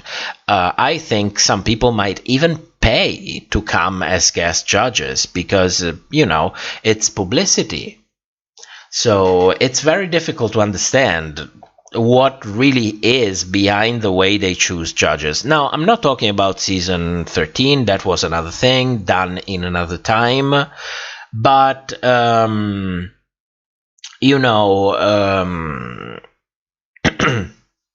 already in season 12 and All Stars 6, we are seeing some strange choices. But let me tell you something. In the very, very early seasons, and of course this is also due to the fact that I'm not American and I have only a very limited knowledge of your media culture, I didn't know who anyone was. And, I would use we had this thing when RuPaul would come in the workroom and say, okay, and today in the main stage, our extra special guest judge is... And I would see all the queen react like, ooh, wow, that's incredible. And I was like, I am so ignorant that I don't know who all of these people are. Look at the queens, the way they react to it. That was so naive. These people must be like incredibly famous and I have no idea who they are. And then I realized that they kind of had to do it. Some of these people were really not well known. But I recognize a ton of people from the more later seasons. Yeah. Groover, I think there should be a point system and the queens have to reach specific amounts of points to get to the top 6-5 and higher. And from that on, they eliminate until the top 4-3. whatever system they choose to decide, just don't. We can discuss about the kind of system, but just don't eliminate the all-stars. It makes no sense. You know, you don't need to bring 15 all-stars. Like, bring 10. That's more than enough. And then make 10 episodes and showcase all of them. You know, I know it's a little bit more work in the editing and producing room, but the rewards are more incredible because your audience is all there for all the 10 episodes. That's as simple as that. Daniel, I was actually kind of sad Jara went home so early. I love her and I thought she would make it far, considering she was top 4 on season 3. Yes, but her headed, I don't know if you followed the reviews before, her headed was really shit. She was not like in villain territory like Jen, but it was absolutely nothing to gag on. They were really pushing to make Jara look like that kind of crazy, insane queen who is not at all 100% there. Nora, every time I try to talk to someone I know who watches Drag Race about Derek, they seem to hate him. Finally, someone who understands why I was upset that he went home so soon. I think with Derek there is this thing that comes from his storyline from season 8, that he was just a Britney impersonator, and that's that, which he was, but he also stepped it up. You know, of course that's his main job. I mean, look at the guy. He always looked like Britney. Is, I think, the best Britney impersonator of our generation. No surgery, no nothing. It's just natural look. I mean, of course, when you have a safe gig that brings you a ton of money, and you do that, of course you specialize on that. But there is also more to it. And we could have had a great chance to see all of that and a ton of real drama, like real drama. Not manufactured bullshit, not editing bullshit. Real things that really happened in real life. And we missed all of that. Oh God. Oh God.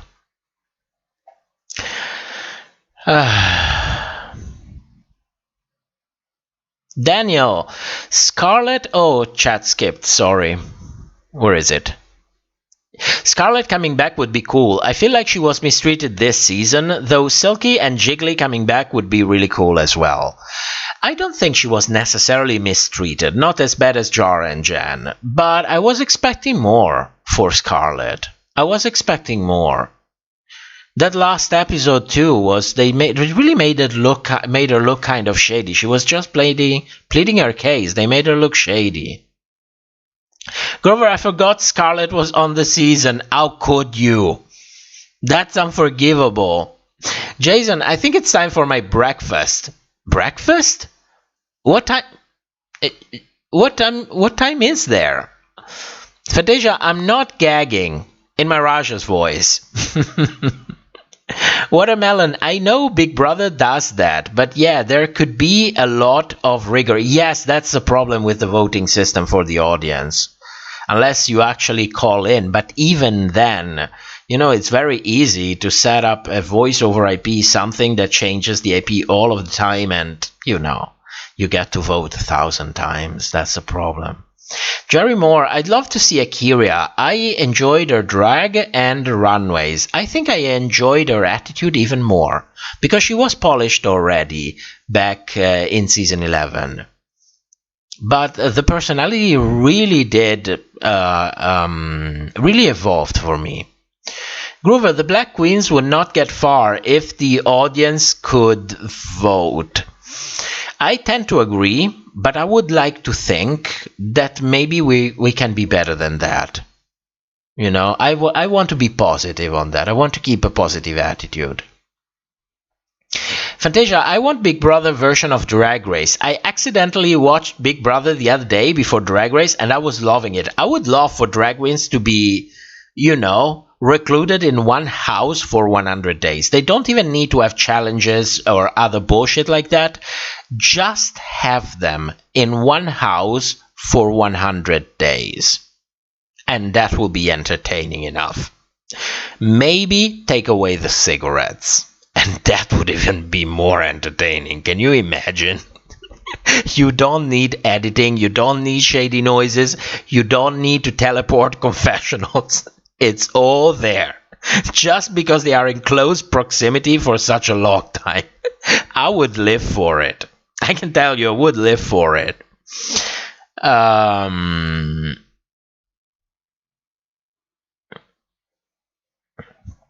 Steven, Fantasia, if this box has to lip sync for the life, they are ready to do something. That box smells like raspberries and mothballs. Oh my god. Steven, some of the queens say they don't even know who some of the guest judges are. Well, they don't really have to tell them. I don't see why it's relevant. They are competitors. Production can do whatever they want. I would be more surprised if they didn't know which songs they have to lip sync to and just find out 2 days before. That would surprise me more. Lysander, tonight's extra special judge is Frakisha Landon. It's a fracking rig. It's a fracking rig. Watermelon, if there's no elimination, I feel like it might get boring since there is no risk factor. Maybe no eliminations for the first half of the season. I understand what you say by that, because it feels like it takes all the stakes away. But that depends on how you organize the season, how you decide to dramatize what the stakes actually are. And when I say things like this, I always think about manga and anime, which can dramatize the most stupid and common things. And they do it to such a convincing level that you are drawn in a way that I'm like, oh shit, but we are talking about asking someone if he has an umbrella. How can you dramatize this? And it is. So I'm like, if you have the talent to back it up, you can dramatize and put stakes on everything. So I get what you mean, but there's also this. So I think it's very doable. I don't think World of Wonder right now has the talents to do that. They need to hire different people. Grover, this is fake, but someone said Jara would go home first and then Raja after they filmed the season. Yeah, people say the worst shit. People say the worst shit. Turns out they were wrong and they actually won the first 2 episodes. Jerry, I'd love that format. Daniel, I remember the spoiler saying Kyria went home second. I was so scared. I thought she would be a front runner. Yeah, I don't see the point of spoilers. I just don't see. I get that sometimes you're curious and so on, but then again, when I look back at some, what was it? The lip sync for the crown with Sasha versus Shay. Okay? I wasn't expecting anything. I was like, of course Shay's going to win. She got 4 wins. We are just coming back from season 8, where Bob was the only one with 3 wins, and of course he won. Now Shay has 4, of course he's going to win. No matter what happens, that's what's going to happen. And then that happened. And you have no... I was in shock. I didn't understand what the fuck was going on. And I think, can you imagine if I got spoiled that moment, that incredible moment, and I lost that just because maybe I was a little bit curious about, I don't want to run that risk. Those are things that don't happen often, but when they happen, they're fucking aggy. And I don't want to lose the opportunity. Grover, Watermelon, if it was the format that I suggested, the queens would get very stressed to reach the total score to get to the top 4. Stress is part of the game. And it's a good kind of stress. It's better than the stress of being portrayed as a villain. It's stress, it's healthy stress. Stress that comes from putting in the work. Franny, I'm not from the fandom voting. I'm recalling season 9 with Valentina. Oh yes, when they started calling it the... how did they call them? The Fan Favorite Award, not the Miss Congeniality Award. Franny, we're not better than that. Fat Queens and Queens of Color wouldn't fare well. Let me live my fantasy. Let me live my I know the harsh reality. But for tonight, let me just live my fantasy. Zahiri Sama. I'm happy that you're back on schedule. I live from across the globe, so I'm gonna rewatch the whole live stream as a morning therapy now. Thank you so much. Unfortunately, we will not be back next Sunday because we are traveling. But we will have a double episode, like a double stream. We will cover both episodes the week after, the Sunday after. Nora, they would go crazy in 5 days. In the house? Nightmare. Oh my god, one house, 100 days, no cigarettes. You want to kill each other. You want them to kill each other. I would probably leave that house like the first day. Either I would go full in Zen mode and reach Nirvana like on the 16th, 17th hour, or I would simply leave. I would simply leave. Lysander, two things. First, Jen would have been third out if the audience voted. Second, I love Derek ever since seeing her on season 8. I admire impersonators, plus it was my first season. Well, let's just say Derek was very green from...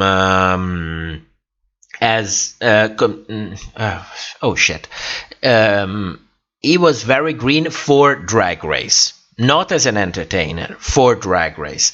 I will never forget those fucking eyebrows in season 8. I will never forget those. It was gaggy also. But he went a long way since season 8. And it's a pity that he didn't really get to show it on All Stars. Fantasia won what? Most likely to not get a return on anything else World of Wonder produces. Groover, I just got told the spoiler. Don't say anything. Please don't say anything. Anyone, please. Steven, Fantasia, the shade of it all. Watermelon, my fantasy season, you mean your Jantasy season, would be a season full of twists. Like there's a new twist every single episode. It would be confusing, but really fun. The problem, I like twists. The problem is to do them right and not do too many of them. Because shock value doesn't add... it doesn't make a show rewatchable. When I look back at the seasons of Drag Race that I love the most, that I'm most attached to, are the ones that every time you rewatch them, you see something a little bit more that you lost before. You know, you discover something else. You enjoy it. You get to enjoy it on many different levels. And when you just have shock value, you don't really have fun by rewatching it because there is nothing except the shock value and the twists. So I would never rewatch season 13, for example. Ever. But I can assure you I will rewatch every season 1 through 9 like multiple times. I think the season I watched the most was season 2, followed by season 6, and I think I rewatched them something like 6 or 7 times, both of them. And I still find things that really entertain me, and that I didn't notice before. They have a rewatchable value. Is that even a word? But you can rewatch them over and over and over again. And when you rely too much on twists and turns and shock value, you lose that. Nightmare, the spoilers do take the magic away. Sometimes production can make great TV moments. Yes, we are here to complain of all the times World of Wonder fuck it up. But we never remind everyone enough of the times in which they really do great TV.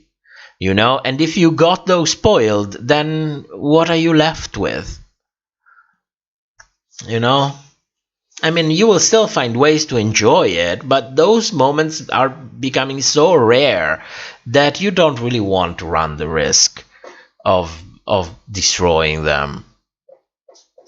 Lysander, I got spoiled in the season 13 finale. Rosé lip-synced with Charlie Ide's energy level, and Simone did a spaghetti reveal on the top of her wig.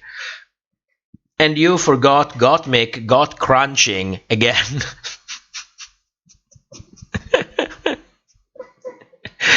Groover Horner, Charlie Ide's energy. Oh my god. Fantasia spaghetti reveal. Steven, feel the boxtasy. It sounds like a drug. Jason, it's now 11 a.m. Monday morning in Australia. Shit. 11 a.m.? So 11 a.m.? So you are like 7 hours and a half? 7 hours and a half? We are 7 hours and a half behind you. It's 3:30 in the morning here.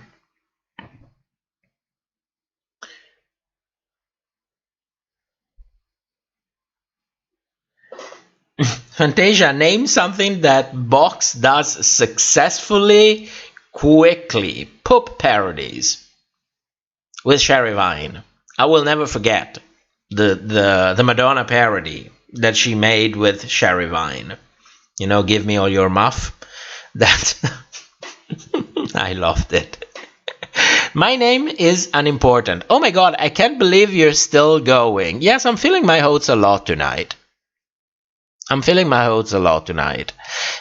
Gerbil, it's 9 p.m. here where I am.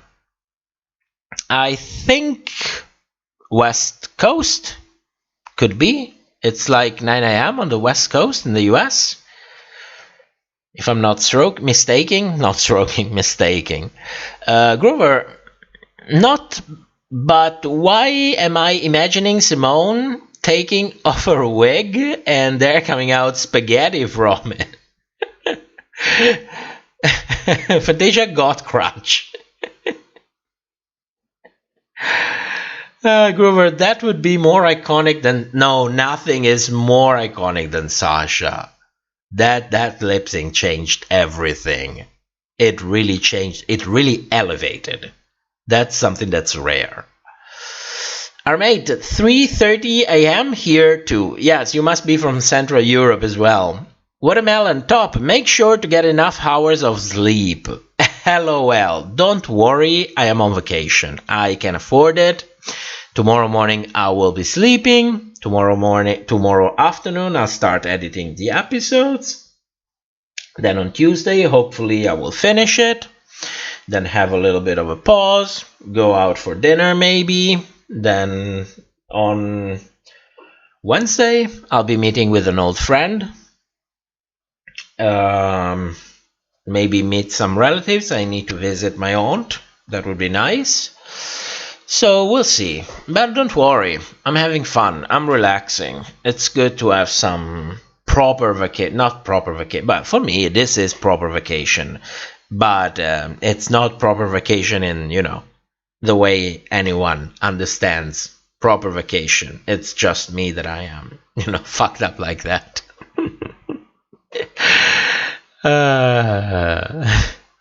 Steven, Carol Channing, Nightmare, allegedly, Jason, spoilers, shit me.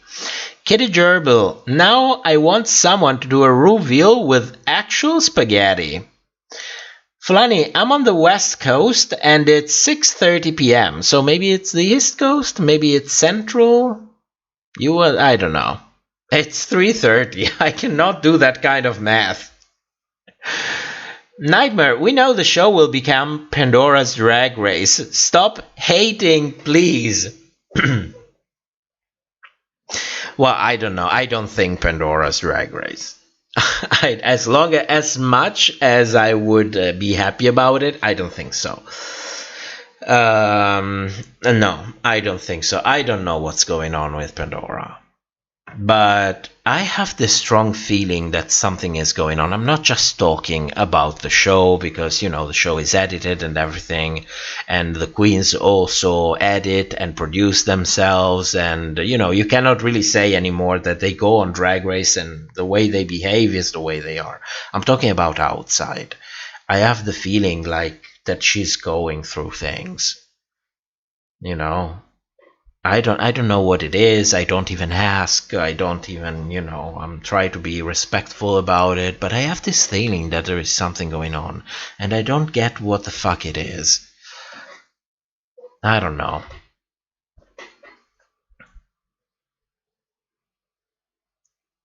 Nightmare, we know the show... Oh, I read this one. Fulani, people don't talk enough about how horrible Simone's lip sync reveal actually... Well, it wasn't horrible.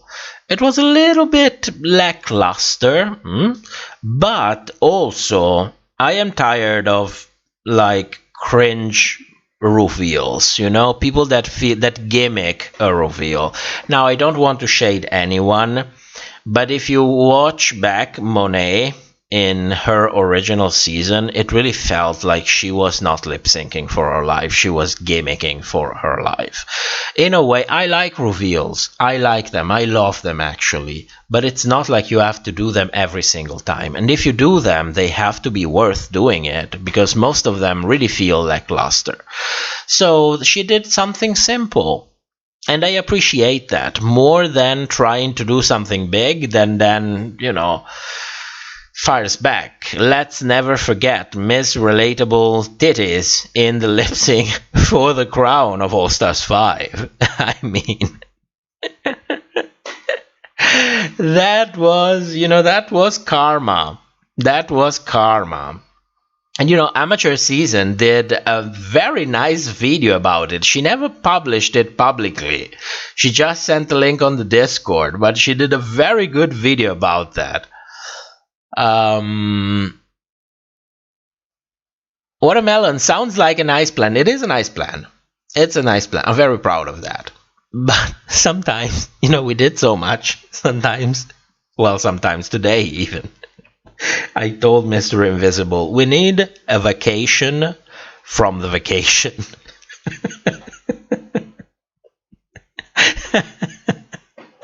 I know that he needs it.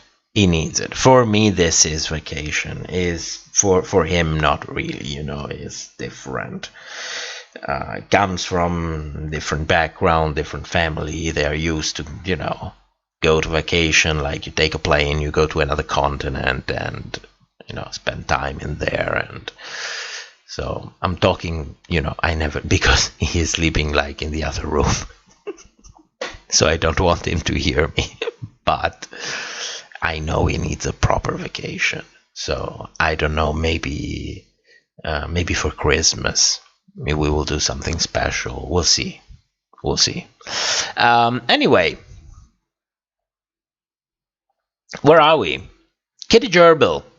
And then either it falls on the ground, or the queen just starts eating the spaghetti during... Oh, we're still talking about spaghetti reveal? You're making me hungry. Lysander, I remember some spoilers from season 13. Tina Burner fainted, so they had to call an ambulance, and Elliot got the flu and resurrected and crystallized as a glamazon ready for the runway. Because Trey didn't like the section. The section? The session. Kitty Gerbil, East Coast. Steven, this box is from Chicago. Steven, you're from Chicago? Because, I've been trying to cover... Last year, I made a video trying to cover the lawsuit that was going on against a ton of queens from Drag Race, including Shea, her boyfriend, Jake Yonsei, who was named in there, Kim Chi, Pearl. But the problem is that I would only get access to the online dockets of the public records. If I really wanted to see what was going on, I had to go there in person and actually pay to get those public records.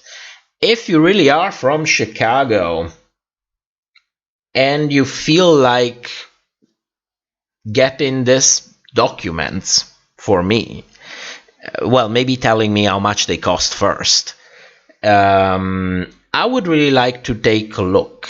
And I can somehow wire you back the money in a way that it's anonymous, like maybe gift cards or stuff like that, because you need to pay for these documents and you don't need to pay for us. But I don't know, think about it. Think about it. I'm just throwing it out there. Because that shit has been going on for like 18 months. And I would really like to understand what the fuck is happening. Because nobody is talking about it, not even the queens. And I would like to understand. I would really like to understand. Fulani, yes, oh goodness, that was karma. Yes, the failed Twitter reveal from Miss Relatable. It was. It was.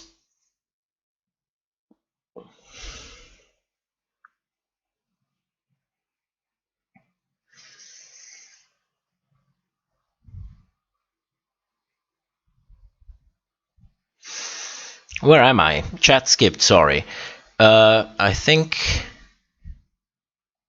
Oh, this I read. Where am I?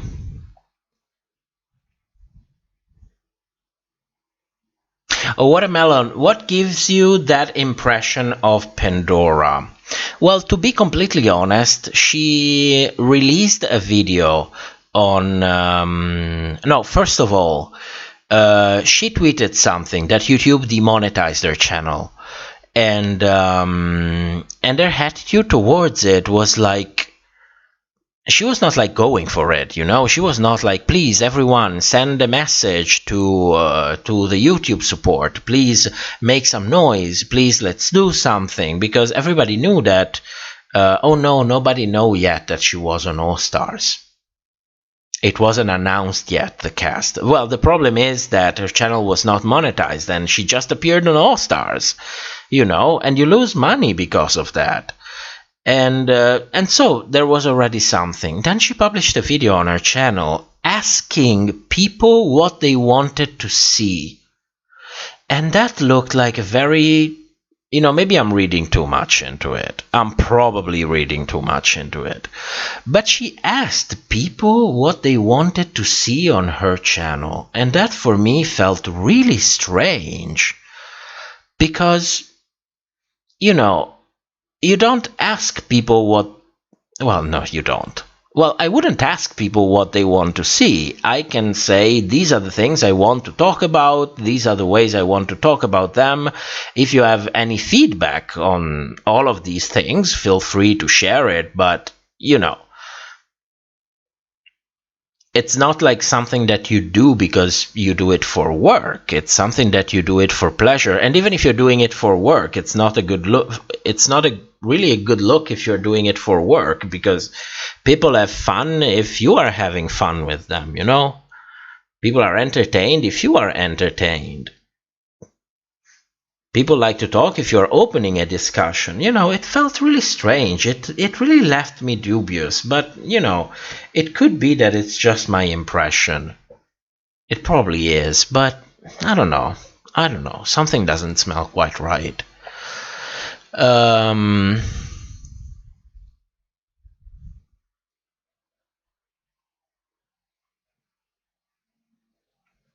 Kitty Gerbil, the lip sync with Aquaria at the end of her season was so chaotic. Just way too many reveals going on. Yes. Yes. It was exhausting. Nightmare, the favorite part about Jade Jada's lip sync in her room during the finale was that she didn't rely on reveals and shenanigans. She just performed and performed really well. They all did. Frankly, the season 12 finale, the one that the queens did in their room, for me was the most entertaining since season 9. It was just really a diamond in the rough. I really loved it. It was so refreshing. Lysander, Taylor Swift lip sync, song 22. I go from a blonde wig to a spaghetti red wig. That starts cooking itself to portray how you grow through the years till your attitude and you're bald.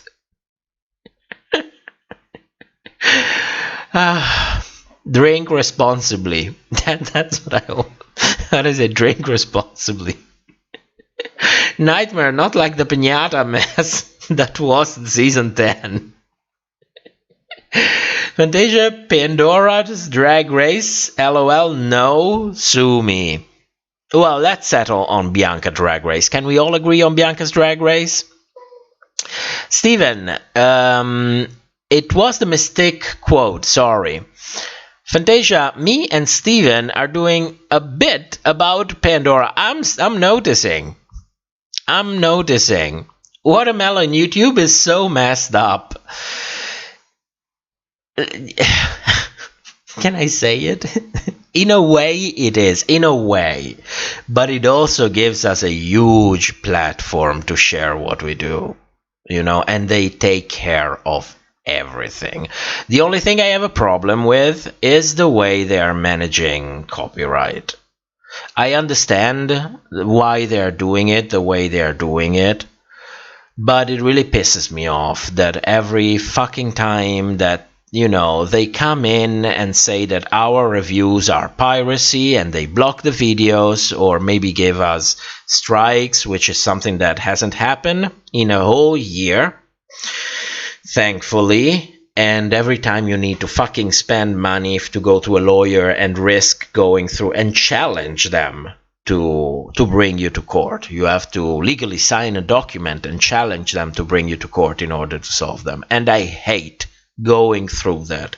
It's stressful, it's expensive, it gives Mr. Invisible a heart attack every single time that we go through that legal process, and I hate that YouTube makes us go through this, because it could really take 1 second for YouTube for saying, listen, this is not piracy, this is a review, these are images, this is normal, I will not allow you to do this because this is a clear abuse, point blank. And I'm not talking about videos with actual videos and minimal commentary, things that you could really say, well, yes, there is a case for fair use, but that's your business to make that case. I mean, the chop, there is like 2 seconds of videos to show you what I'm talking about. The rest is image and me talking about things, and I would like YouTube to fucking show up and say this is not piracy. You don't need to go through all of that and get 5 strokes every single time just to bring your videos back. It's annoying. It's demotivating. Well, I'm still thankful for the platform. It's not that I am not thankful, I am. It's just that sometimes they make it so difficult. Jason, I really hope Ginger wins for us in the Big Girl Beauty Brigade. Let's pray she doesn't trip over everything with her little legs. Well, I was shocked by her edit. I was really shocked. It was so much and out of the blue. So I still need to see one more episode to really see what the hell is going on with Ginger. But I can tell you my gut feeling is that she is done. She is done. It's just too much. They cannot not understand that giving her the specific edit that she got this episode will have a very specific impact on the fandom, considering the edit that she got on season 7 and All Stars 2. That had to be deliberate.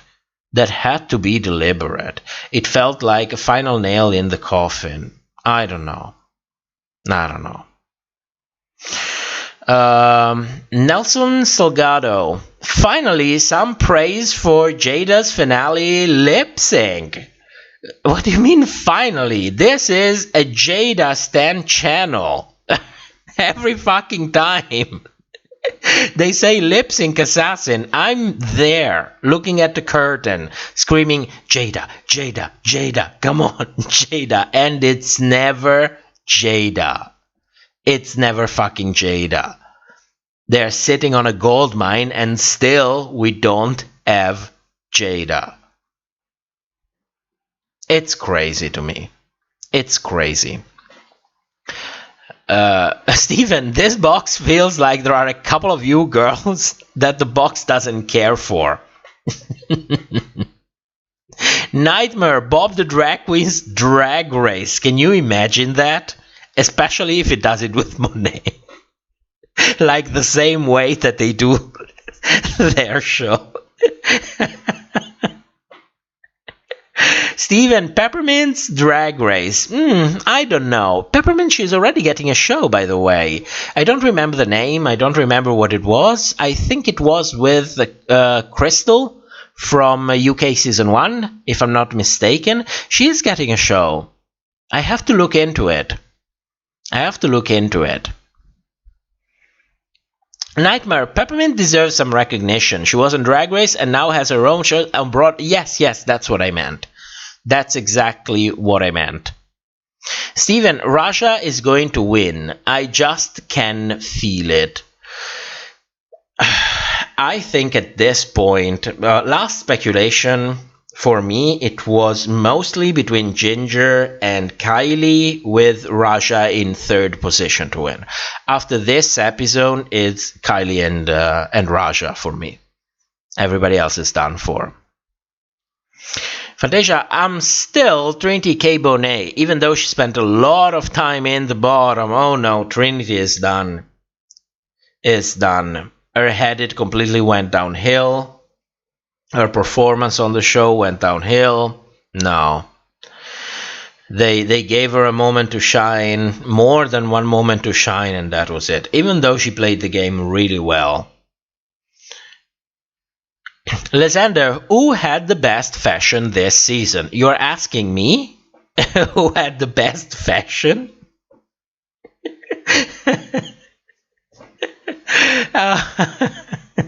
The audacity. Is it even audacity the right word? You know, how do you say when you trust someone to the point that people will think that you are gullible for the way you trust someone? I don't know if there's even a word in English for that. I'm like, I appreciate that you're asking me, but trust me, you shouldn't be asking me. I can tell you who I did actually enjoy the most, and for me it was Kylie. I enjoyed her the most. I don't know if that has anything to do with, proper fashion. But at least I'm telling you, I'm not pretending like I am this fashion guru who knows everything, and I think Kylie for me. I couldn't tell you why, but I liked her the most.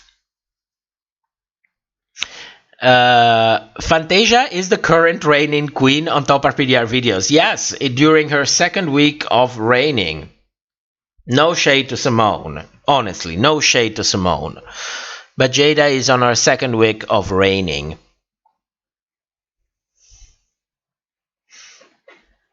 Steven, I'm a fashion icon.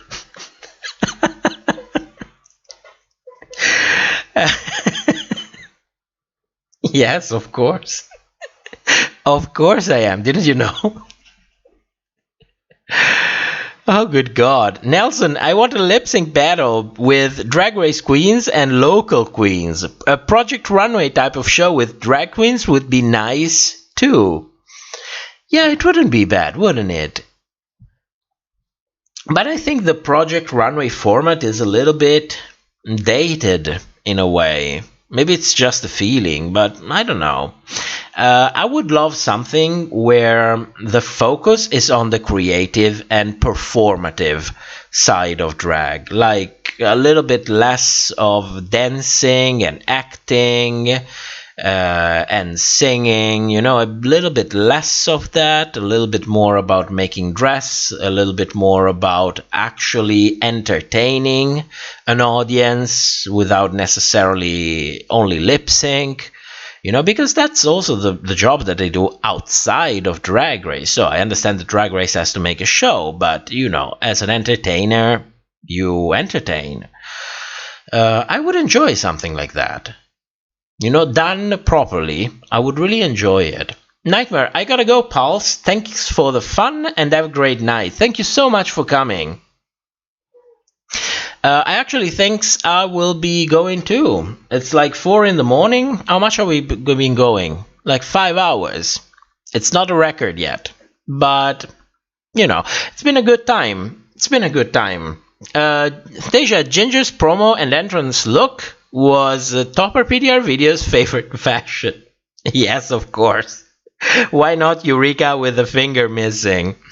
Lysander, so what you're saying is you want half the All-Star 6 cast to be in the bottom for lip syncing. Well, not really that.